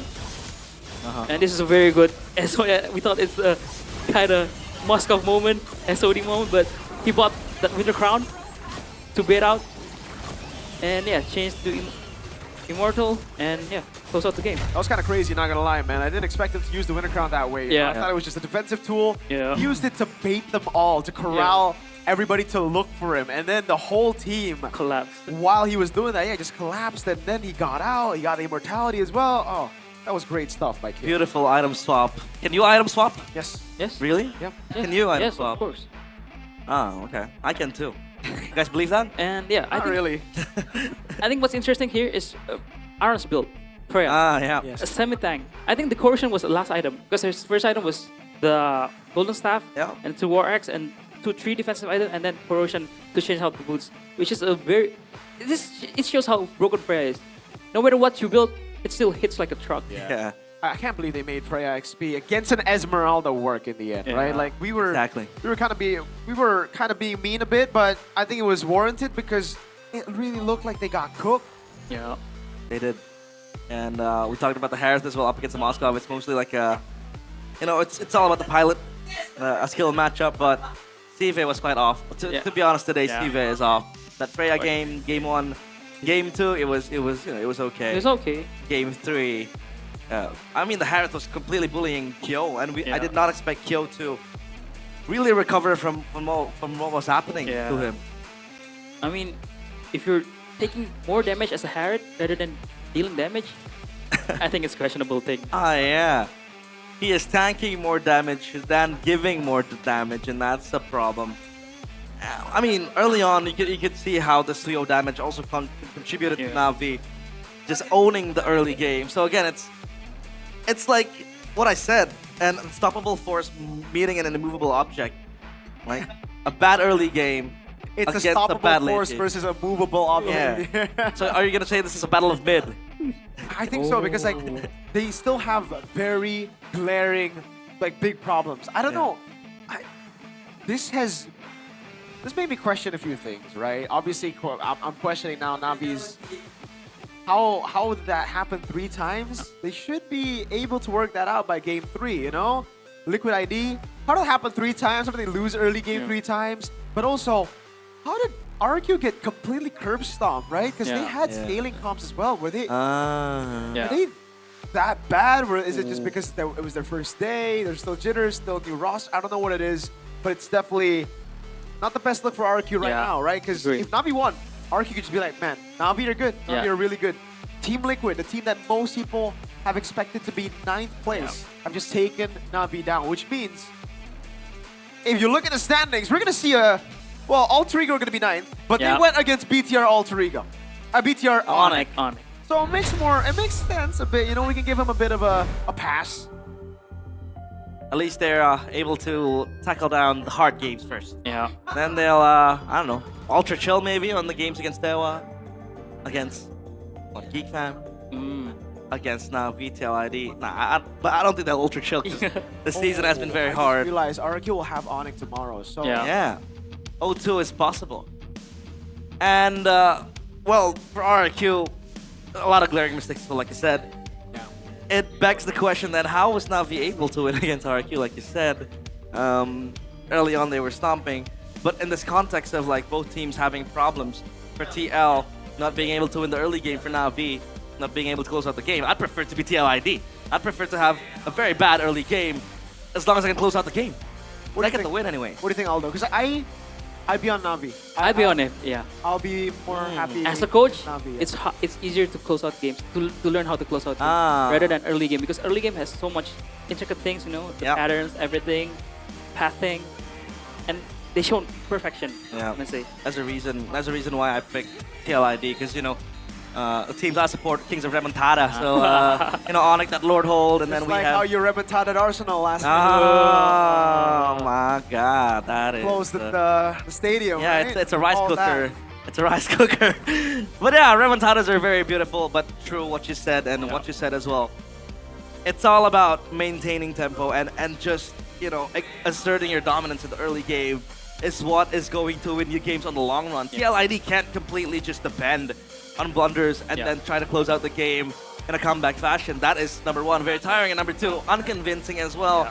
Unsustainable. And when you do this, and when you feel like you've won with a comeback, it feels like everything the player is doing feels right. So you can't really point out the mistakes, right? And that's a problem. But now we want to talk to the new coach of TLID, Hanjo, in the backstage with Alyssa. Take it away. Alyssa? Kemenangan pertama dari tim Alyssa, hello. Indonesia, dan kali ini sudah bersama Lisa ada Coach Honjao. Halo. First win in MPL Wajah ID. yang cukup Coach baru ya di Honjao. sini ya Coach Honjao. New face. Ya, salam kenal. Dari Greetings. tim Liquid Academy, Nice. betul, langsung kita ke MPL. Are you from nih, Liquid coaching Academy? Di MPL, Coach. How's she feeling? Naik dari tim Liquid Academy. Promoting from Team Liquid Akhirnya Academy. coaching juga di MPL, ini gimana nih perasaan dari How do you feel coaching ini? coaching in MPL? Tentunya seru banget lah, rame banget. Very ternyata fun.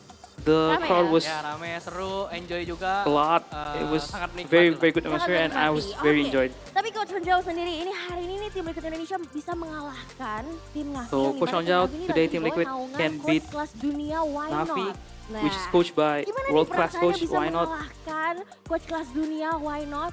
Ada pesan-pesan yang spesial mungkin untuk kemenangan pertama tim Liquid ini, silakan nih What Coach. did you do, or do you have any message? Sebenarnya kemenangan pertama ini bukan karena coachnya juga sih. Emang karena player-player kitanya juga yang lagi running. This first yang win lagi scale is up not juga. all, it's not Dan about the tentunya coach, kita it's bakal because the players terus are doing very untuk well, playing very scale well, ke depannya lah, scale up ke depannya lah. and we're gonna scale up and improve Konsisten ke depannya. Konsisten every ke depannya, day. tapi apakah memang Every week. coach ini menemukan And become more formula consistent. baru dari tim Liquid Indonesia atau So, gimana nih? do you find a Dengan new formula for roster-roster barunya, this dengan new rookie-rookie? Team Liquid Indonesia? Mungkin with the kan ini rookies. formula yang memang diandalkan dari tim Liquid Indonesia sendiri. Karena kan kita tahu kalau season 14 nih, As tim we Liquid bisa all know, menjuarai season MPL 14, Indonesia dengan okay, roster-roster rookie. Team Liquid can Apakah hal yang sama be mau the dibawa champion nih di with their MPL season rookie 17 lineup. ini nih, Coach? What can you bring this Kalau season? untuk ngomongin saat itu, aminin aja season ini akan I just want to terjadi say lagi dengan kita membawa amen, rookie-rookie baru. so we can, Dan tentunya ini formula yang and we will also bring new rookies, ya, and yang this is baru the juga, formula. rookie nggak baru sih. Ya, emang tim Liquid terkenal dengan I mean, rookie-nya kan. Team Liquid Jadi, known for ya, promoting their kita akan rookies. berusaha berjuang sama rookie We're gonna fight with the new rookies, and they are very Sangat layak untuk diperjuangkan dan percaya diri juga dengan kemampuan para rookie-nya. Tapi kalau sebenarnya tadi kita di backstage-nya sempat nonton juga nih pastinya Respectable ekspresi play in the dari MPL. para coaching staff ketika game ketiga Navi sama Liquid back and forth. And we can see Kalian from kelihatan nih the gregetan camera banget in the nih kayaknya, Coach. backstage Gemes during banget third sampai game. apa sih? We can see Apa their sih reaction from the sebenarnya camera, terungkap di coaching and staff nih you look atau very boleh kinda dikit nggak sih ke impressed. teman-teman para super fans Can nih? you share the Sebenarnya, moment? Aku di belakang di backstage berusaha untuk di dalam gamenya juga. Jadi anak-anak tuh nggak main berlima doang. Jadi aku juga berusaha untuk di dalam During gamenya the sama mereka.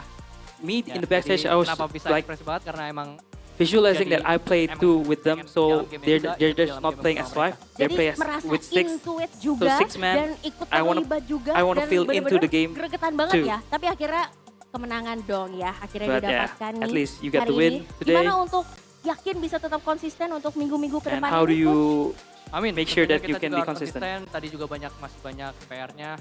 Kalau kalian lihat There's sendiri still a juga lot of semua homeworks juga that early we need game-nya to kan. work on Jadi for kita next juga week bakal and fokus ke sana. for the next Oke, game. kita akan And we just gotta melihat focus on next. apakah surprise yang akan diberikan lagi oleh tim Liquid Indonesia. Tapi Alisa mau minta dong pesan-pesan nih buat para Kalvaris dari Ciledug nih. Oh. Boleh nggak sih kasih Do we have pesan-pesan any terima kasih karena telah mendukung tim words, Liquid Indonesia nih. wording Silakan. From viewers Untuk from Ciledug, Kalvari Ciledug, makasih banyak loh udah datang jauh-jauh. from people Ya from ampun, Ciledug. hasilnya juga Thank you for ini coming untuk from far kalian away. juga lah. Jadi untuk And from the result, Kalvari, to be thankful. makasih udah dukung, support terus dan And thank you for tentunya support for the cavalries. kita lihat bareng-bareng gimana Kevin untuk season ini. And let's see Wow, how will kita lihat Kevin perform bareng-bareng this gimana season. performa dari tim Liquid Indonesia. Thank you so much, Coach. Semoga yang terbaik untuk week-week selanjutnya dan kayaknya The Kalvaris di sini juga begitu semangat menantikan surprise apa yang akan ditampilkan oleh tim Liquid Indonesia. So caster, silakan take over kembali. Bye-bye.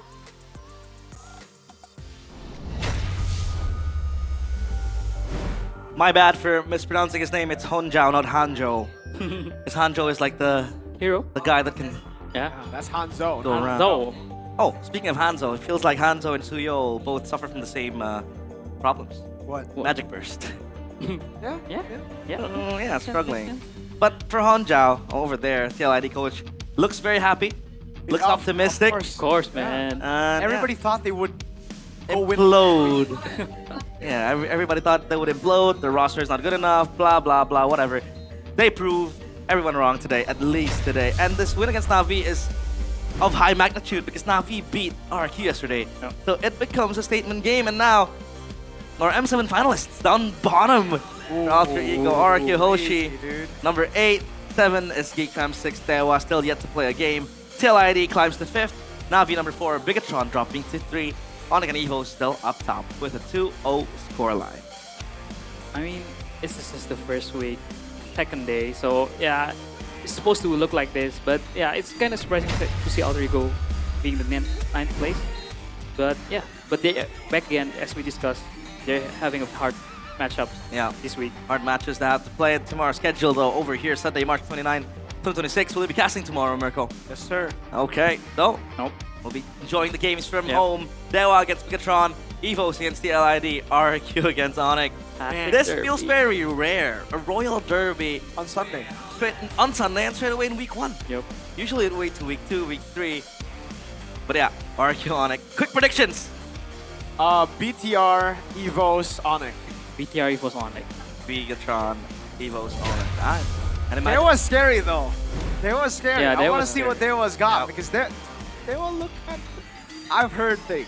You've heard Yeah. things. I've heard a lot of things about Dewa. They need to back their name up, right? Dewa, you know, God's God. name. You know. Hopefully they do that. I have a wild thought though. What if Ultra Ego continue this losing streak and then they end up not making the playoffs? Oh. At this point, it's a reality. Yeah. Like, it could be a reality. It's not just, what if, because TL ID winning here means that we got so many teams on like similar levels. Yeah. So who knows, we might have tiebreakers. So if you want to experience all this drama right here in MPL ID or the MPL Arena, you can come over here to watch the MPL ID Season 17 live at the MPL Arena. You can buy the tickets first. Head over to idstripmpl.com/tickets and choose which match you want to watch. A lot of matches here at show. We have EVOS TL ID again yesterday. I believe the Royal Derby sold out. Yeah. So yeah, it's based on first come first serve. So don't forget to grab your tickets because it's selling like hotcakes. It's very quick. Yeah, just grab your seat and have fun. And by the way, if you have an Infinix phone, you get to sit in front of the arena. You get to high five Kelra. You actually do, yes. Yep. There's a higher chance, especially when they're walking in, if they have certain like introductions when they walk over from the MPL logo, you can get a high five. And when they go out, Yeah, you get a high five. when they won. They win. I think if it was for me, if I high five Severo, I wouldn't wash my hands. Didn't you get to meet him already? I did. I told him that my nickname. You told him. Yeah. That my nickname was Severo Glazer, and he was like, "Are you serious?"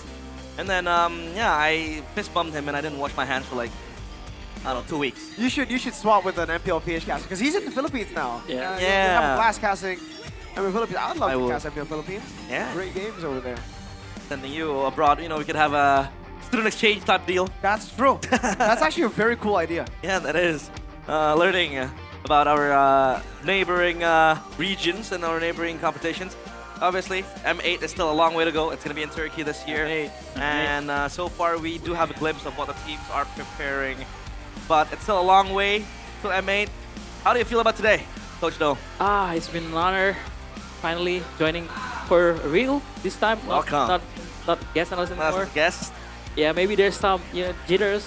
Actually, I feel, last night I was like almost throw up. Oh. Seriously, I'm feeling really the jitters, man. But yeah, thank you to having here. It's fun. It's an honor. So yeah, hopefully I can improve every day, every week. So yeah, Hopefully. Hope.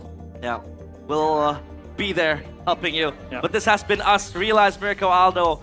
We'll see you tomorrow in MPL ID Season 17. We own this.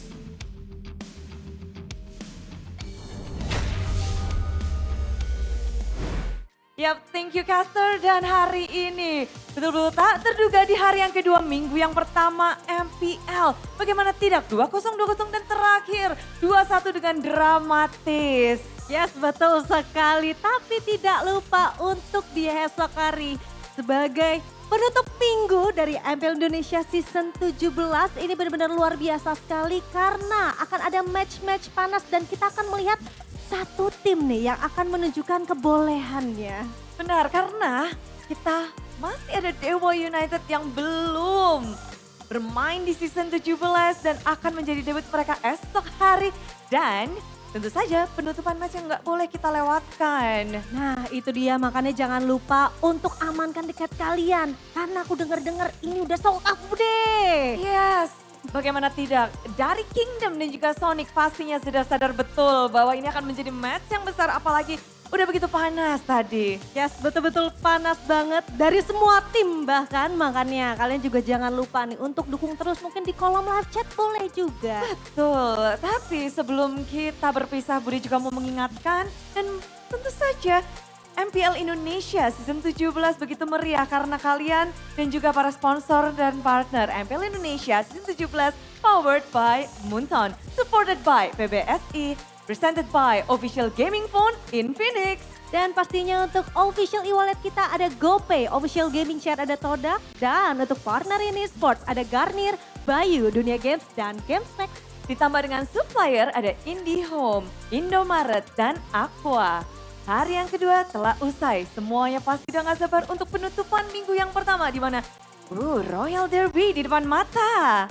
Yes, betul sekali. Baiklah kalau begitu sepertinya kita berdua akan pamit undur diri. Kita pengen ajak lagi semua super fans untuk dapat seru-seruan menyaksikan match match di hari esok. Tentunya masih di MPL Indonesia Season 17. We on this!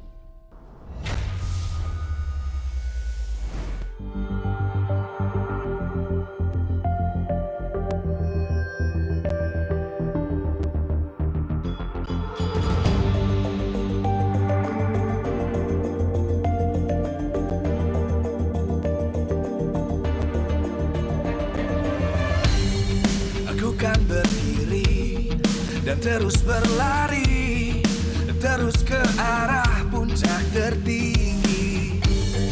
Ku takkan berhenti, hanya sampai di sini. Kemenangan abadi menanti. You know we won't miss if we unite our focus. And if you haven't noticed, we all live. Nyalakan apimu, hadapi semua tantangan, hadang semua serangan, jatuh bukan halangan. Bakar semangatmu, janganlah engkau menyerah. Kita akan buat sejarah. We all this, we won't miss. We all this, we won't miss. Saatnya beraksi, jalani ambisi. Aku kan menyawa